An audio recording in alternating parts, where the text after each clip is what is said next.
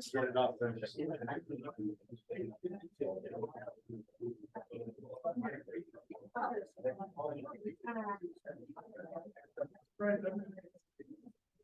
Hi, everyone.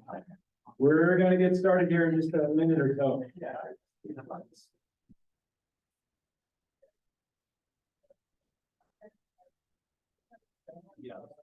Can you guys in the back hear me?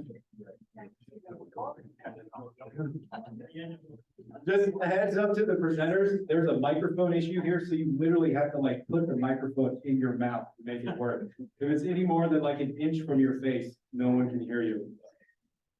So just be ready for that.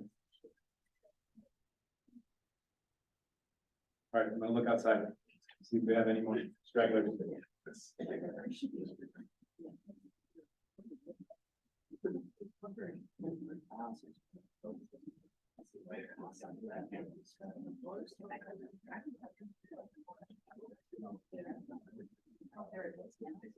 It's already cool.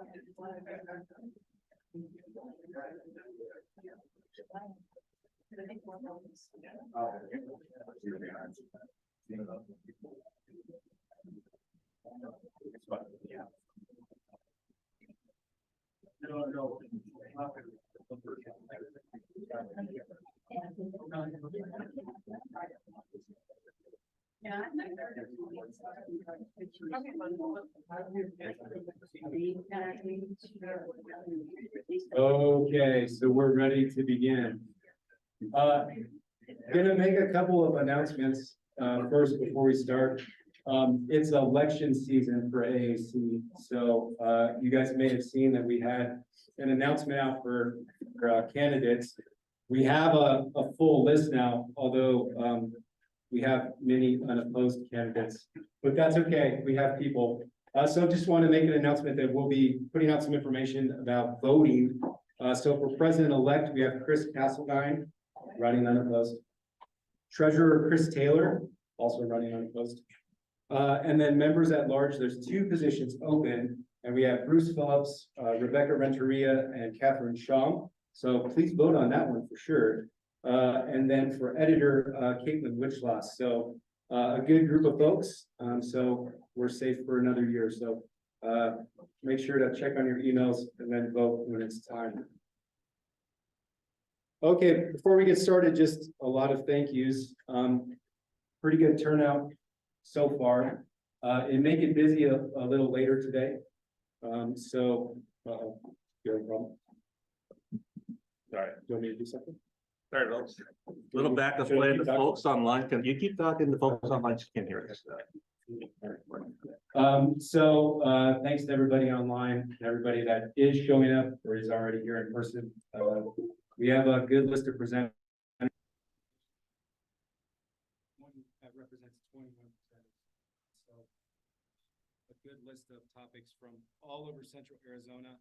And then just real quick, thanks to all of our sponsors, BGP Consulting, Chronicle Heritage, Cornerstone, Enviro Systems, The History Underground, Northwind, SRP, Swika, Terracon, Tierra, and Westland. And then we have 3 local sponsors. We have Alcantara Winery and Salt Mine Winery. So if you are looking to do some drinking later, check those places out first. Those are local wineries here in Camp Verde. And then our big local sponsor is Verde Valley Archaeology Center. So they have been really helpful with planning, and they've offered up space for us. So they are doing a lunch event today from 12 to 2. So when we get to the lunchtime hour, if you want some free lunch, head over to their facility, which is in the heart of Camp Verde, over on Finney Flat Road. And check out their facility and talk to the folks that work there. If you can, please donate. They run out of donations as well. And then tomorrow we have some Saturday events. So we have been working to outreach more to students over the last couple of years. So this idea of having Saturday events is to provide some assistance for students and recent graduates. So we have a ceramic identification workshop with Dr. Kelly Hayes-Gilpin tomorrow. That's for students and recent grads. So we have a full list for that. And then we have a grant writing and maintenance workshop with Dr. Lindsay Montgomery. That's a follow-up to a training that we did earlier in August. And then we have a student listening session that's being put on by Bruce Phillips and Margaret Hangen and Caitlin Stewart. That is open to everybody. So if you want to check that out and be a part of that discussion, if you're interested in being a mentor potentially, please come to that. And then we also have a VBRV field trip in the afternoon that Kenzel is running. So lots of events this weekend. And thanks everybody for your support. Okay, so we're going to get to our first speaker, a man that needs no introduction, but I'll introduce him anyway. Mr. Vincent Randall, Apache historian and Apache cultural director for the Yavapai Apache Nation.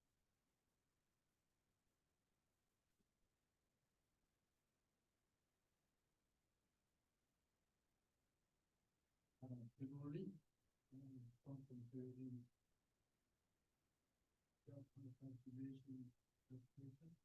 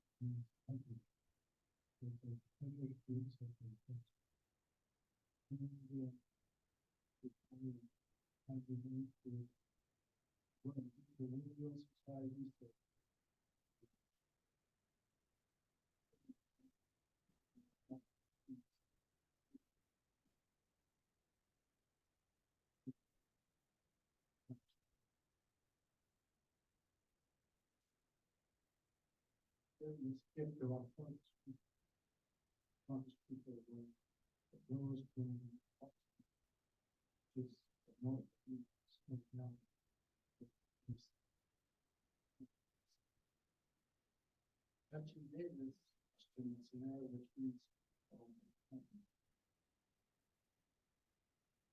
English.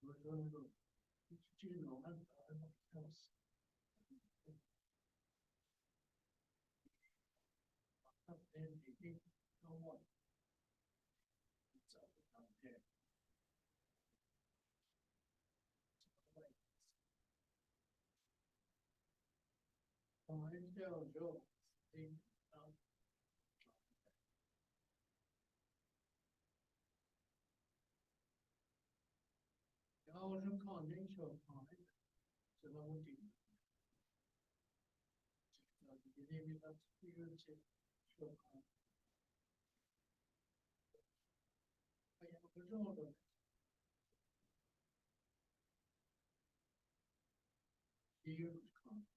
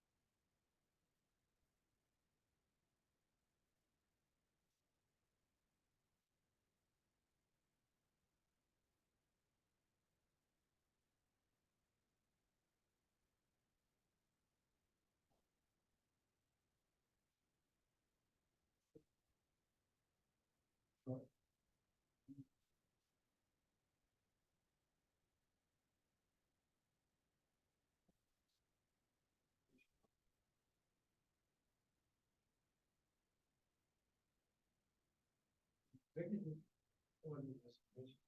There's three types of restoration.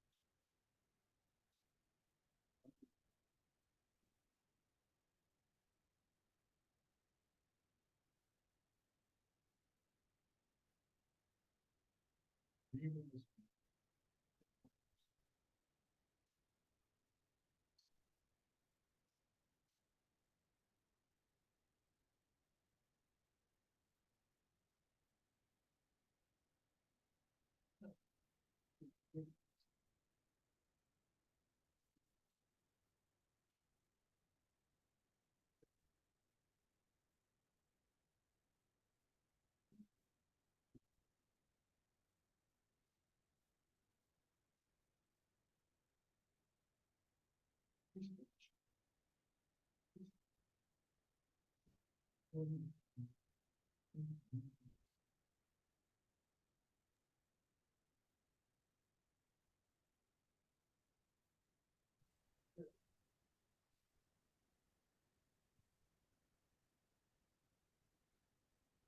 Clearly, and it established the real Verde preserve in 1871. And established a piece of land that extended this bridge downhill. That point established the lands that were 10 miles on both sides.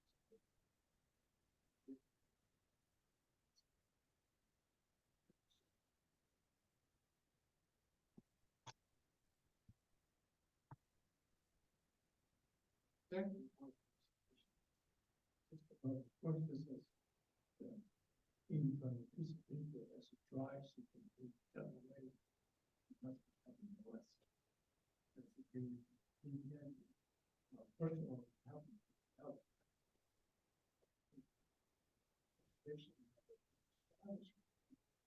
In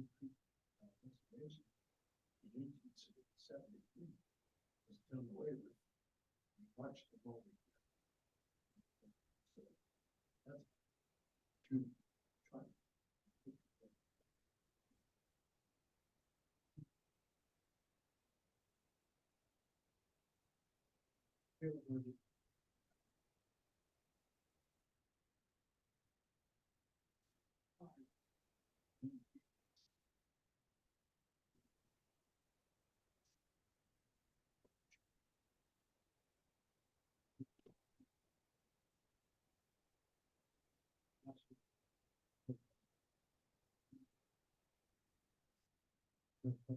Promise, you come in, not only protect you, but also teach you. So entrepreneurs, all the materials, not Tucson, so they wanted the reservations closer to Tucson. So with that kind of thought, they did away with our reservation and marched us 100 miles.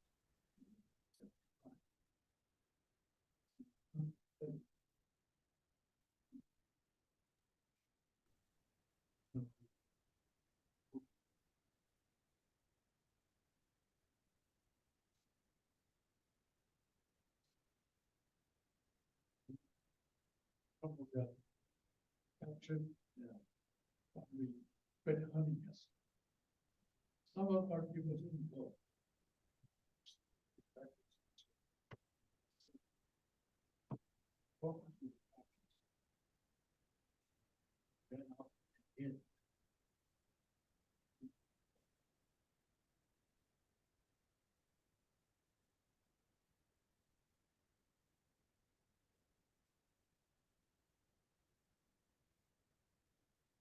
There's a trial got captured, we quit hunting us down because we couldn't leave the reservation because concentration camp down. If we left it, they hunted us down, shot us. So, sixth, then they relaxed their hold on us. And also they allowed control the people that Globe, which was a mining town and smelter town, needed two commodities, food, having hay for their transportation, which was horses, donkeys, and so forth. And they needed hay. So that just cut hay, wild hay, and sold it. We got a permit, which is called the first green permit. Leave the reservation. So the paper said this is a good Indian, and you can trust it, and so forth and so on. And so our people sold hay and clothes. And then the other commodity was wood. Because there was no such thing as natural gas and so forth. So but wood is sold. And from doing this, all things were relaxed. So we're like the Jewish people. And God gave them the land of Canaan. And that's always been home. 1948, when the United Nations reestablished Israel, home for Jewish people, the Israelites started going home because that was home. And we have the same thing. We're attached. Our clan name is a geographical name of where we come from. Our clan, which is Luana, is the place name for Clintswell, the valley that runs through Clintswell today. On the rim. And that's home to us. And people that came from here, they definitely kind of, which means a white man people. And they came from this country. This is home to them. So San Carlos was our home. So things relaxed. By 1889, we started drifting back. There's records I have records that I studied that there were over 400 to 600 Java Bison Apaches that came back to the Verde Valley. And the settlers were upset about that. So I could go for a dog. But anyway, that's how we came home. You know. And then when we got home, already settlers had come in, taking over where we used to live. So we had to move out of there. And also the Forest Service, 1905, was established and grabbing up land. And also chasing us out, saying, this is not good. So we had to find a place to live. So we said, well, maybe we can live with our relatives here in the Verde Valley. So that's how my family and my clan members came in. But anyway, that's kind of a short history. And the same thing with the other. And we went back to what Prescott. Something like that. Like that. The birds changed.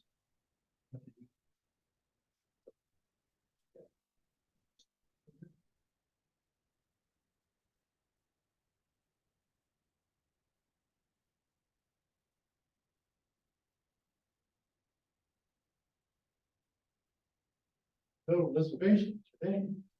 We have 900 square miles at one time. But today, I think they have 93 square miles.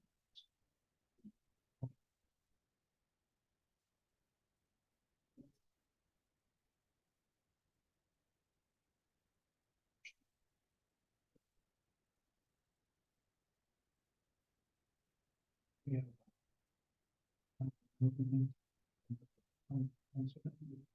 9, 4, connection. So they're up to the connections.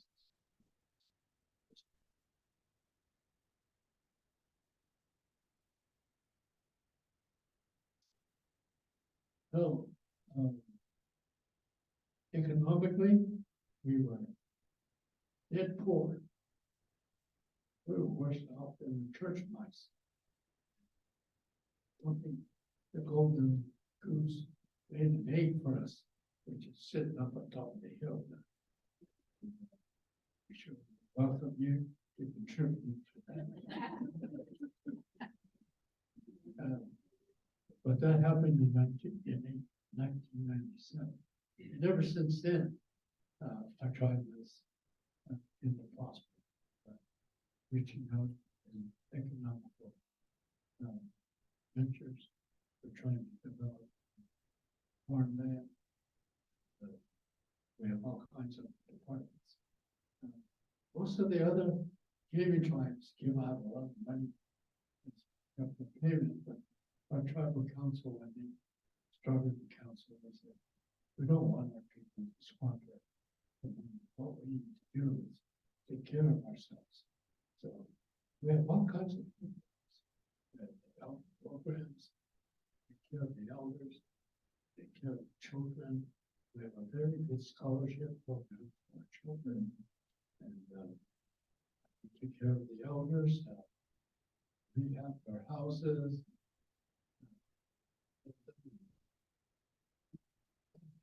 We've got jobs.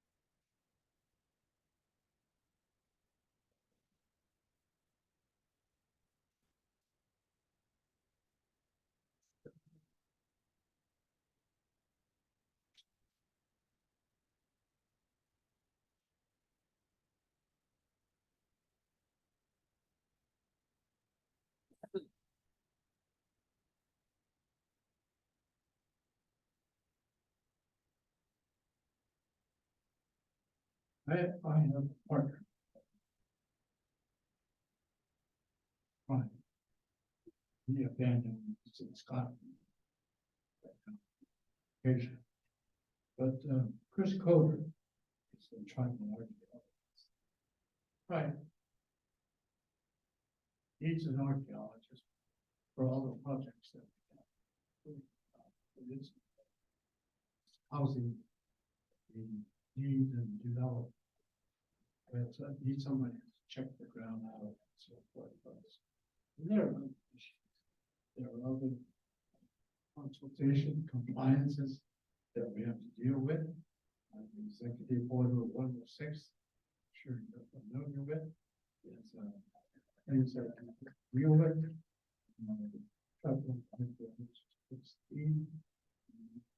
Consultation, elders, and so forth, tribe.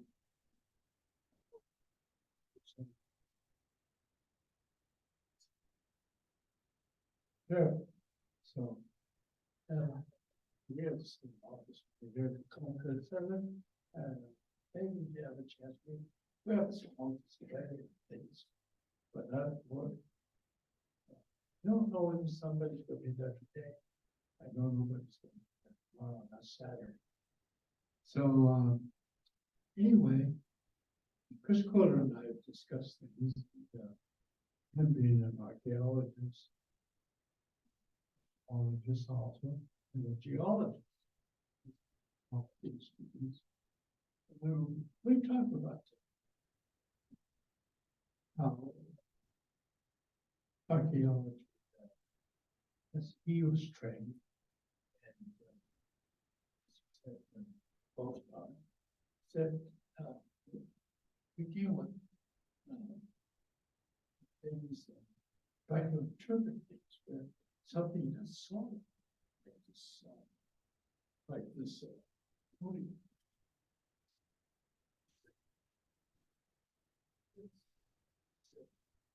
You know what? There's other things that really come forth and use.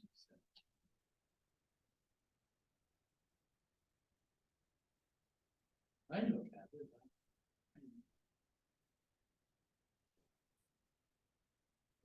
Things with further information, not just some things. So,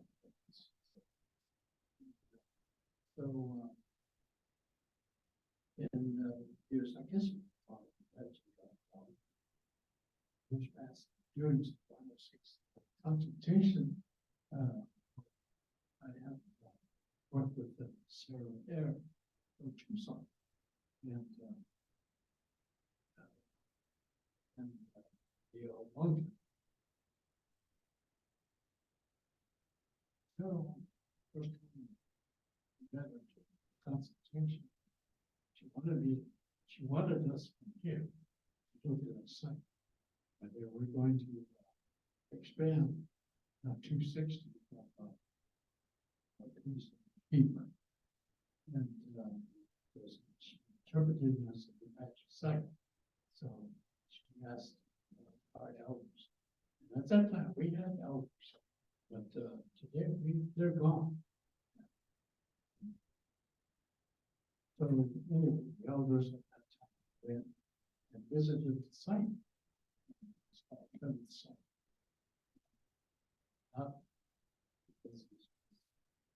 Not because he was around the time of the Plymouth and in America. It was because there was an old Plymouth car. It's called Plymouth site. So anyway, he showed us the site. And,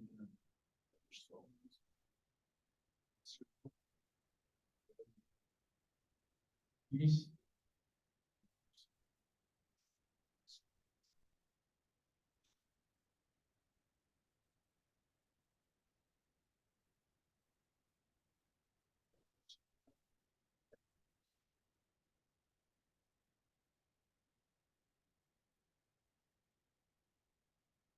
interpreting war. This we have there on this spiritual leader. Been around, we expected the same. And, you know, we noticed some things. Some things that we discussed that were not experienced. It's very hard to notice that behind. Very nice.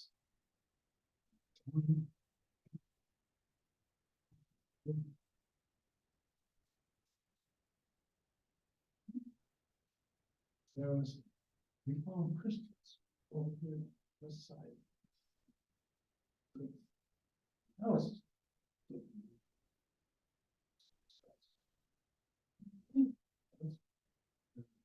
campsite. Verde. That's what they used to determine the camp was there around 60 during the time. And so we talked about it. We talked about it. Medicine. It's growing all around it. Seeds and cubes at that time. And the crystal also means real spiritual people.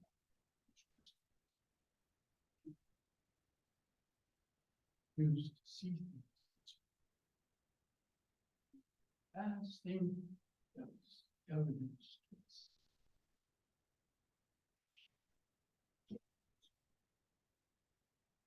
One more thing. No other thing.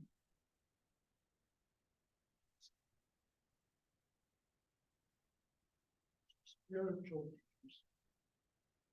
Real, actually spiritual. Stay away.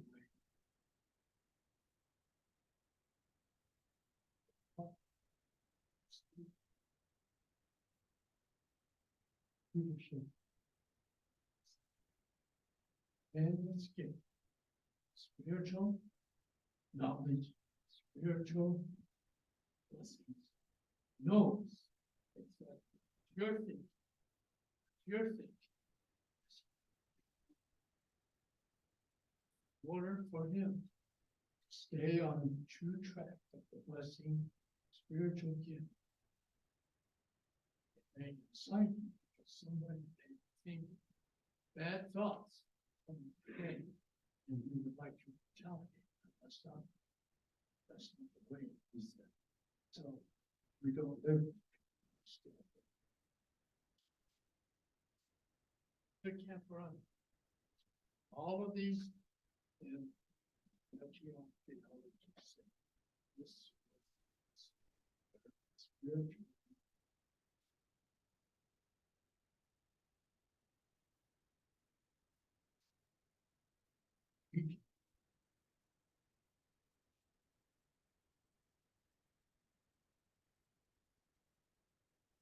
So with that concept, one of the things that's going on, it's still going on today, is that the resolution finding.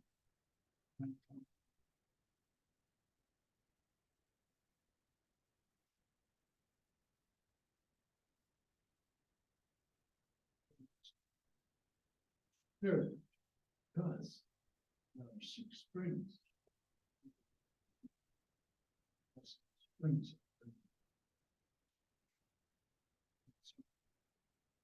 What are the protests? The solution said, okay, we'll look at different things. Question.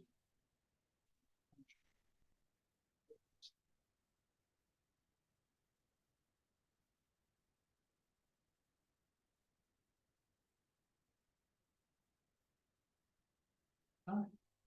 Morning, yes, then.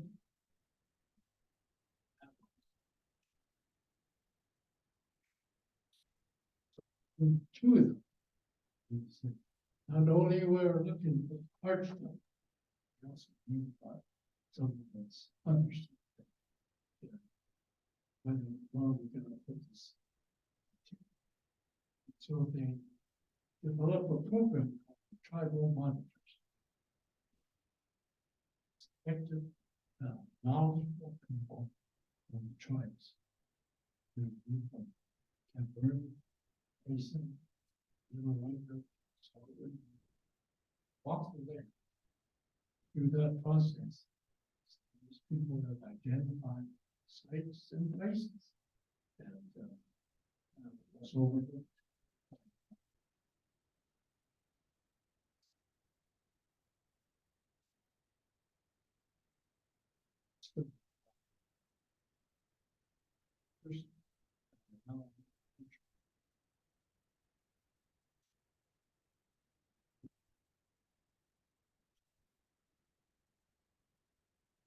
Now, one last thing I want to share with you is in Sharia. Sharia.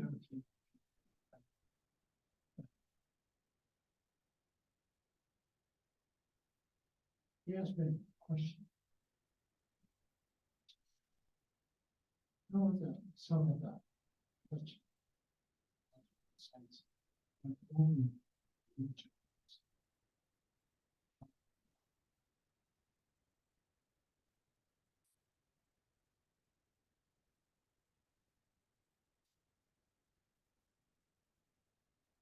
how did that?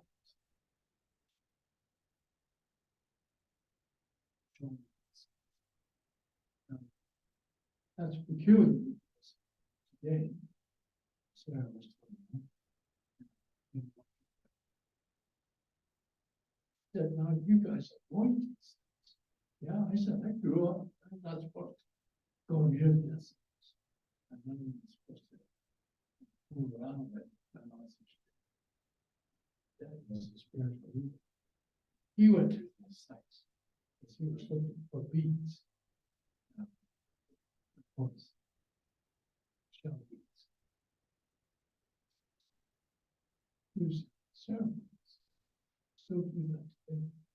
But the rest of it's pretty much the same thing. I've seen that. Huge. So I grew up with that concept. Big question for us. Why did that? Why the Yankees lived in these sites? And then when? The question. When did they quit living on these sites and start telling? Saying, okay, we're in the progress. But as our elders, as I call them, the walking encyclopedias, less and less.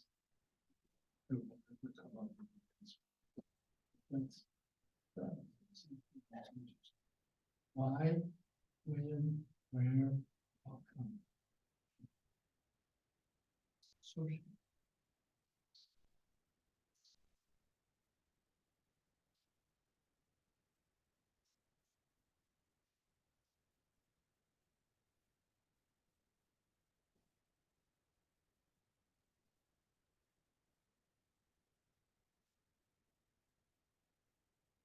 So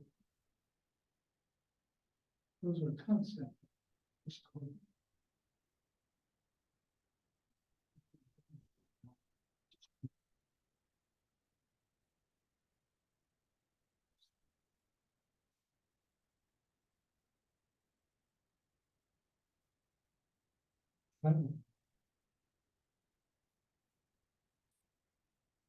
that's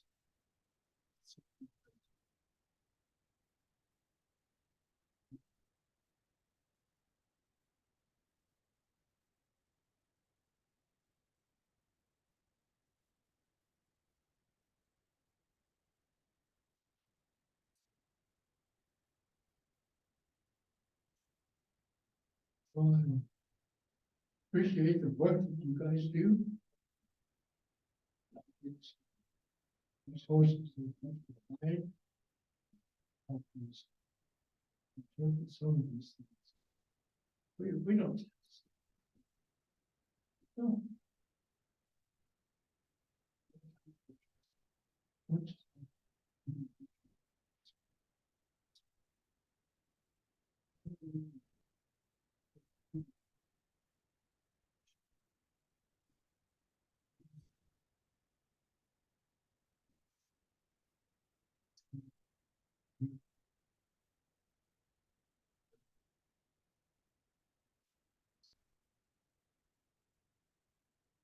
Grateful to you guys.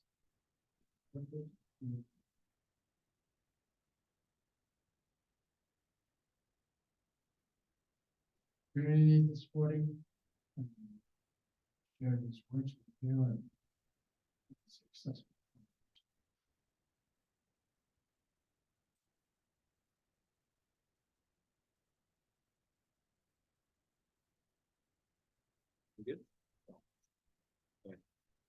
Need a lot of. Just talk for a while and I will get this fixed. So our second speaker, Ms. Verde Smith, could not make it today. So she sends her apologies. So we're just gonna go down the line here. So Bruce Phillips and. Do you need a couple minutes? Give me 1 minute, I'm sorry. Sorry about that. First.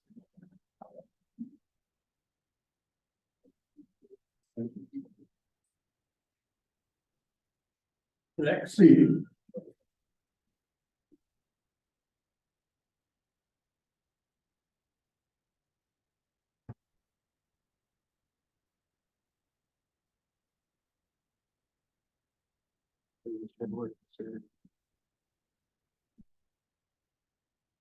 Yeah.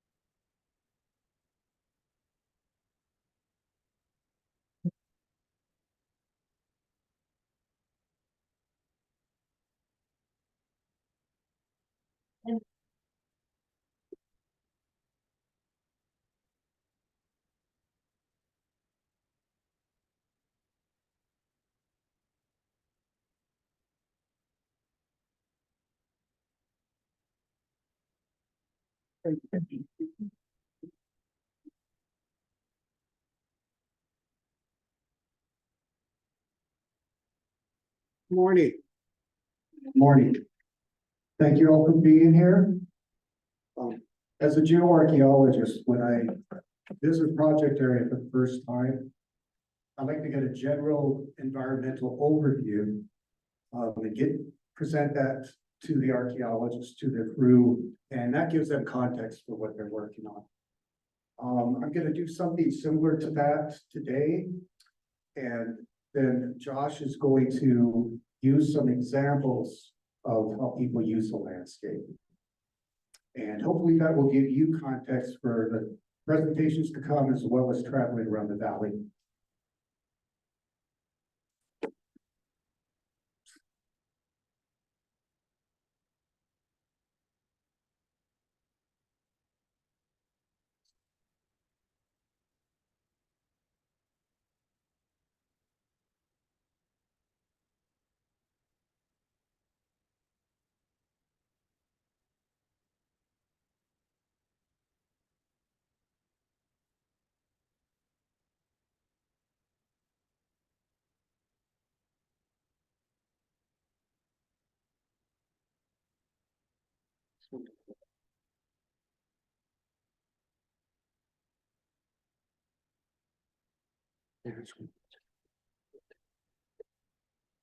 Thank you.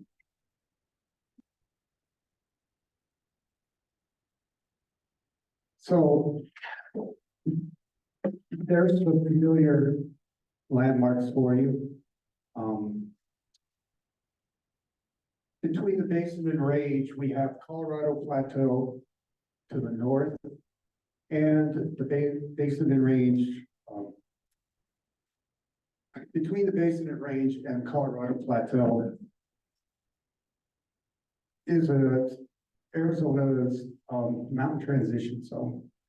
And it's caused by extension of the Basin and Range as well as uplift of the Colorado Plateau. And it's probably some of the most rugged country in the state. And the Verde River starts here, runs through the valley, and then empties into Salt River south of the lakes. A little close up here of the valley with the hillshade. You get the whoops.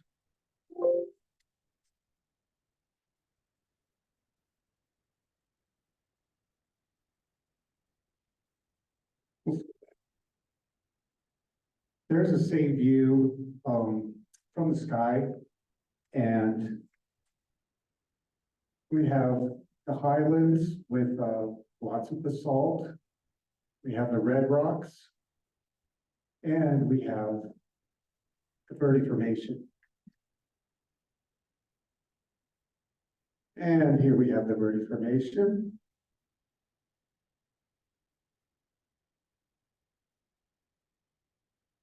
And some of the sites we have in the valley that you're familiar with, Sacred Mountain and Montezuma as well, we're going to talk about later.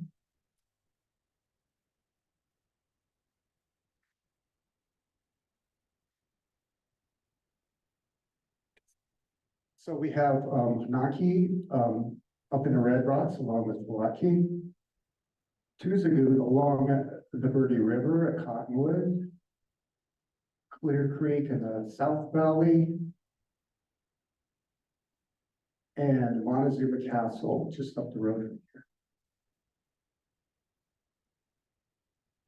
here. And returning to our map, our satellite islands that surround, and we overlay a portion of the geologic map. We can see the basalts around. Now that the oldest rocks are this Paleozoic, Proterozoic and Paleozoic. Next are the red rocks, Permian. And then we have a gap of some 300 million years until about 4 million years ago, the valley was filled with a deep lake.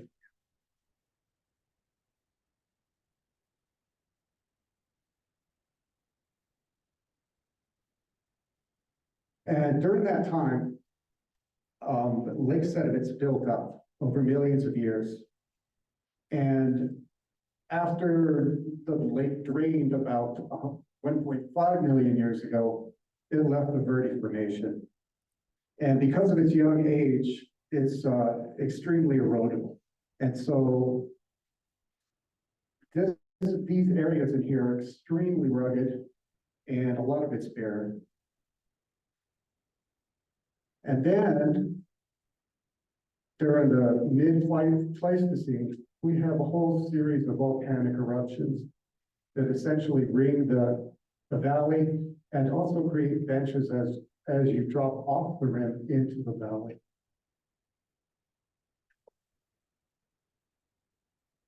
Some basalt at Schnebly Hill Road, and a view of the Red Rocks, view across the Verde Valley and the Verde Formation. And now you're familiar with this map from Biotic Communities of the Southwest.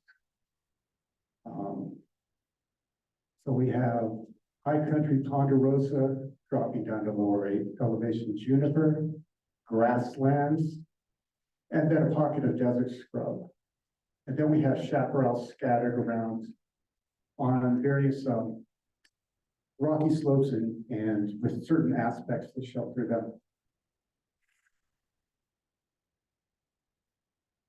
So in the pines, it's mostly pinon or ponderosa.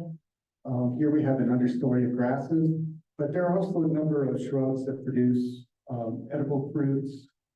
Grass seeds can be eaten, and there are a number of small rodents as well as large mammals. And Up on the rim and surrounding the valley, there are springs, but not lots of sources of water and not a lot of arable land. So you're going to find most people down in the PJ. You can find, of course, piñon nuts, nutritious and delicious. But also in this zone, you have a wide variety of succulents, and especially the flinches, the prickly pears, chollas, and also hedgehog cactus.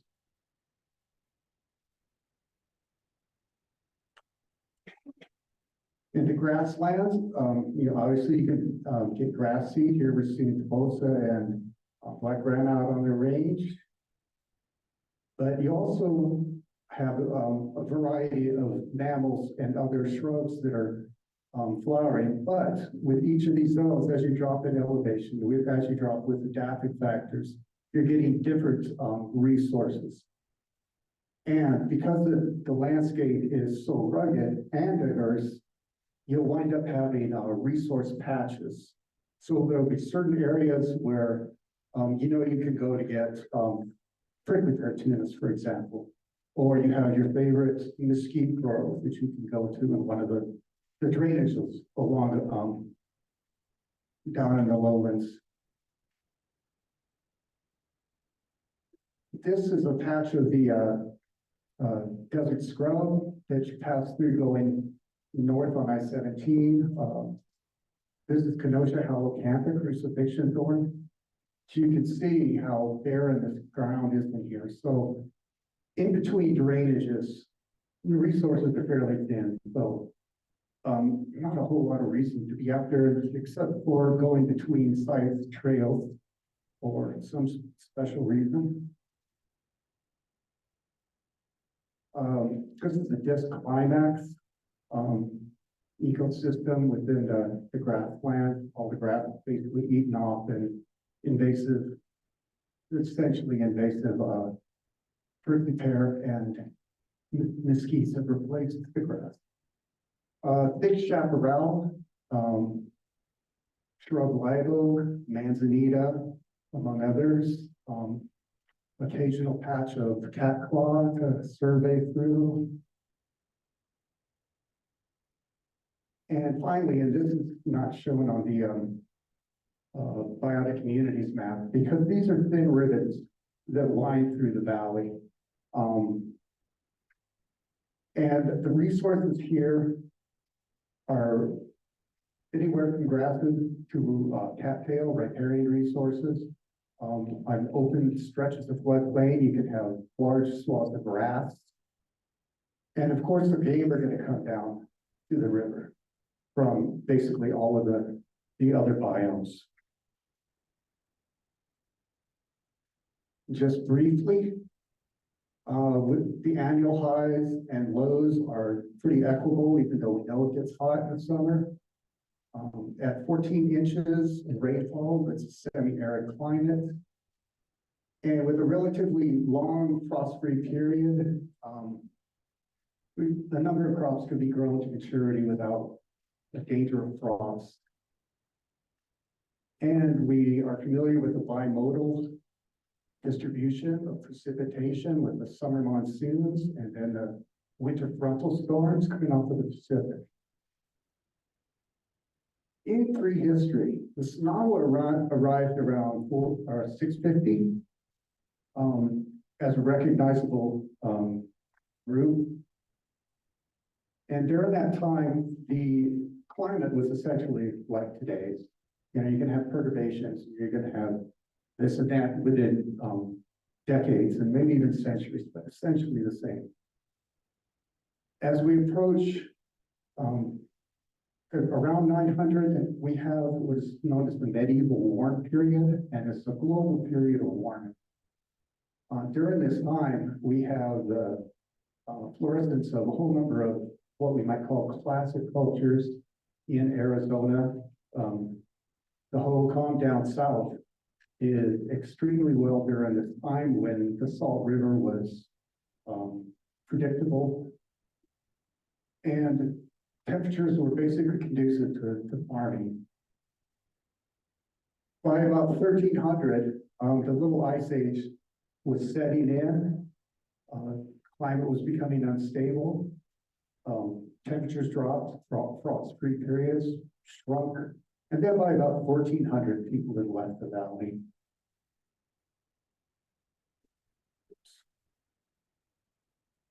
Okay, so this is very, very general. So in the highlands, we mostly are going to find smaller size hunting and gathering camps of some sort. Oops. On the anyway, on the upper terrace in green is on top of a lot of the basalt benches that are just below the rim, extensive pinon. And so you're going to have hunting and gathering sites along here, but in certain places, people were experimenting with dry farming. On the lower terraces, you're going to have similar opportunities, but of different types of foods and animals. And then also attempts at dry land agriculture. And then finally, you have the riparian zones. And those extend up through essentially all of their biomes. And of course, you can have the hunting and gathering of a number of resources along these zones. And where it's appropriate, you can have irrigation agriculture. And if you use any one of these as a corridor, you essentially have access to all of the resources in the various zones. So where does that leave us? We're going to talk about the agricultural sites on Upper Beaver Creek.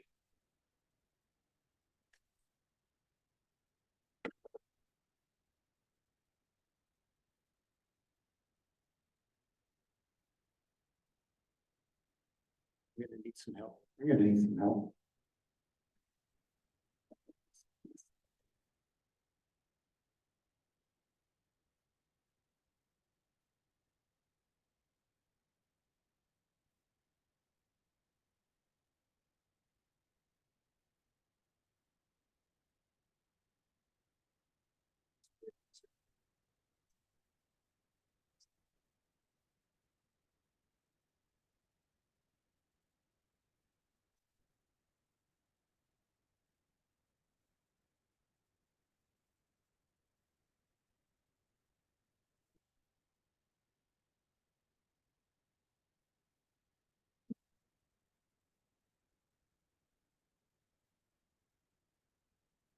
Thank you very much. As we're focusing in a little bit with Bruce's talk, we wanted to kind of pick some examples that are really close to the venue here today. And there are 3 agricultural sites that are really close to us. And we don't purport to be experts on these sites. And I can see a lot of faces in this audience that have been to the sites, but they're really neat. And we wanted to kind of use them as an example here. So near Sacred Mountain, I'll have a slide in a second here showing that where that is a little bit better. There's approximately 200 acres in that area that are covered with prehistoric agricultural fields. The Fishes from the University of Arizona completed some work in 1984. That was really the seminal work in that area. And everyone has been referring to it ever since. And it's fantastic. It's really fun to read. And they were looking at the Beaver Creek gridded field system right in the same area. And then Heather Downey through NAU in 2006 did a master's thesis on prehistoric agricultural viability with a geological focus on the Beaver Creek gridded field system, and also a little bit looking at the Sacred Mountain gridded archaeological complex. And many of the features in the area are associated with the penthouse soil series. This is something that Fishes called out a long time ago.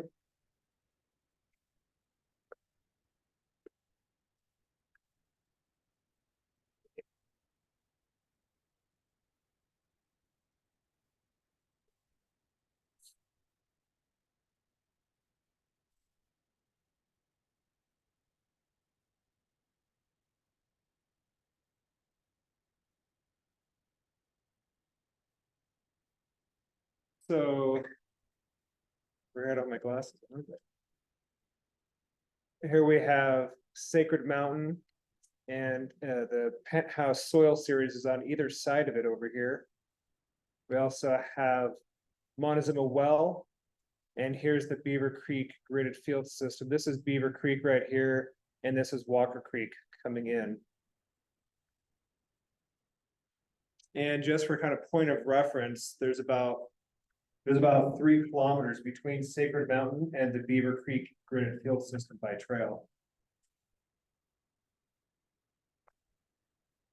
This is a really nice overview map out of Fish and Fish 1984. And you can see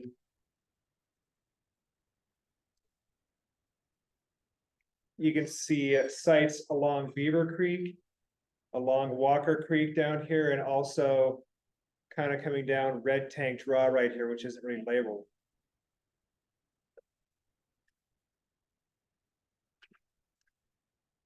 Montezuma Well.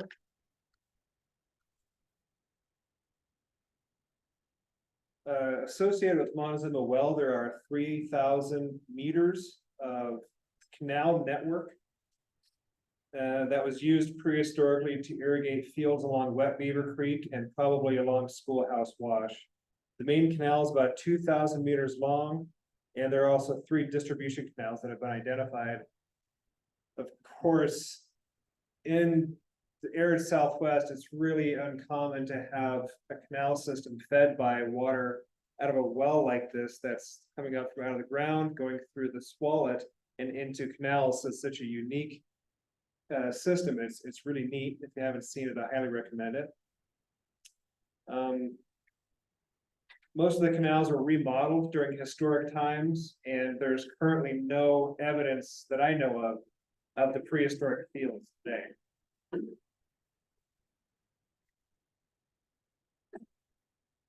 This is photos of the modern canals, historic canals, prehistoric, filled with water and still being in use today.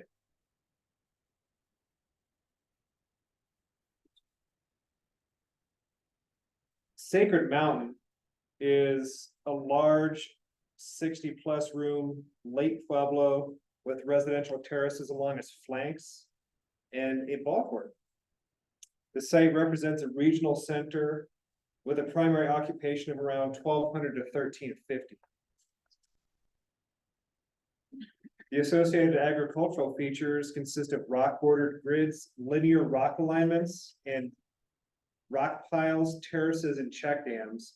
And the photo on the right is just a photo of some check dams that are right to the kind of southeast of the site, along the side of a wash. You can't see them. I know agricultural features are hard to see, but right here we have a check dam, and right up here we have a check.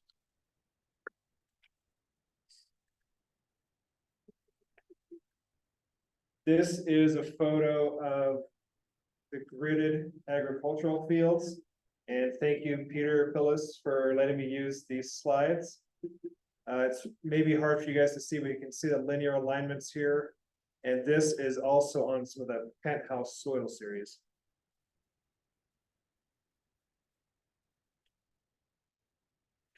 And this is the ball court.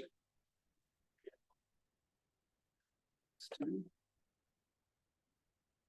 little bit easier to see here with the berms coming around. Has nothing to do really with the agriculture. I just thought it was really neat, and I got to see it for the first time a couple weeks ago. So the Beaver Creek gridded field system, which has really received the vast majority of work on agricultural sites in this area, covers about 27 acres. So it's a massive field system. It's located on a Pleistocene river terrace at the confluence of Walker Creek and Wet Beaver Creek. There are about 1,400 meters of primary canals, 800 some meters of secondary canals, a lot of tertiary branches, and at least 24 field houses associated with the field, and they're kind of within the field, in the middle of it. Fish and Fish report that the field system was primarily a cornfield that could feed 127 people and could produce 25 metric tons of corn annual. Downey's work in 2006 also showed that the canals were truncated from erosion and loosely correlating with the time of the abandonment of Sacred Mountain.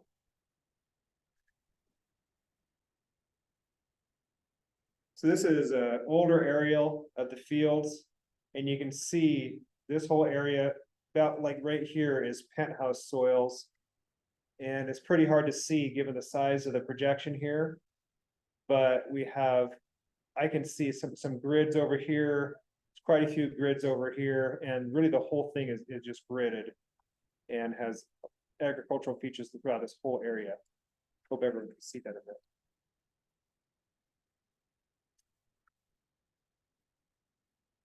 This is a map from Heather Downey's thesis, which is pretty nice. Delineating the gridded fields in the green, which take up the majority of the area. The white circles here are field markers, and the little black squares are field houses. These are soil pits that she excavated. This is a map from Fish and Fish showing what they interpret as an abandoned canal that was reused to become part of the grid system.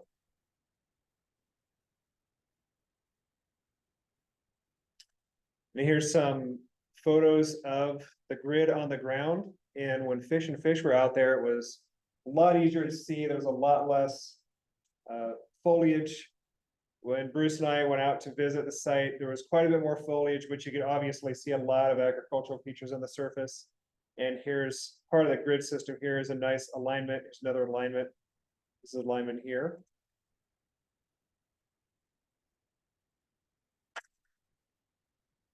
Here's some nice other alignments going on here. A little bit easier to see. And then we have Bruce recording an alignment. And that is it. Thank you very much.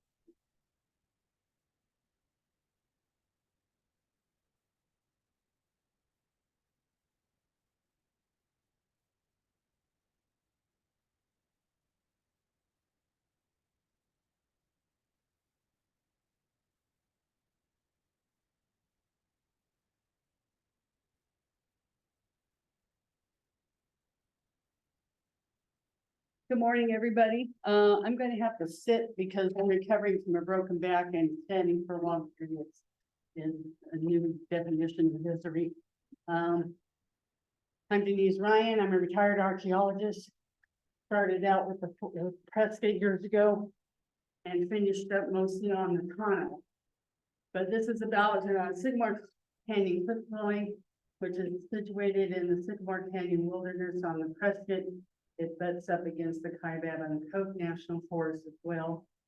It's a lovely little site that we did some stabilization on in 1990 because we were pretty concerned about the condition of the site, and we're worrying about a major component of it collapsing. And we were really concerned that it would do so on top of a person because people were being rather stupid on it. Eventually, can happen. The site is there we go. Sorry. There we go. Okay, I have a little toy we used to permit the cats. Okay, so this is a breakout of the site. It's technically 3 rooms with an alcove. This is room 1. The bare area here is 2. The curtain wall is gone, possibly from just simple erosion and collapse, since foundations were kind of iffy back in the day. It's also possible that one of the overhanging rocks cut loose and took out that wall. We have the entrance into the site was here in an alcove with a walk through here. And then room 4 is in a little cleft in the corner. This is room 4. This is room 1. You can see the open area here. This is the curtain wall on the exterior.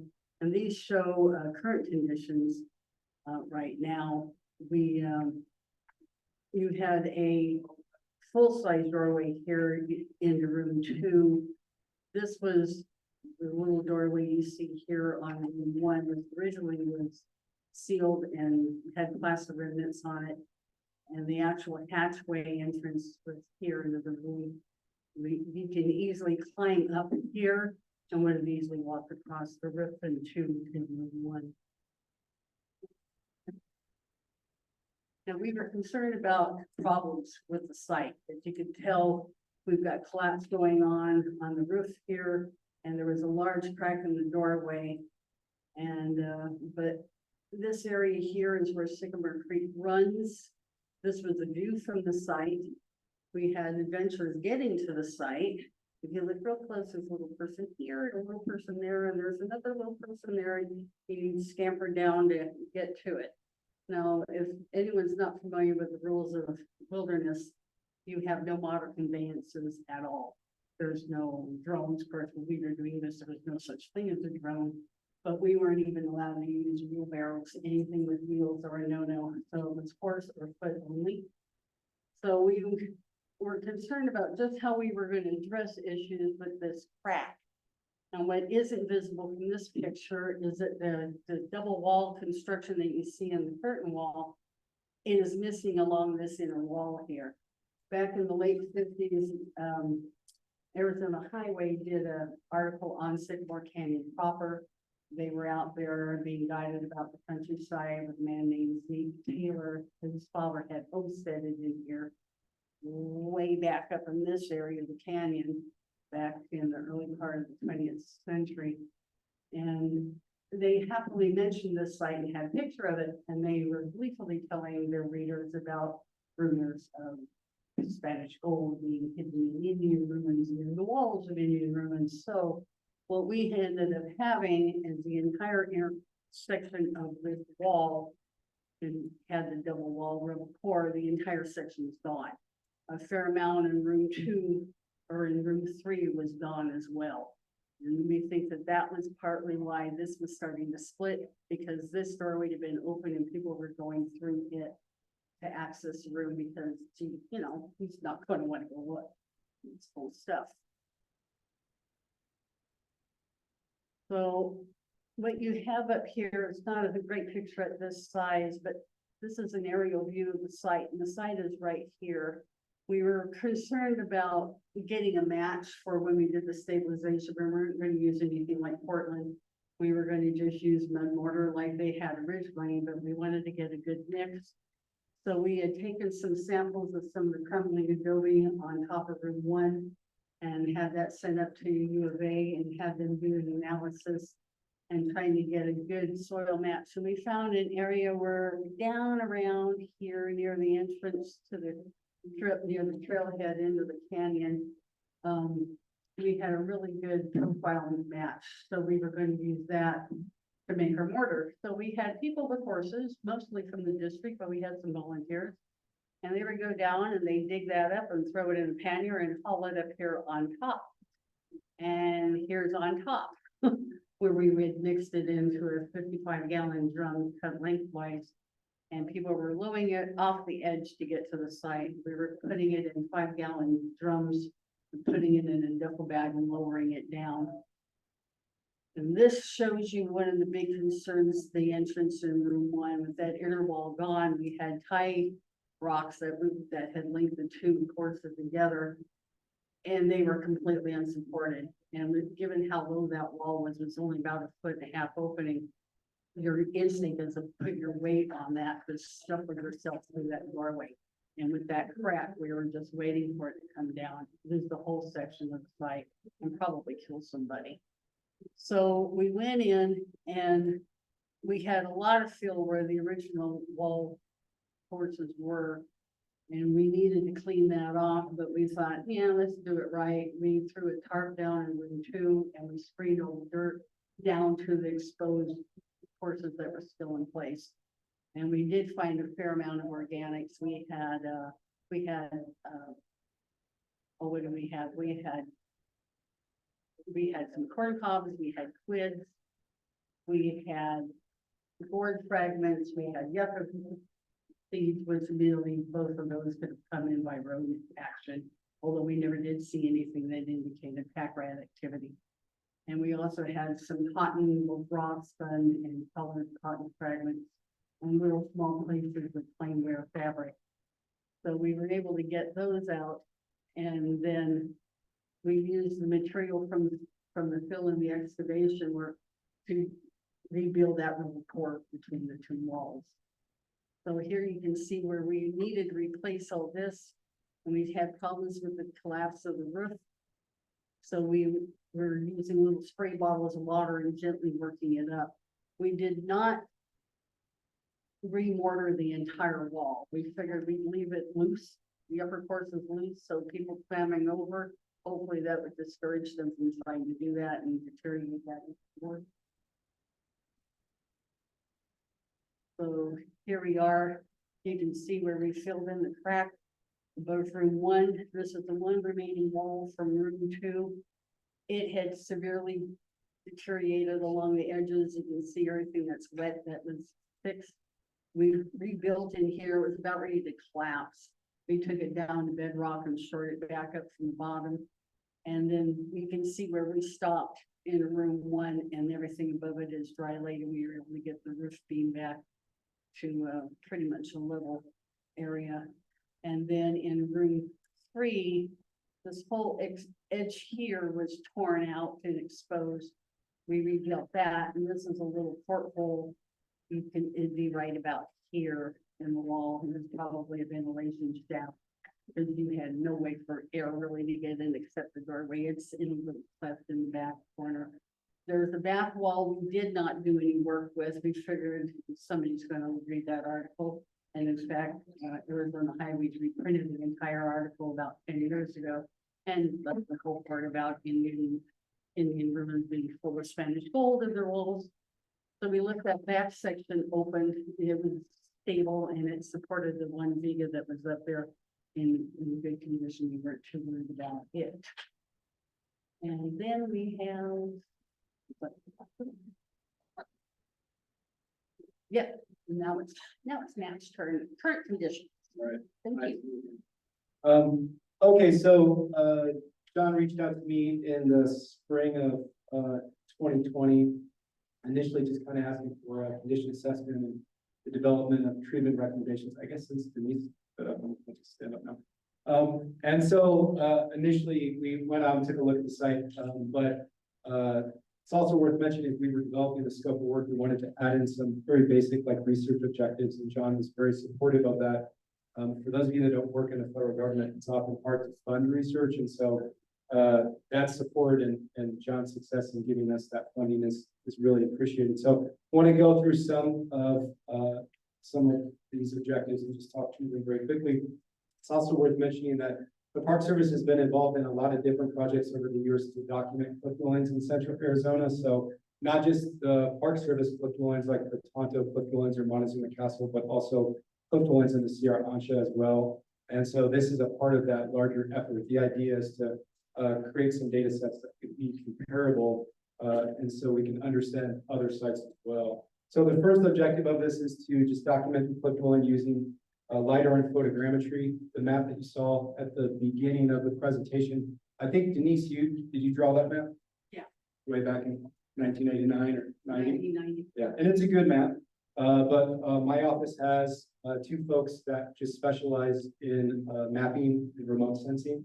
So we're able to do some of this stuff on the cheap. So we will be mapping in November.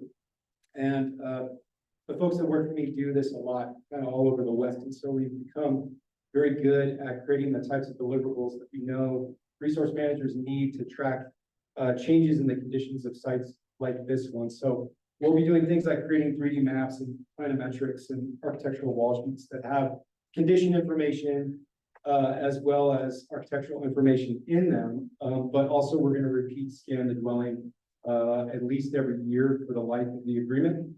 And we'll compare that scan data to try to pick up on changes that we might not see when we're in the field. We're also going to work with a structural engineer out of Denver to take a look at some of the issues that Denise had mentioned. So particularly this large curtain wall at the front of the alcove. And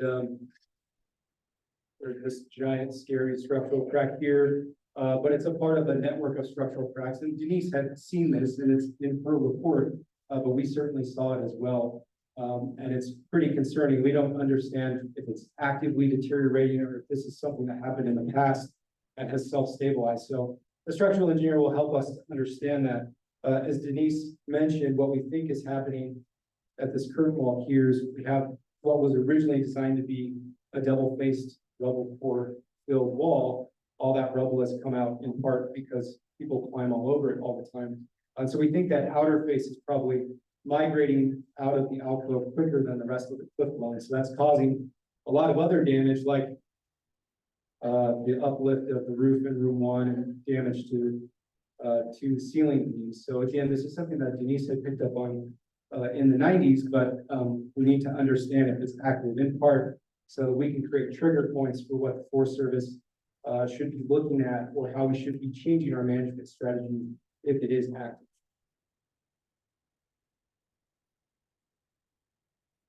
The third objective is to partner with the Laboratory of Tree Ring Research, specifically Dr. Nick Kessler, to try to refine some of the dates for the construction of the cliff dwelling.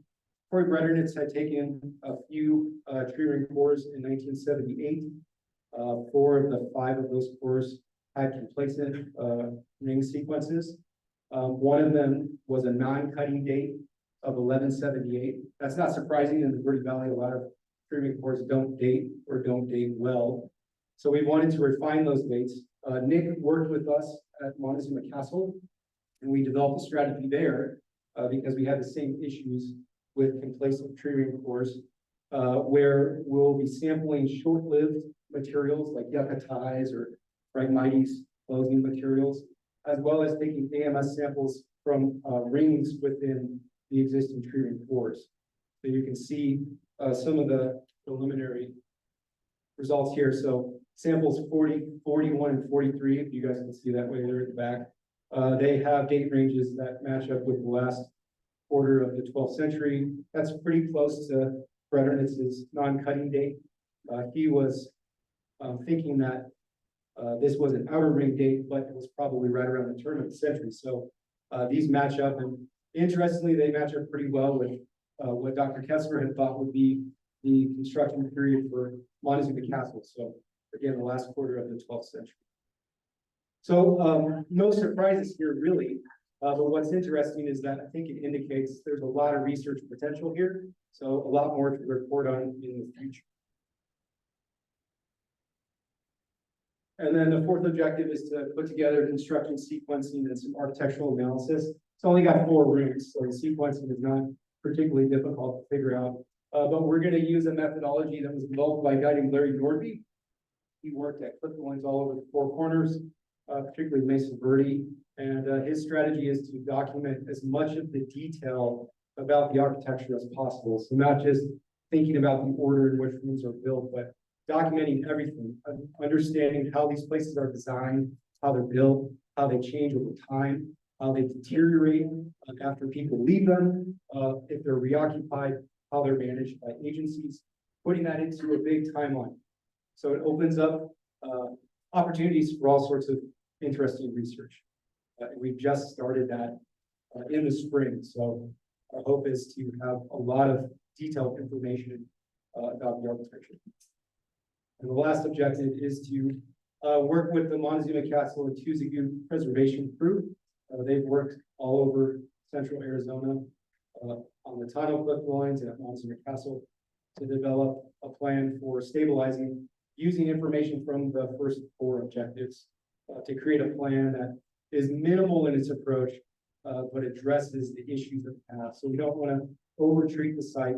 We want to be sensitive to what we're seeing. And some issues like those big structural issues, it's not really practical to develop a treatment, a large scale invasive treatment because we're in wilderness So we have to be thoughtful about what we can treat, and what is practical. So they'll be helping us think about that moving forward.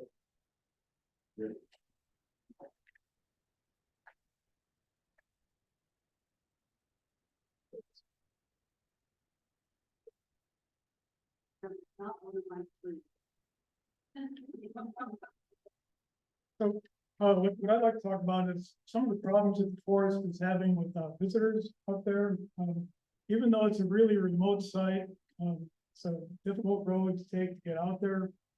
There's a lot of people who go out there. It's pretty well known in local communities.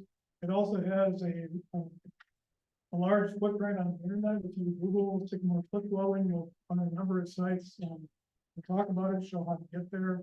Some people will charge you some money to show you how to get there. Some of the ideas that we have, we're trying to reduce visitation out there. We're trying to do is reduce the number of people who actually go up into the cliff dwelling. Some of the ideas that we have right now are an administrative closure. We know that an administrative closure by itself won't stop people from going out to the site, so we want to back that up with an online presence, with a preservation message, and then signage out there by the site, and then also close the last part of the trail so that people can walk up and see the site, but not actually enter it. At least make it more difficult to enter. This is some of the web hits for if you just do a simple Google of Sycamore Cliff Dwelling, which is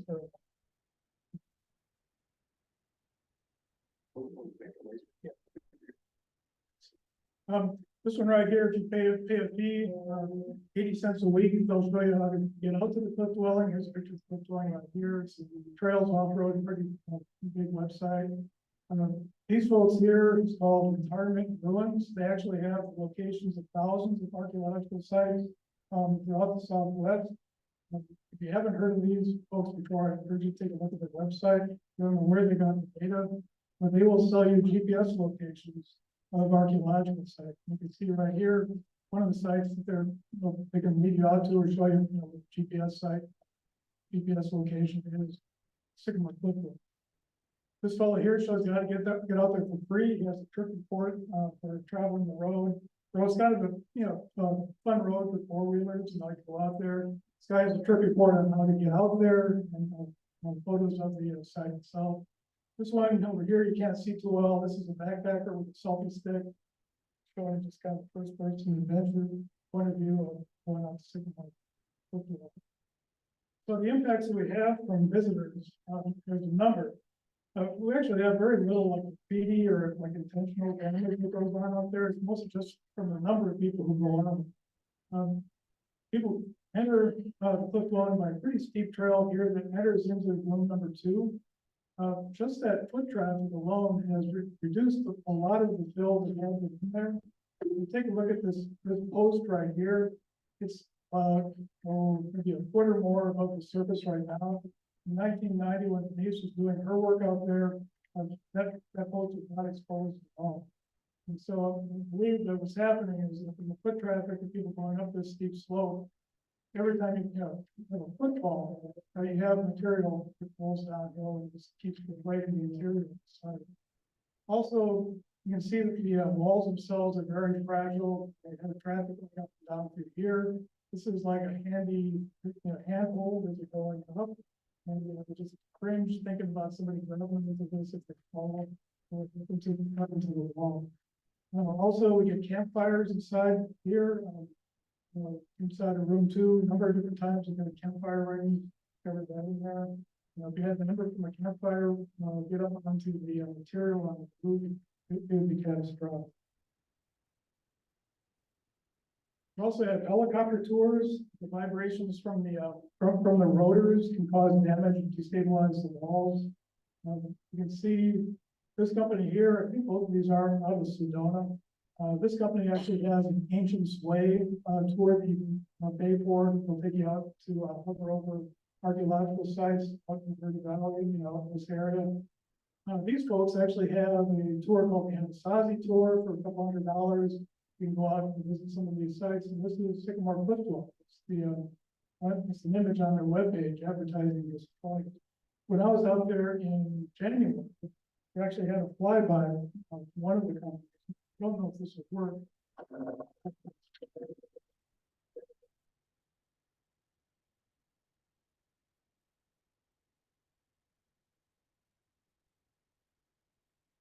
You can see that they come very close to the site. When you're standing there, it's very loud. You feel the vibrations, from the sound. And having it happen over and over and over again, almost certainly has an effect on the site. Finally, just show you what we're trying to do out there to physically manage visitor use. We have the Forest Service road that comes in is right here in the black. It ends on paper right here, but in actuality, it goes into the wilderness. The green line is the wilderness boundary. It crosses another archaeological site. It's the Verde scatter. And that's the kind of makeshift trailhead that's out there right now. People hike up on this trail. It's a user-graded trail. It's really graded through here. There is no one trail. People can pick their way up there. And the trail leads up to and into the cliff dwelling over here. What we're planning on doing is creating one trailhead right here. There are 3 other trails that are out there right now, currently in use. There's this trail that comes up from Parson Spring. There's this trail that goes out to Henderson. This trail that goes into the wilderness goes down to Cow Flat to Taylor Avenue. We'd like to bring all of the trailheads together here, like an official trailhead. Create a new trail that goes up to this, up here, joins the user created trail, and then ends where you see the green right there. Again, ending it so people can actually see the site, but not walk into it. At the trailhead right here, we would have an interpretive panel for talking about the trails, the local geology, ecology, and we would not talk about the cliff dwelling, just on the slight chance that someone arrived out here that don't know about the cliff dwelling, so we're not pushing more people out there. Out here at the wilderness boundary, this is where we would have a panel. We're talking about interpreting the site and discussing why we don't want people going into the site because of the damage. It's our goal is to significantly reduce the number of people who go out there. We know we're never going to make it so that folks don't go out there at all. If we can reduce the number of people out there by 80%, I think it'd be a victory. It's a difficult problem in trying to manage something like this because there is no, office out here. There are no Forest Service folks. There are no gates leading into national forest. And this is just conceptual right now. We're still looking for other ideas. If anybody has any ideas on, thoughts on other ways of managing this, I'd sure like to hear your thoughts. That's it. Thank you.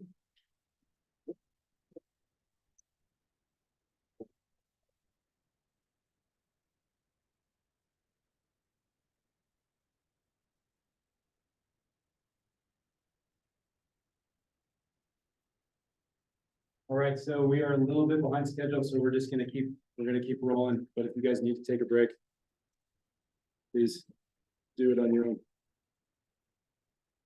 All right, Spence, I think you're up next.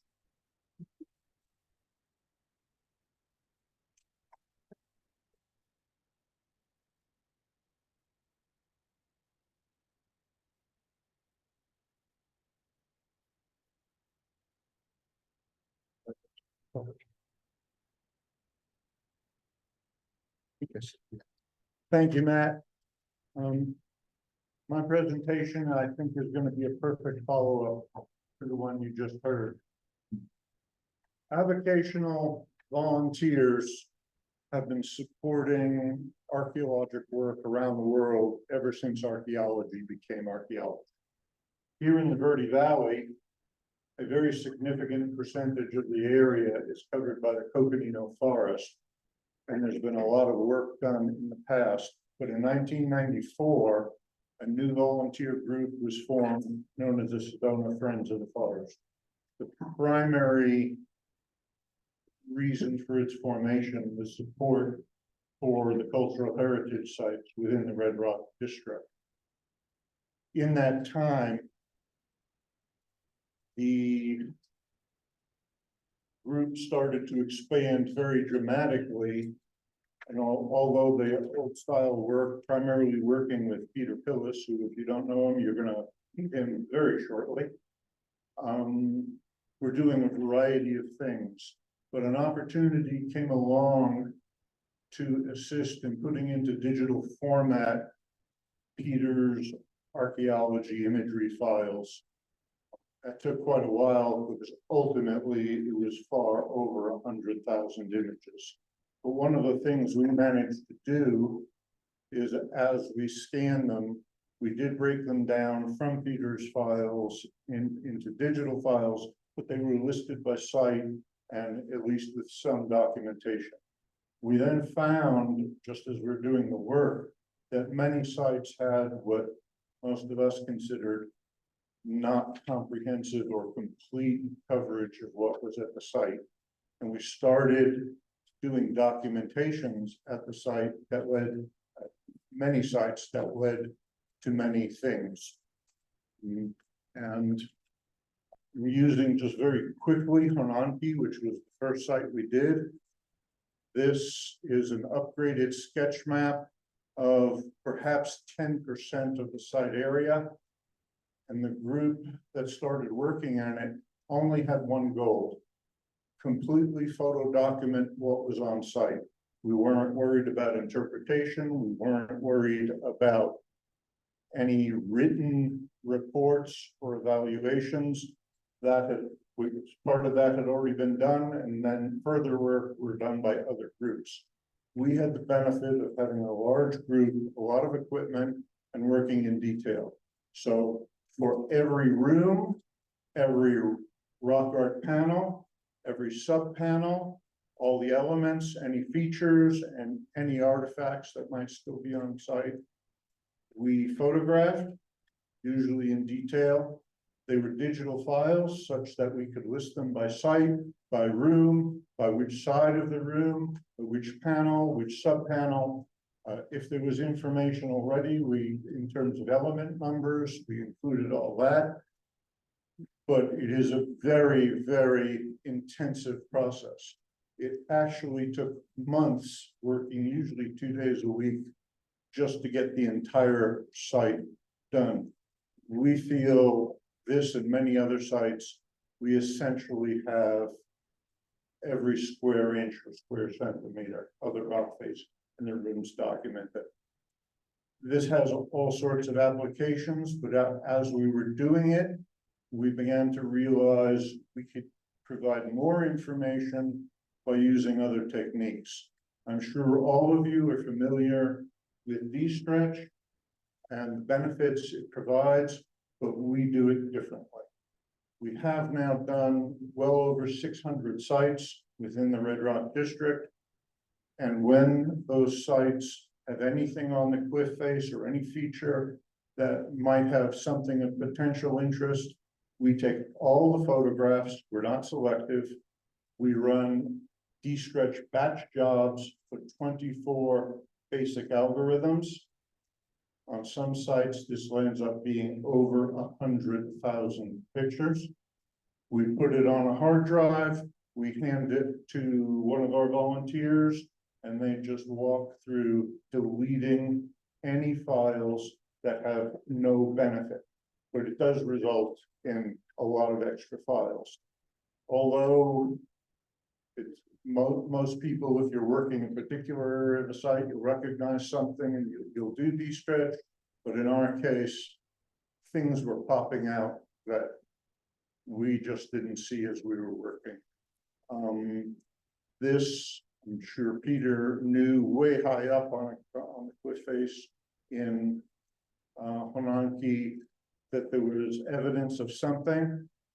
We would have de-stretched it anyway, but one of the tops out were things we do not believe are visible from the trail down below. You wouldn't just do it. We have experimented with gigapixel photography. This allows you to have very great detail on over a very large area. It really doesn't work well when you try and hand the Forest Service archaeologist a 1 to 4 gigabyte file. RTI, I'm sure most of you are familiar with.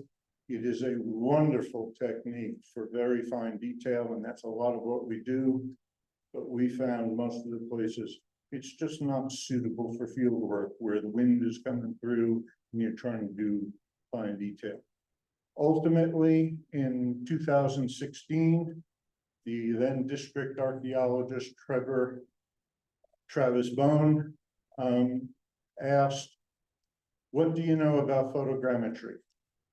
This is rather embarrassing. I'm a retired geologist, and I'm supposed to know about photogrammetry. Needless to say, I knew zero. We started looking into it. We got actually some excellent support from that and some of the other people in the Park Service, and we started doing it. And it has become one of our de facto prime mechanisms. Of the benefits, most of you might be aware of, but you might not be using it to its full extent. At virtually any scale, it can be used under almost any conditions. I know you can't read that, but that is just over 2 millimeters across. That is part of the rock face where there is rock art and some very minor lichen at Pawatki. It works wonderfully for artifacts. One of the things, and we have noted that other people are starting to do this, but we'll make a model of cliff face area or anything, and then we'll run the same photos through D-Stretch, and as you move around, you can see even more than what you originally saw. We ultimately started being asked to do some historic buildings and relatively common knowledge, 3D photogrammetry and flash units. 3D, the camera has to keep moving. And if you use a flash unit, the shadows will change and you've lost your mesh. We have worked up a system when we know the size of the area we're going to do, that we align multiple wireless flash units. We move them in sequence. We've had huge success. This is actually in the Kaibab forest. We were asked to help with something. It is a very dark, very small historic cabin that they were going to do restoration work on, which was carried out. And we got what we think is a near perfect model. We fairly recently also helped out in the Prescott. This is the Arnold cabin. We managed out in the field, it's not as simple as you might think, but we managed to merge the interior and exterior models. Our belief is, with all the parameters of the processing, that if they go in and look at anywhere in this model, they're probably going to be within 2 millimeters of accurate measurements in 3D space. At V-Bar-V, we had just started doing 3D work, and we managed to get a full cliff face model before the well-known rock fall. So we have a model that theoretically we could go in and do a 3D print that would probably weigh about 6 ounces. If somebody wanted to super glue it up in the hole, they could. Not going to happen, and probably shouldn't happen, but it is possible. And we have all of that. Possibly our largest model is due to a rock fall at Honanki. We'll be talking more about rock falls, but several years ago, there was a double pink Jeep tour. They do manage the site. While they were on site, they reported a boulder the size of a Volkswagen or larger fell and landed about 20 feet from where they're standing. It should be fairly obvious it wasn't the size of a Volkswagen, but we were in the next day. We did get permission after a while to fly a drone on site. It is not in the wilderness, but normally we don't fly drones there. We managed to get a pretty good model of the west face of Loy Butte, and ultimately we could determine, because we could align the model, we could do measurements, we're pretty confident a 300 to 400 pound boulder fell from a drainage. And the tip over point of that drainage onto where it landed is actually 264 feet. So we can do some things fairly accurately.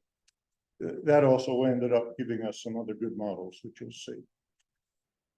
In our detailed work, because we've done a number of other projects you're going to hear about, typically raked whiting or RTI would be used. But what we found, especially because of our problems with RTI in the field, that if we get a good 3D model, you're landing up with a mesh, and a mesh can have artificial lighting on it that you can move around. So you can have any combination, and once you get used to it, it's pretty easy, and we get pretty high value imagery. We also have the benefit, you have to do all the input imagery, so we got a lot of photos with detail besides that. In terms of collaboration, the Friends of the Forest have taken over from several groups that worked in the past on site recording. We tend to work in a coordinated and cooperative manner. There is a group that goes out, they do surveys, they do the detailed written reports. If they get to a site before us, they'll have some preliminary photos just to show it's there, but they will get modern, accurate coordinates. Many of the old sites are unfortunately not only pre-GPS, but in the canyon country, some of the GPS data is pretty poor. They let us know, we go in and work in detail.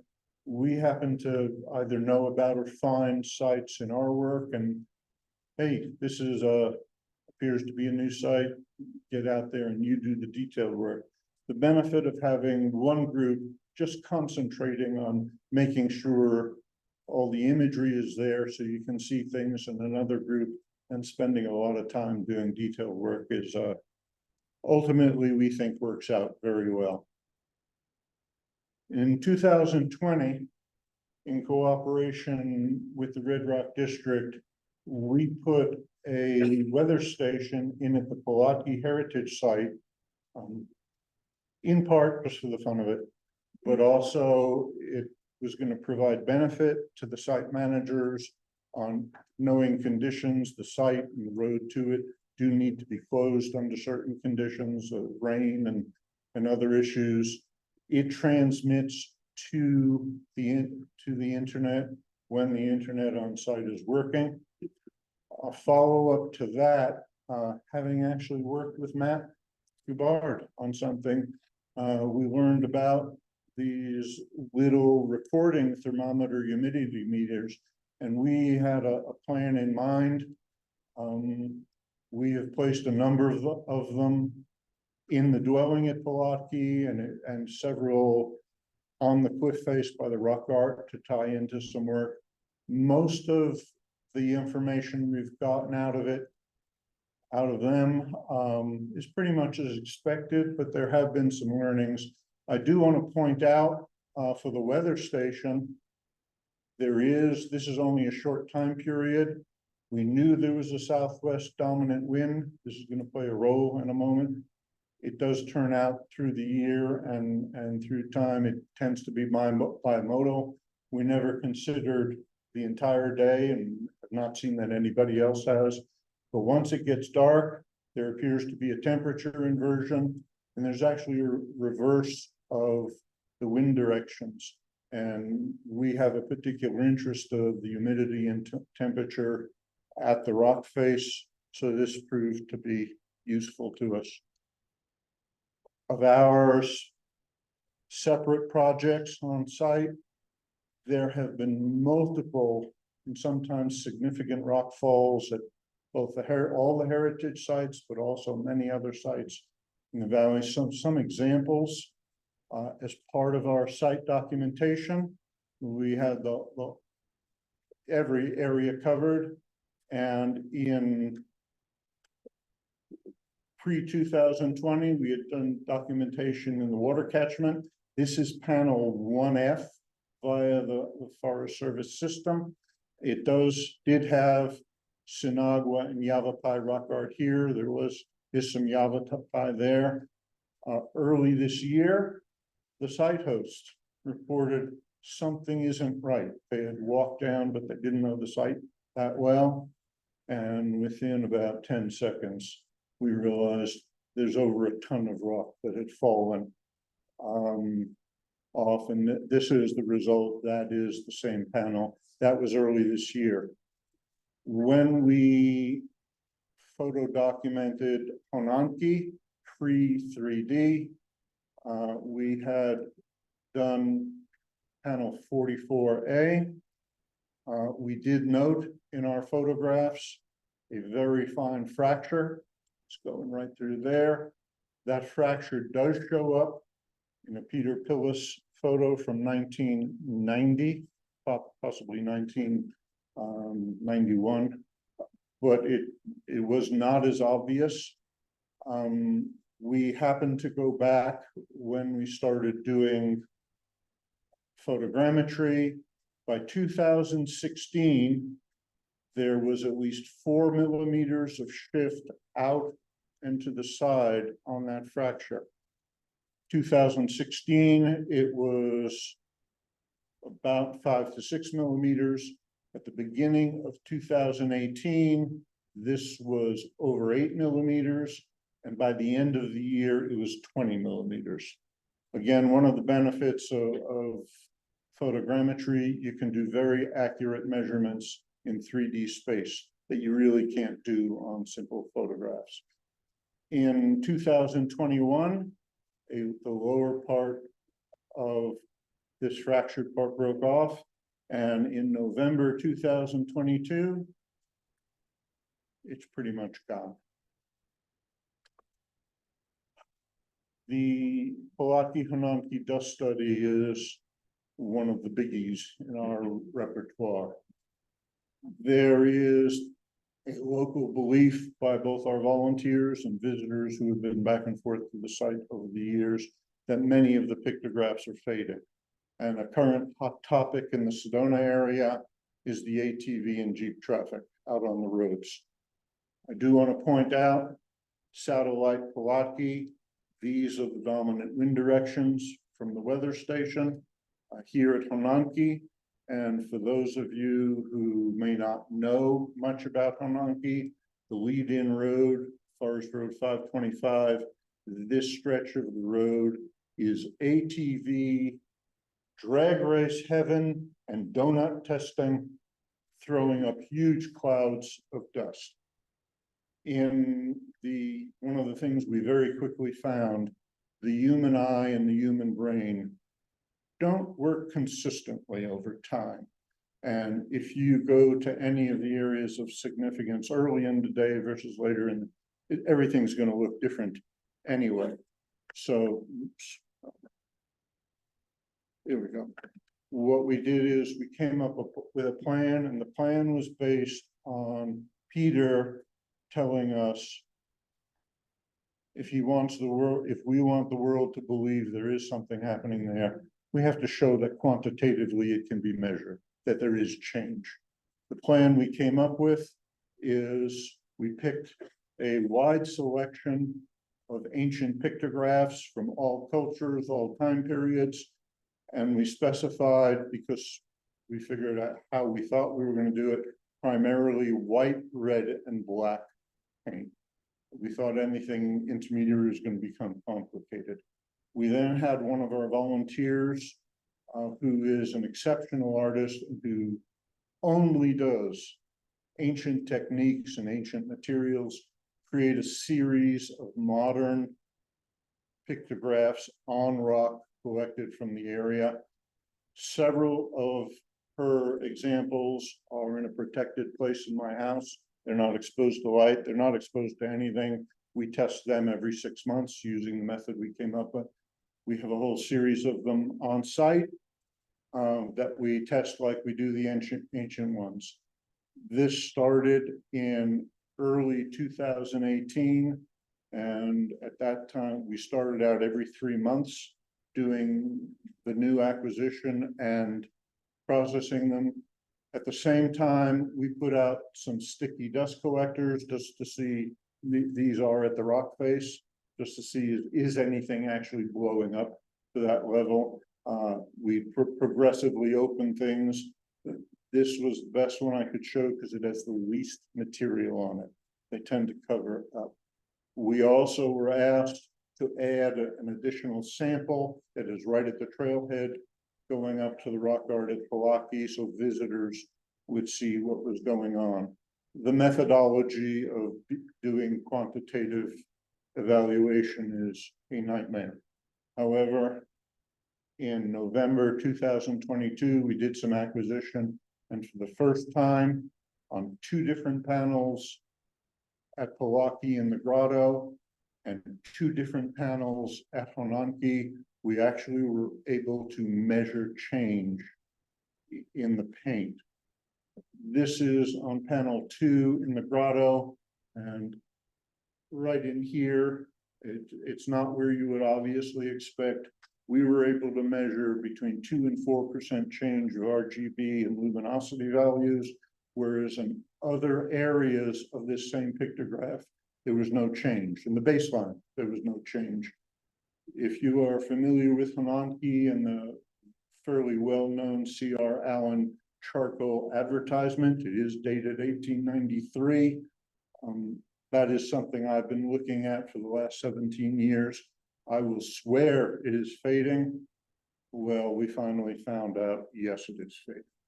One of the recent advances, and it's helped us to see this, we started using a very basic, very cheap digital microscope.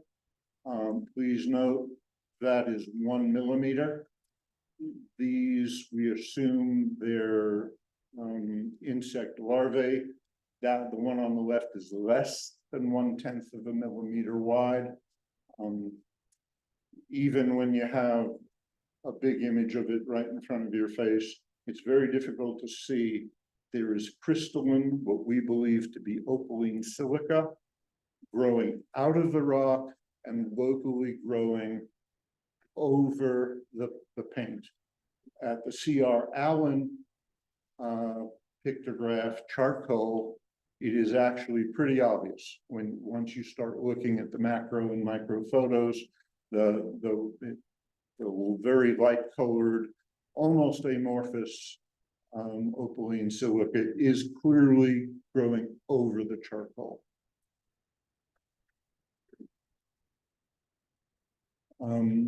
We play a significant role in identifying, documenting graffiti, vandalism, and natural impact. The part of this is based on having all these documentation photos at all these sites. And when it's comprehensive, once you know where you're looking, it's fine.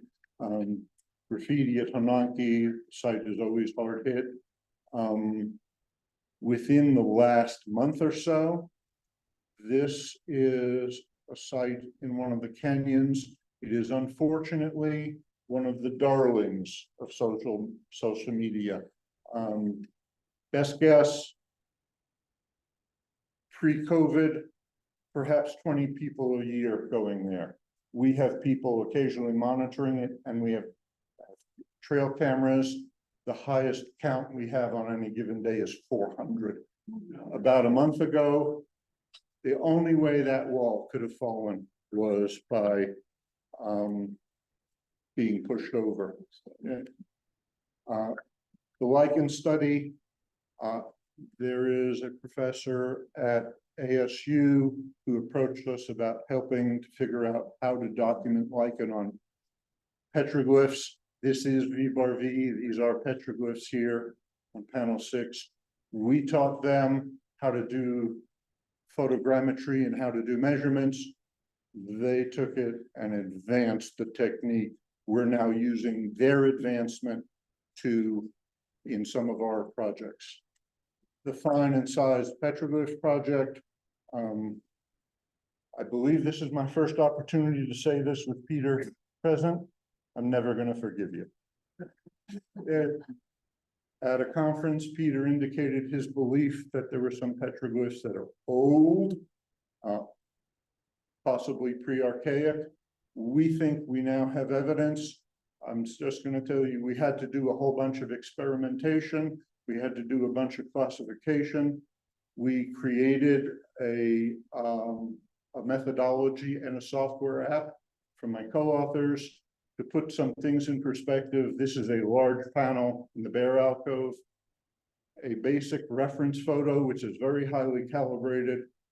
1 millimeter on the rock face is 3 pixels on a photo. For our work, that is nowhere near good enough. We're looking at things less than 0.5 millimeter wide. We do sub-area photos, again, aligned with the reference photo. They get 15 to 30 pixels a millimeter. And then we do what we call detailed photos. They can go from 60 to 150 pixels a millimeter, but now that we use the microscope, we can get 1200 pixels per millimeter. We're actually finding we need that. The app allows you to do some interpretation and documentation. And here in the grotto, a basis of our work is a pictograph that has been interpreted as being archaic. That is the basis. If you dispute that, then you're not going to believe anything else. But it has adjacent, presumably archaic, wavy lines. I'm going to tell you the rake symbol does go over them. There are deep grooves, some of which we assumed were Verde incised, presumably proto-historic, but there are also very fine lines, very difficult to see, but the app, once you enter all the data, it does a bunch of statistics for you, does a bunch of measurements, and lands up thing. This is approximately 1/10 of panel 1L in the water catchment. You really need this to be blown up to the whole wall size, but the takeaways from the project are fine lines. To us, fine lines are less than 1 millimeter wide, can only be created on very fine-grained material. In our case, we never realized these lines were not on the native Permian sandstone. They're actually on fracture-filled material. Every time we found the normal sandstone, which is fine to lower medium grained, the lines would be wider. When we tried to create them with obsidian and chert, it always came down to the grain size of the basic rock. There is a belief among some people that some interpreters that the very earliest archaic and pre-archaic, there was a tendency to use or fill the whole canvas with imagery. At least 30% of the rock art panels that we worked with fit this criteria very well.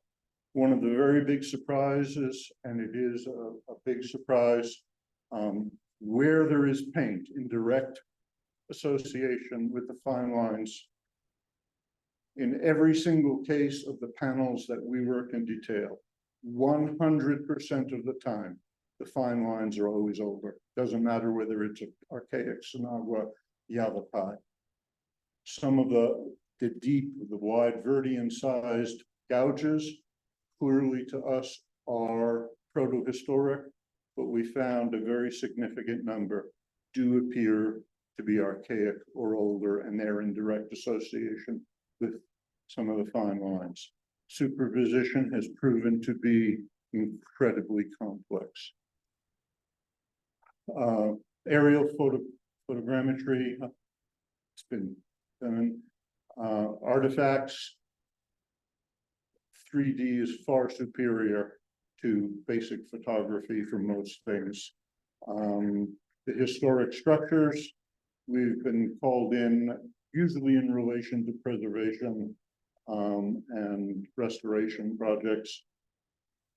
The bottom line on our efforts over the last 10 to 15 years is that we've worked with so many groups because we've been asked to help with documentation, but we've learned so much And as each project needs a different specialty, the benefits go both ways. I tend to think we've come out of it better than for the people we work with. To end up, none of this would have been possible without the support of the Forest Service people, especially Peter. We are a boots on the ground organization for them. We do normally say this is how we train our archaeologists, so they'll remember where a site is, and are a very dedicated team of volunteers who they learn, but they also teach us. Hopefully not too far over. Good, thanks.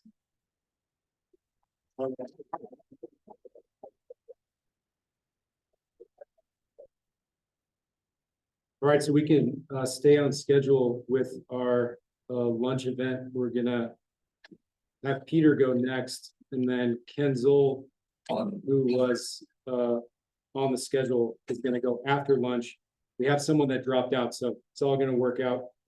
So ready when you are. There is this button. If I have there, that will advance your slides. And then the green button is where the pointer. That's the advance.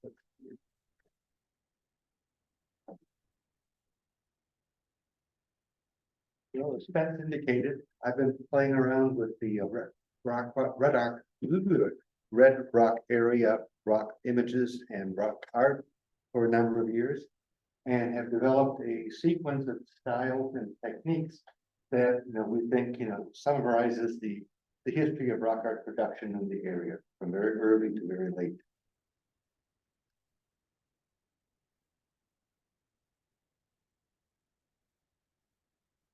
As you see, time moves very slowly in the red rock country. I think you have to use the machine itself.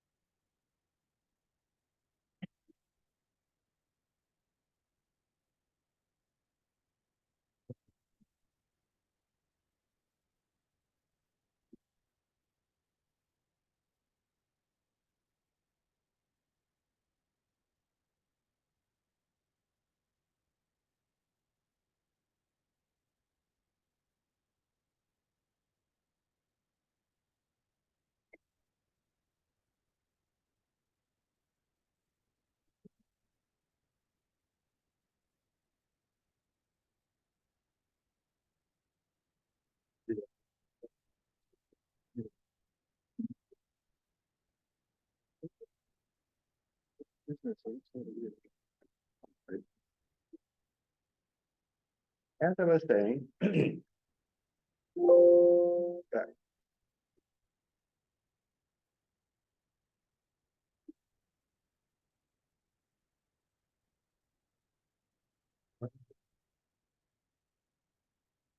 You start talking about it.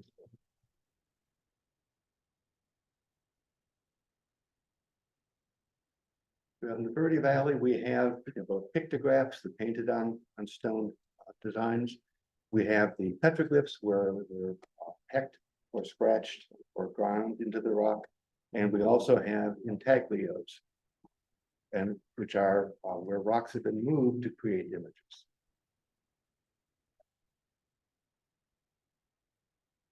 The geoglyph on the right is the only one we know about in the Verde Valley, and it is a serpentine formation at the site of Clear Creek ruins, which you heard mentioned earlier today. Most of the sequence is based upon superposition, the very simple concept that stuff on top of something is later in time than stuff underneath it. And from that, we've seen enough images that have allowed us to create the sequence of styles and techniques that run through time from, we think, the earliest inhabitants of the Verde Valley to the very latest ones. You can see in the upper left, where the pecking has been cut through the fine line scratches that Spence just talked about. On the picture on the right, you can see that the magenta pigment is on top and covers over the fine scratching. And the one the lower left, the white wiggly lines are on top of the red. By simply seeing the sequence of patterning and different techniques at any number of sites, which is how we worked out the sequence of styles. Okay. One way is use of different techniques for manufacturing the petroglyphs. We've got what we call direct percussion, where you simply take a rock and bang the design out. We have indirect percussion in the lower left that appears to have been used using a stone chisel to maintain better control. You can recognize it by the well-controlled technique, nice line work, the even size of the dints, and their even depth. We can see in some cases where scratch lines were used to guide the initial design itself, which then are usually eliminated by the pecking of the rock art. Abrasion, which is simply rubbing into it. And the upper right, scratching or fine line, as Spence calls it, which is very common everywhere.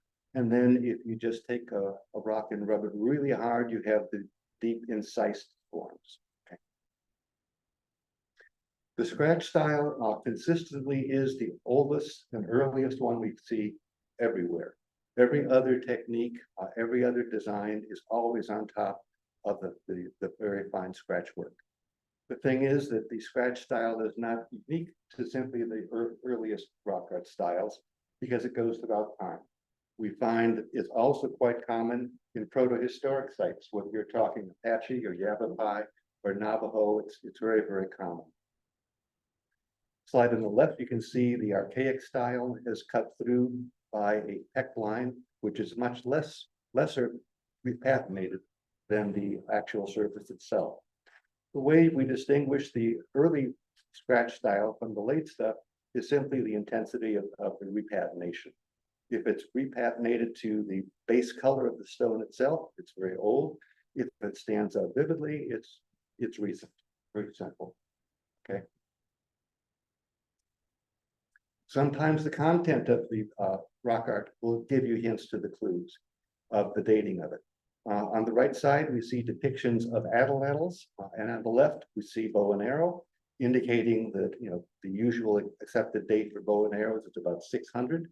And so the atlatl ones are earlier than that. Okay. The style, again, comparing it to other rock art throughout the West, also is used for relative dating. We see in the snow, the middle one has a painted design over the torso, stylistically with the broad shoulders, triangular shaped body. They're very similar to what we see in the Basket Maker 2 rock art in Chevelon Canyon. Okay. Some of the designs resemble those of pottery and textiles, and by using the dates for the pottery, we can come up with a date for the similarly patterned painted designs. Usually these tend to be the interlocked frets of Flagstaff and walnut black on white, indicating dating between 1150 and 1300, or which is a similar date to the painted designs we see on Tuzagut white on red in the lower right. Okay. In very rare instances, we can confirm some of our sequence dating by finding associated artifacts, such as Jetico plain in the upper sherd and Surbat brown on the lower right, most likely indicating Yavapai in the Verde Valley after 1400. Okay. And we do have indications of Clovis in the Verde Valley. Okay.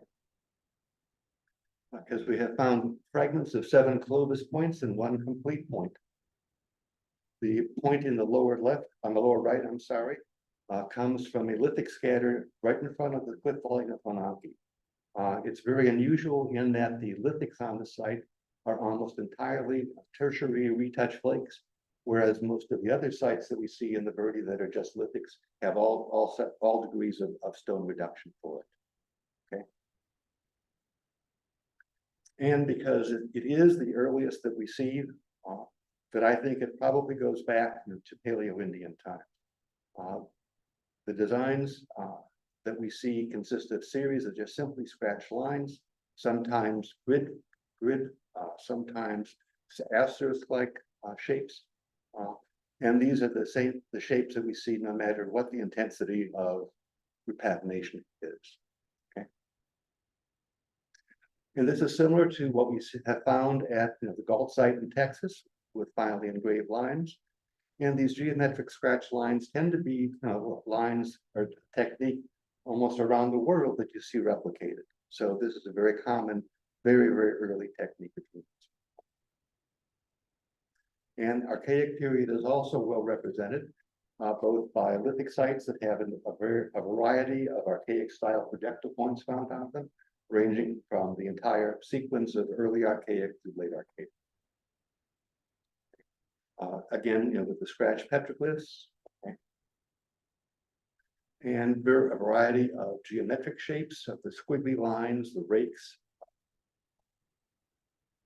checkerboard designs with dots, various geometric forms, and unusual ones like the one in the lower right. Okay. Overall, these tend to be similar to designs that we see throughout the West and are fairly common in many archaic situations. And as time progresses, we can begin to see changes occurring that lead us to the more common petroglyph styles that we're more familiar with. After the scratch styles, the next one we see is what we call the archaic red blobs, because that's the form that they take. There is no particular depiction of anything you can recognize other than blobs. But continuing with the archaic, you have both the straight rakes in the upper right, next to the squiggle rakes just below it. Zoomorph portrayals are pretty rare. The only ones we have recognized so far is the early basket maker 2 or archaic even, and a quadruped of sort. And then on the lower right, we see the very finely scratched rattlesnake designs. There's 3 of them there, but you can see that one of the problems we have in the red rock country is exfoliation of the surface. This again is where the work that Spence et al. Are doing is invaluable for helping us preserve these images before they're gone. I mentioned atlatls. Here we see some depictions of them. And then one of the more intriguing designs that we see are what we're calling the spirit beings. These occur in a few places in the red rock country. We call them spirit beings because first, they're very larger than most of the pictographs you see. The ones here are about 1 meter in length, and they're always located up high, where you have to look up to. The one on the right is especially interesting in that it has a series of white dots surrounded, encircling it, sort of like phosphenes. Okay. And what I find most interesting is that this is not unique to the Sedona area. You find it throughout the West. We see it well represented in the Pecos River style, such as the one in Panther Cave, also in the Great Rock Art of Baja California, as well as our more localized one, the Verde Canyon in Utah. All of these have the same basic eerie, weary kind of impression that they leave from you, that leaves you sort of speechless and looking, just a great sense of time. And then the majority of rock art that we see can be assigned to the Sonowa. Well, an interesting division that we see in the distribution of pictographs and petroglyphs. In the Verde, we see that the Beaver Creek area has a much higher incidence of petroglyphs, whereas there are more pictographs in the red rock country. I don't know the reason for this, because there are suitable surfaces for pictographs and petroglyph productions everywhere throughout the Verde. But we do have that dichotomy. At one time, Dave Wilcox suggested that there may be 2 different cultural traditions of the Verde Valley, rather than just one, the Southern Sonowa that we recognize today. With the help of volunteers over a long period of time, we have documented a number of rock art sites in both the Beaver Creek and the Sedona area. And what we find is when you compare the elements, the type of elements, the designs that are being produced in both of those areas, the proportion of those elements is almost exactly the same, which suggests to me that we are dealing with a single tradition. And we also see certain motifs, such as the surfboard carriers, occurring in both the Red Rock country as well as in the Beaver Creek area. Now, some of the most common scenes that we see are hunting scenes, depictions of people with bows and animals near them. My favorite is the one on the upper right, which has a herd of animals being herded by a number of anthropomorphs to the weary hunter hitting on the side view of the panel. But again, one of the things we tell people that in interpreting rock art, the thing you don't want to do is looks like, must be. Everybody does that, but it's true that you can't know what that rock art is depicting because you're not a member of the culture that produced it. Dave Whitley, for example, built a convincing argument in talking to the Shoshonean people that depictions of hunters, like you see here, are actually for rain production rather than true hunting scenes. One thing that we find pretty unique in the Verde Valley, especially in Sedona, is the depiction of giant snakes. They would appear to be rattlesnakes because of the diamond pattern that we see on many of them. The second one down on the left is interesting because you can see he has his horns on it. and in that regard is much more like the Awanyu serpent motif that we see in New Mexico and not so much here in Arizona. Perhaps more indications of rattlesnakes, and the rattling can be seen in the use of multi-lines occurring at the lower end. And again, based upon the diamond shape, that we think that we also have quite a few stylized snakes, where they're not drawing the complete animal, but just capturing the design, the basic design by which it can be recognized. Field motifs are most intriguing down here. They occur primarily at the larger architectural cliff dwelling sites, and they tend to occur up high above different units in the cliff dwelling itself, suggesting that these may be representing something akin to clan markers, or certainly indicating different social groups living in different parts of the cliff dwelling itself. Shield-like ones on the left here are common, but most of them tend to be just circular areas of paint that have something depicted in them. Most of them you can't recognize what the central element may be, although these are different. You can see what these look like, but they all have something in the center of them, which is why we tend to call them shields.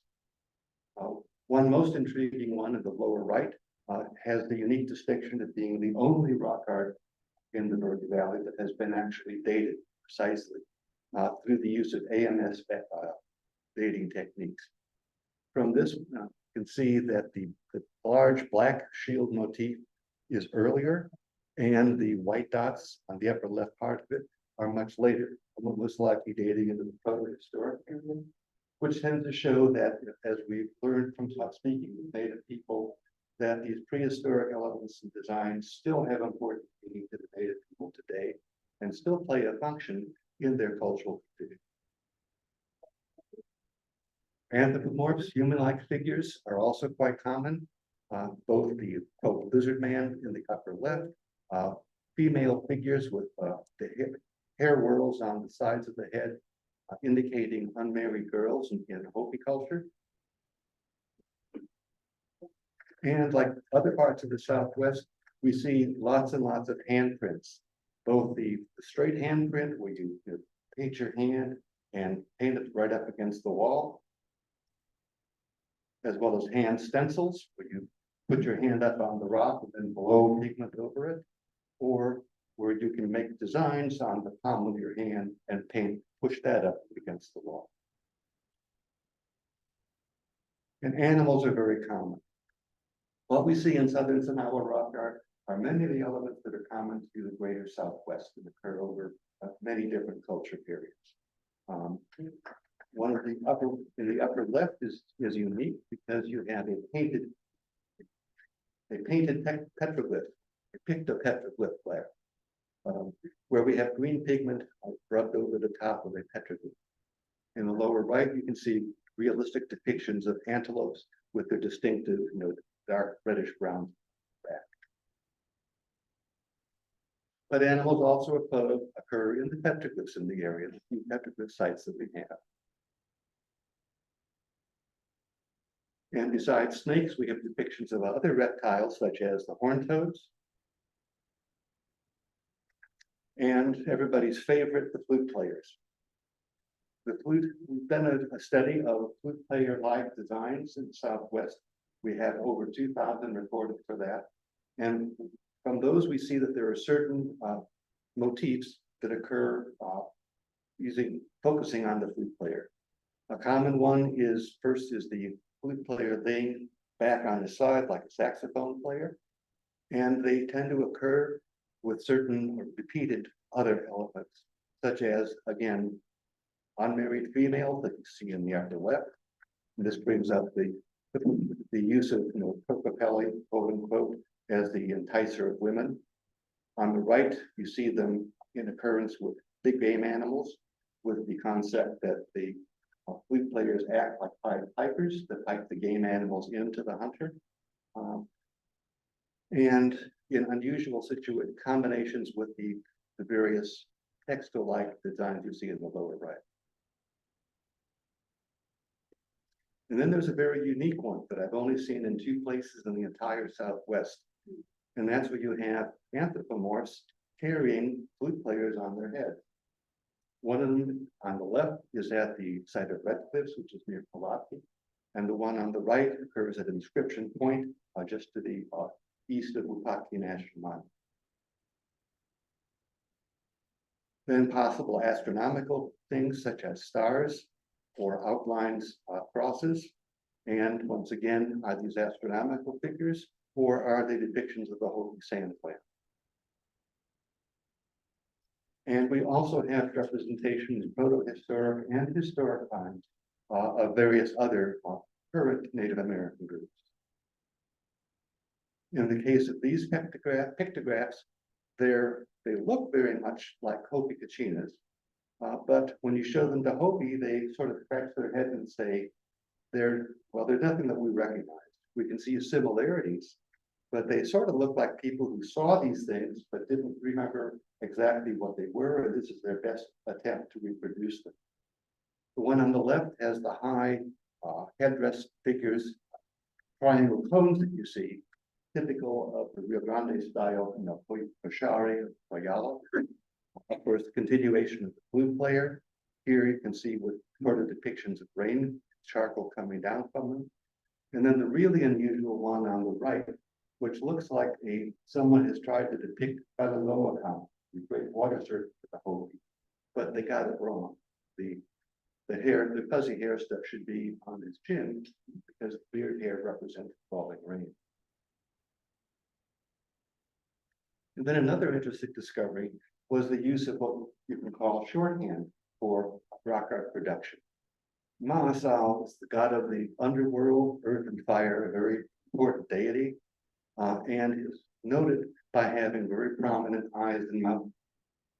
And as you can see, just the use of the 3 dots alone is sort of a shorthand that depicts, Maasal.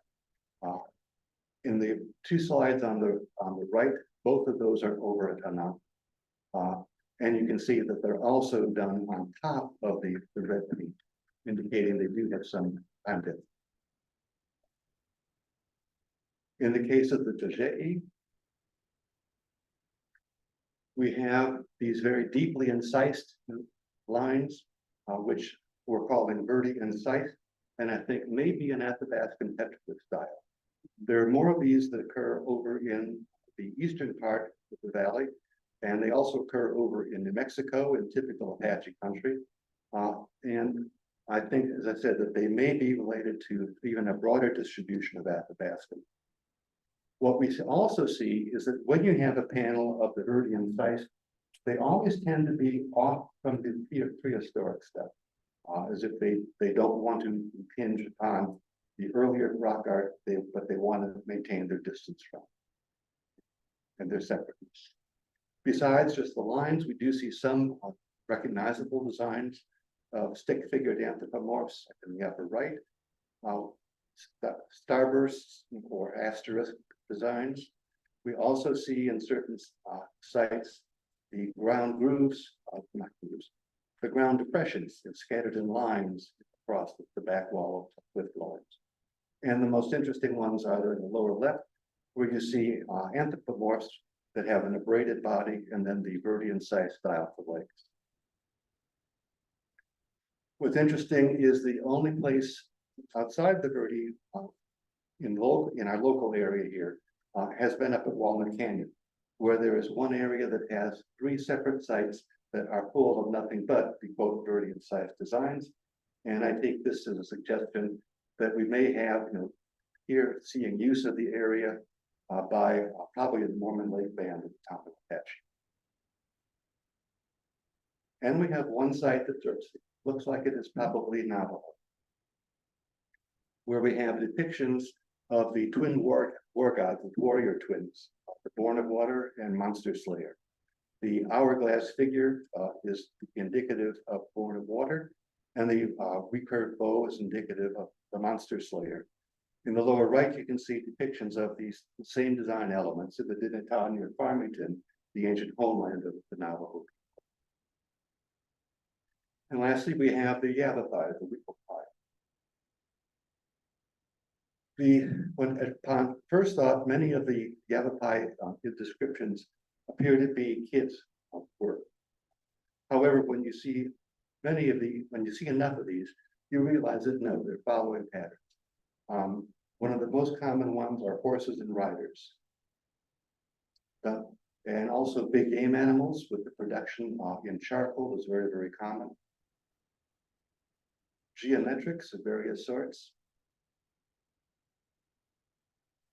And dancing figures. One of such as round dance figures on the left, the ones in the upper right have a variety of headdresses on them, and another line dance at the lower right. A depiction of crown dancers. Yavapai who have looked at the pictograph here have identified it as being Yavapai rather than Apache because of the simple sticks that they're carrying, unlike the often more complicated ones that the Apache. Also, what's interesting is that Gifford talks about there being two warrior societies in the Yavapai. One is indicated by the use of red-tailed hawk feathers on the caps, the other by black-tipped white eagle feathers. And here we see a possible battle scene with the red-tailed hawk capped figures. A couple of depictions of warriors on horseback carrying shields like the one in the upper right, and also lances. There's only about 3 potential battle scenes that we've seen so far in the Red Rock country. The biggest one is very hard to see. It's the one in the lower right. And we haven't been able to apply D-stretch to those to see if that is an actual battle scene or not. The most common Yavapai figures that we see are the Kakaka figures. The Kakaka are little beings that live in the rock and in caves and in high places. And they basically, if you're not doing the right things, they will appear to you in your dreams and tell you that you better shape up or something bad is going to happen to you. Okay. Another depiction of the Kakaka are on horseback when they're called Wasivas. And some that are supernatural. The two in the upper right have been identified as being made as part of a shaman's training. Is that basically young men who are being trained to be shamans would go into an altered state at these pictograph sites, and one of the various supernaturals would come to them and begin to teach them things that they need to know to become shamans. Clarification of this interpretation is seen by the fact that the name of one of the older Yavapai shamans from the 1930s is also carved into the same site. And then one of the most important ones is depictions of Sakalaka Amsha, who's the culture hero of the Yavapai. He is the one that kills the monsters, allows humans to come forth. He helped create humans. He is also the first of the rattlesnake shamans. This is depicted by the triangular forms on either the side of his body or on his chest, and also the appearance of a large eagle feathered headdress.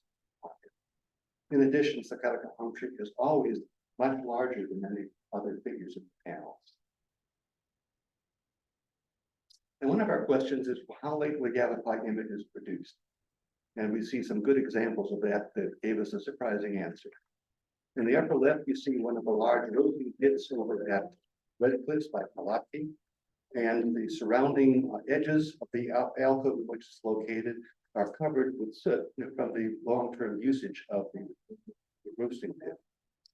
On the right, in the upper right, you can see a date of 1888 that is obscured by soot and charcoal and burning from the roasting pit.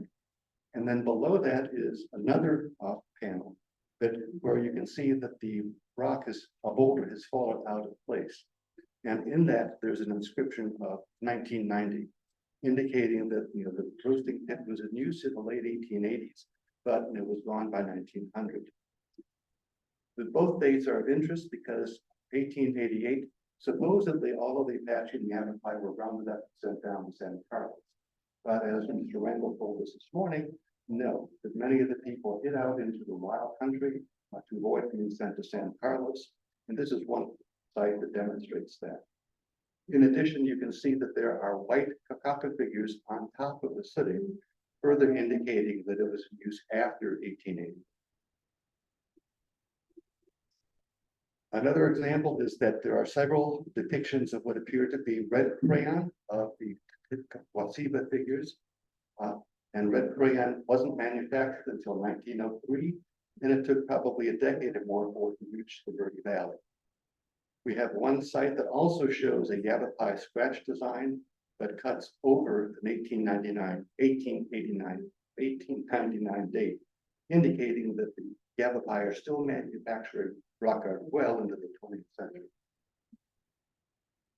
And then one of our favorite depictions of Calico palm tree is this one, which we are fortunate enough to have an actual early photograph of it taken in 1903. You see on the left.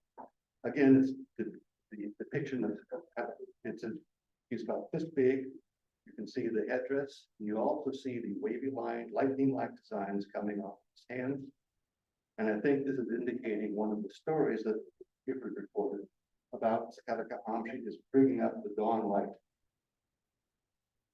And again, the triangular design that associates him with the rattlesnake. And to the right, we have the same place, 110 years later, giving you an example of the antiquity, how long it takes to fade some of the paint down here. So what's most interesting is that there have been additions added to Calico palm tree on the right since 1903. Once again, indicating that people are still making and using these pictographs as part of it. And then lastly, we have the management issue of what's the difference between graffiti and historic inscription. And we use that as the graffiti, historic inscriptions are made by members of the families that founded and settled the area in the first place. Whereas graffiti is much later stuff that has no relationship to the history of development of the people of the area. And so I've tried to give you a little snapshot that shows you the wealth of rock art that we have in the open air museum that is the bedrock country. We have depictions that represent the very earliest people and some of the very latest people. And few areas in the country really have such a clear-cut depiction of their history.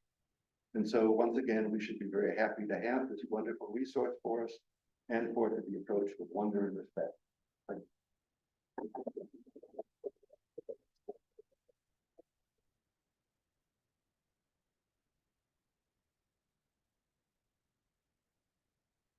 All right, so that's it for our morning session. So if you want free lunch, head over to the Verde Valley Archaeology Center.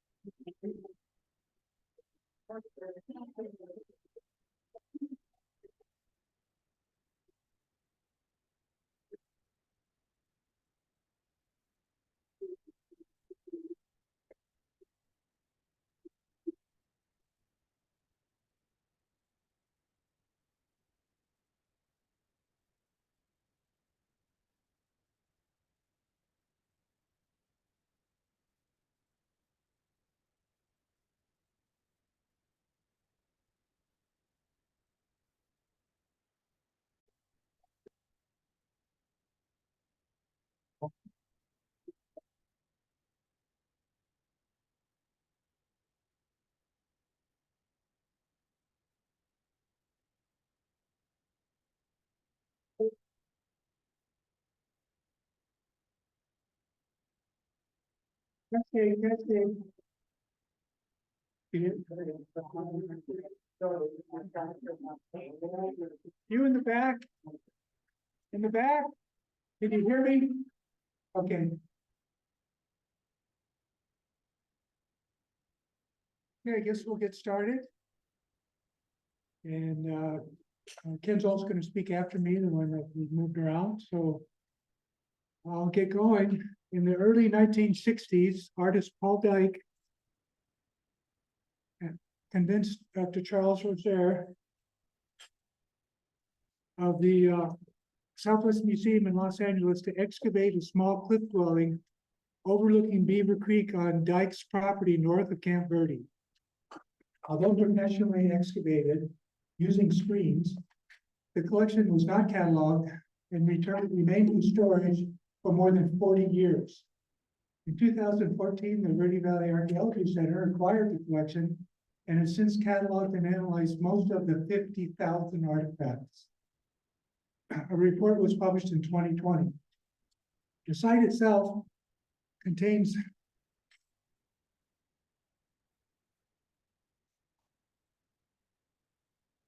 only 9 rooms, and walls were built simply with local cobbles, unshaped rocks, and lots of mud. Some of the walls do have decorative designs, such as indentations and incised lines, similar to Montezuma Castle. In fact, other similarities suggest the two sites were part of a larger community. Although the Dyke site had only one upper story room and it apparently collapsed, along with a big chunk of the ceiling while the site was occupied. And they continue to occupy the site.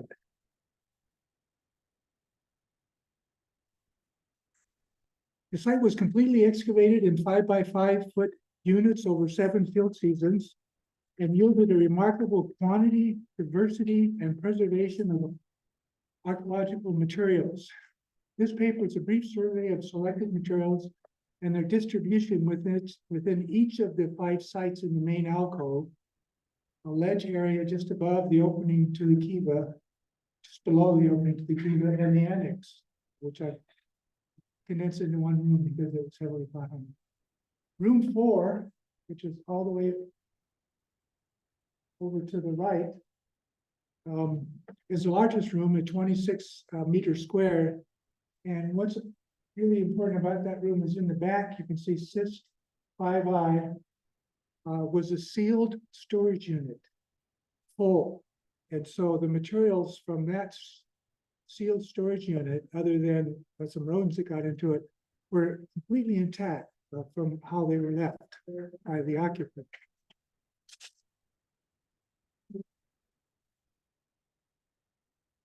And they're up in the upper left part of the site, you see the red. There's a hole in the ceiling, and that is actually an entryway into a kiva. And I'm going to talk quite a bit about that today.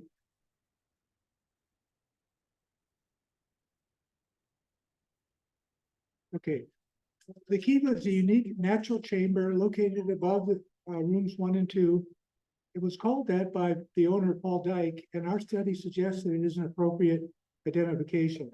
It contained dense floor deposits, which included abundant food remains and various stone tools and ceramics, as well as numerous features, including a set of twin windows or ventilators. By the way, one of the windows had a big wooden lintel that had been put into it. A slab door over its narrow opening so it could be sealed, and a pit line filled with matting and numerous corn kernels. Storage cyst, a ledge that served as a bench, and a plastered floor. There were also more than 8 ash deposits with little charcoal, which suggests that the ash was actually brought into the room and used in ceremonies within the room, which there's ethnographic evidence for. Undecorated, corrugated, and painted ceramics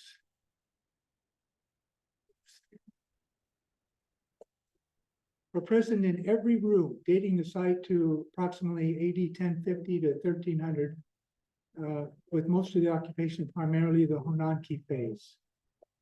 10 different painted and corrugated wares indicate widespread trading networks, primarily with the Flagstaff and Kayenta areas, but also with the Prescott area. Only a single Holcomb shirt was found.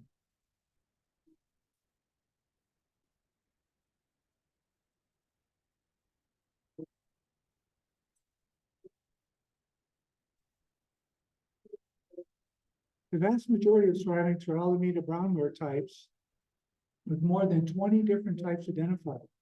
Some were locally made with wooden paddles and polishing stones found in the site, and some were made at other sites elsewhere. Polishing stones were present in all of the Dyke rooms, suggesting that They were used in all of them. There's also various groundstone and flagstone tools in every room, and bone tools in nearly every room, which suggests that similar domestic and craft activities took place throughout the site. All architectural spaces also contain plant remains, often quite abundant and diverse. Scattered throughout the site were more than 10,000 corn cobs and 3,000 kernels in 3 different colors, yellow, red, and blue, and several different species of squash and beans. 8 digging sits indicate that nearby land was farmed. There was also a wide variety of wild plants, including Arizona walnuts, acorns, pine nuts, dried cholla buds, and baked banana yucca fruits and agave leaves. This diversity of plant remains indicate that a variety of microenvironments surrounding the site were exploited.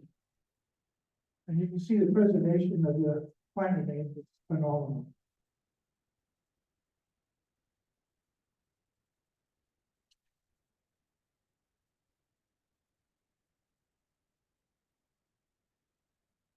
The sealed storage system in room 4 contained a number of unusual items, including a tied cotton cloth bundle containing more than 3,000 amaranth seeds in perfect condition, which is really an unusual find. And we're currently doing a long-term study in this material. Cotton was ubiquitous at the site. There were cotton seeds, cotton bolls, cotton locks, which are the part of bolls, and unspun cotton in these large masses. There's over 2 pounds of cotton fiber that were pulled from that site.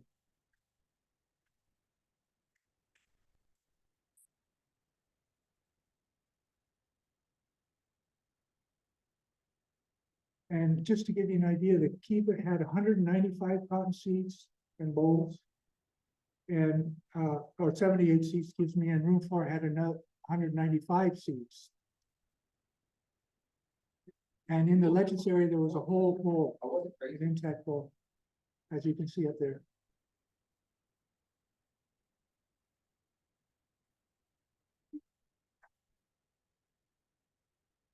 Spinning and weaving tools were plentiful. So not only were they growing cotton, but they were also weaving.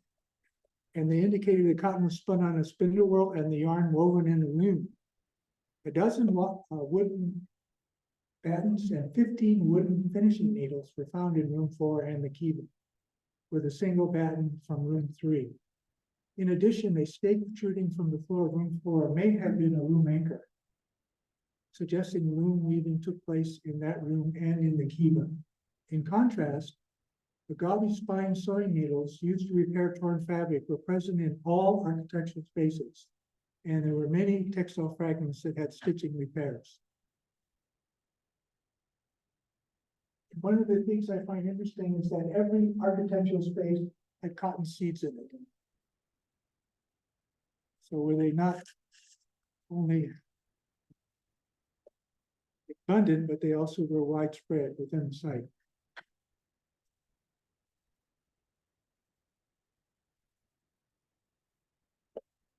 The textiles are absolutely remarkable, as so many of you probably are aware now. There's more than 1,000 pieces of cotton fabric in a variety of colors, including red, tan, blue, and gray. And fabric structures are amazingly diverse, up to almost 20 different kinds of fabric structures, some of them very complicated, requiring highly skilled weavers. Plain weave was most common, typically white, sometimes dyed red.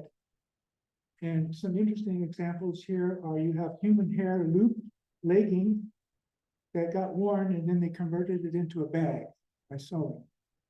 And then here's a beautiful piece of tapestry that's actually a slit tapestry. Many of the really colorful designs are on diamond twill tapestry structures.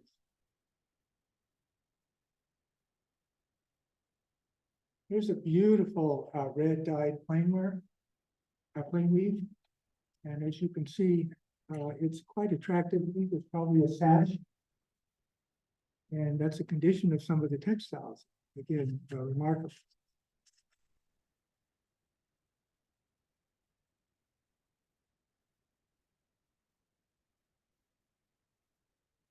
The triangle and interlocking hook design was very common, most common design, in fact, in the textile.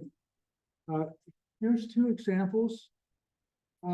Totally different styles of weaving. The one on the left, the triangular and hook design is painted on a plain weave, excuse me. And the other one, the design is woven into it. And these are from room 4 also.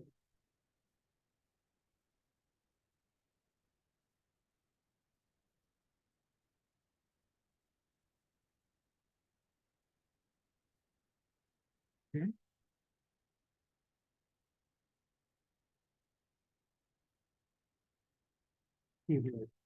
This is, I think, one of the most beautiful pieces of fabric that was found in there. It's a diamond twill tapestry, and the colors are very vibrant. And of course, it's interlocking hooks or frets and triangle design, and they were found in the Kiva. So I find it's not unexpected that some of the best textiles were recovered from the Kiva.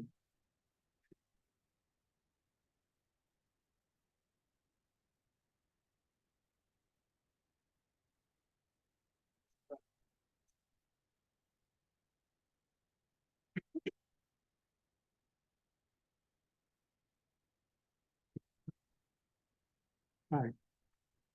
Another diamond twill tapestry fabric was repurposed as a medicine bag, sewn into a medicine bag, full of probably a shaman's or similar medicine person's toolkit. And the first slide shows you what we found when we first opened it, 2 other bags, and then a sucking tube there, which is actually a fossil shell. And then the other bags are open to show you the contents of them.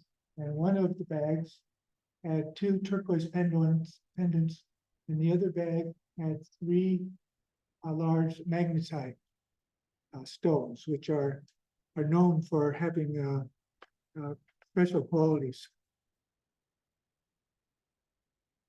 I think the museum is going to be doing an exhibit on this piece soon.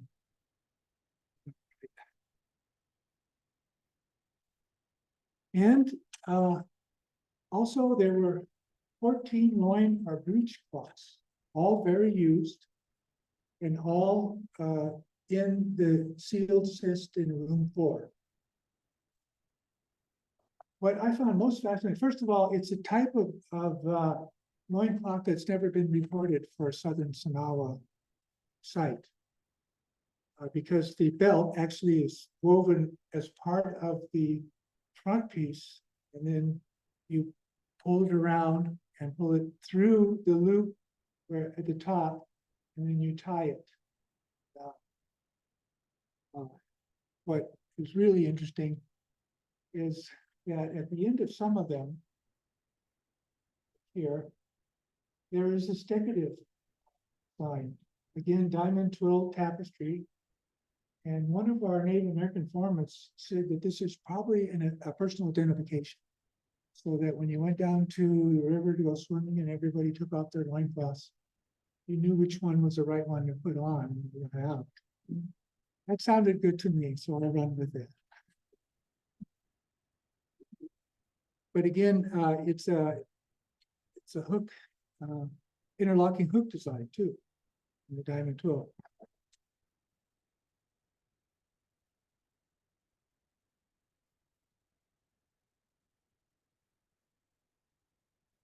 And there were several pieces of the weft wrap openwork textiles, and most of them were found in, not surprising, in the cyst in room 4. And they're also, if you note, the triangular, the running triangular, and interlocking hook design as well for this. So you have several different weaving structures that are relying on the same decorative design, the triangles and the interlocking hooks. These are very, require great skill, as you can imagine, because every one of those holes there, it's actually tied as a hole. And so there's a lot of handwork that goes into these, although it is a loom woven fabric.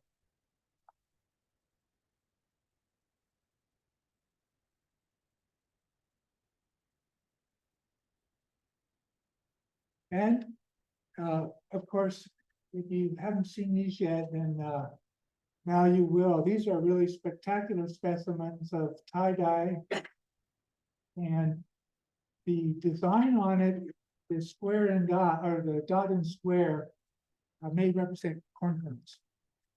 And what I find interesting is then they are arranged in an overall pattern as well in the one piece there. It's at least 3 pieces. These 3 go together, so that's 3 new additions to what it's only about a little over a dozen examples found in all of the Southwest. So here in this one little site, we have 3 of them. Again, demonstrating that there was a master weaver that lived here, or who had access to the products of the master weaver. And there's a lot of literature on this. Kelly Hayes Gilpin and Roy Webster have written a really nice article on tie-dye fabrics. If you're interested, I recommend that you take a look at that article. Fauna remains. A lot of variety of fauna remains as well, spread throughout the site, although it tends to concentrate in room 4 and the kiva, as well as the lower room, which is not really a very formal room, but had a lot of bones and other products of probably from some kind of workshop. And some of the animals are not real commonly found. I might mention a few. There was skunk, a long-tailed weasel, raccoon, and we do think that there was probably dogs or coyotes, and not a lot of deer, but we do find that the artiodactyl bones are usually awls. So they clearly were using deer bones for making the tools that they used on their basket. And here's just one example of a basket. It's a basket designed to hold corn kernels. And it had 6 in it when it was found, but by the time it arrived at our facility, there were only 5 left in it. But that's really a beautiful carrying case for your corn kernels.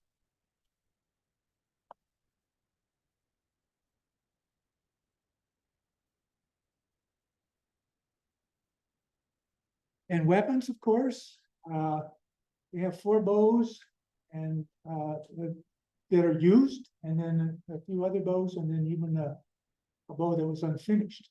So clearly they were not only using bows, but they may have been making their own bows there as well. There was a lot of foreshafts, about almost 50 foreshafts, and they were pretty much intact except for the ends, and the ends were often blunt or sharpened. And it indicated to me that these were not hafted with stone projectile points, but were used for hunting small game for the bow and arrow. That's very common in the ethnographic literature. There were 28 projectile points, mostly obsidian. They came from 4 different sources, mostly Government Mountain, but also Partridge Peak, and then Topaz Basin is a fairly recently identified obsidian source just south of Camp Verde, actually. And there is projectile points made of that in the collection. And of course, the piece de resistance is in my mind, is the arrows, the painted arrows. There are almost 75 reed arrows, shafts, all of them damaged. But clearly they were discarding them. There are all these different colors and designs. There are no 2 designs that are the same. So it's been argued that the designs on these kind of shafts are for personal identification, but if that's the case, then why is each one different? You'd think you'd have some groups of similar ones. But that's not the case. Notice the knocks are still intact, as well as the sinew that was used for the fletching. Okay.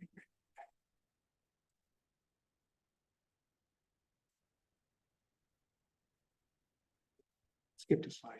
Okay, there's also a variety of artifacts from the cyst in room 4 that clearly look to be related to games and music. You have the decorated phragmites reeds, which are actually burned designs, burned in them.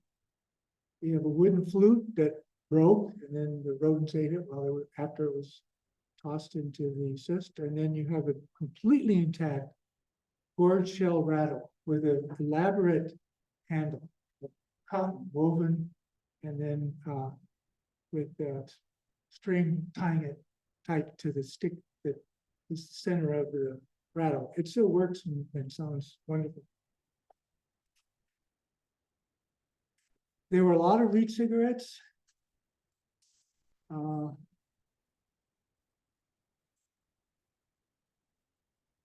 77 reed cigarettes. And interestingly enough, almost half of those were from the keep.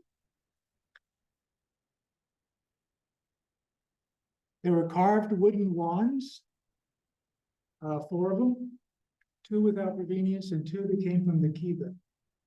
One is carved with a snake head, and the other is carved with a quadruped head, although they selected a stick that was pretty close to a head and then just slightly modified it. But clearly looks like a quadruped to me. And of course, these carved wooden wands are important pieces of equipment in public ceremonies. There was also a large number of prayer sticks, which was really a big surprise to me, as I thought this was just a domestic site when I first started working on it, but it may well be, and these may just be prayer sticks that were used for all kinds of, good luck and expressions of, respect to the deities. But I will say that there was interesting, there were at least 3 different kinds of prayer sticks. There were some that had cotton yarn wrapping on them in various colors, and sometimes they would be in bands of different colors in each band wrapped on it. And then others were more simple with yucca cordage wrapping. And I left you an illustration there of one of the prayer sticks with cotton yarn that came from the kiva. And then there's a reed prayer stick that has multiple strands of cotton coming out of it. So it's a totally different kind of prayer stick. But the presence of these prayer sticks suggests to me that they were making sure that they were showing respect to those powers that control their destinies. And salt. Having worked on the Verde salt mine, I was really quite surprised when we went through the dye collection and found 465 pieces of salt in every architectural space. And I know most of it came from the Verde salt mine because it has a really hard crystals have blue streaks in them. You can see in this particular instance from the dye site, it has a beautiful blue streak, and that pretty convincing that it's from Verde salt mine. The rest of the salt was rough looking, like it had been hacked out of a deposit, was kind of brown. And so it might be that some archaeologists would not have recognized it as salt. And the reason I say that is because I'm having a hard time finding evidence of salt in any other archaeological site in the region. And I asked Matt, and he looked at the NPS database and he says, there's no salt in any of the inventories. So I'm sure it was there. Maybe the archaeologists missed it, or maybe it melted. But it's interesting that this particular unique site has so much salt, and it's very likely from that famous mine. So, in conclusions, I'd like to state that the abundance, diversity, and condition of materials suggest the inhabitants were successful hunters, farmers, and weavers and that both domestic and ceremonial activities were conducted in several rooms in addition to the kiva. The sealed cyst in room 4 may have been designed to retire ceremonial and personal items that were to be removed from everyday life because they're dangerous, so they have to be retired. And some of those artifacts may have actually been used in kiva rituals at the site. So the question that I have is, are other Sonoma sites this full of these kind of materials and they just got pot hunted? Why is this site, which is not impressive architecturally, although it is located in a really beautiful spot for all these microenvironments, as you saw from all the plant products. But I think that it's more than that. I think this site was where a religious practitioner lived who managed the kiva. And because his probably high status, there are so many really quality materials that were present at the site. And then the site was abandoned around 1300. And I think the roof caving in constantly probably was one of the reasons why they abandoned the site.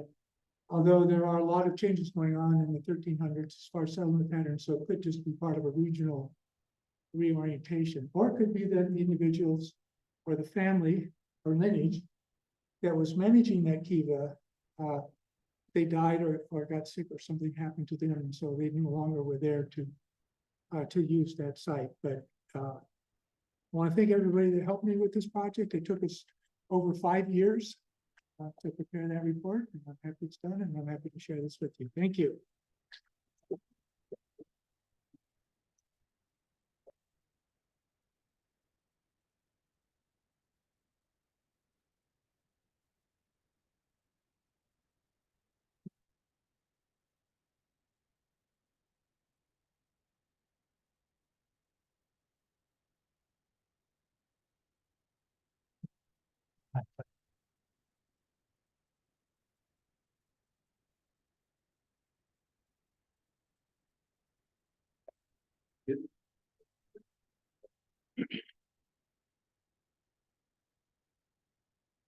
Well, good afternoon. Thank you for coming to the center, by the way, and enjoying your free lunch. Hope you enjoyed the tour, and at least you got to see what we're all about. So I'm Ken Zoll, Executive Director Emeritus. They threw the Emeritus at me just to be able to keep me around and do different projects. But I've been studying meteorites with Arizona State University Center for Meteorite Studies since 2015. And most of that time, I've been writing the biography of Dr. Harvey Neininger, who is considered the father of American meteoritics. He started looking for meteorites in 1923 when nobody else was, and by 1941, he was regarded as having the world's largest collection of meteorites, bigger than Smithsonian and the Fields Museum and anywhere else. And so he, when he ended his career, at the end of his life, he sold most of the collection to Arizona State University. 21% of the collection went to the British Museum of Natural History, the balance to ASU. And he then gave them 98 legal size boxes of his papers, his drafts, everything. And no one had ever gone through them.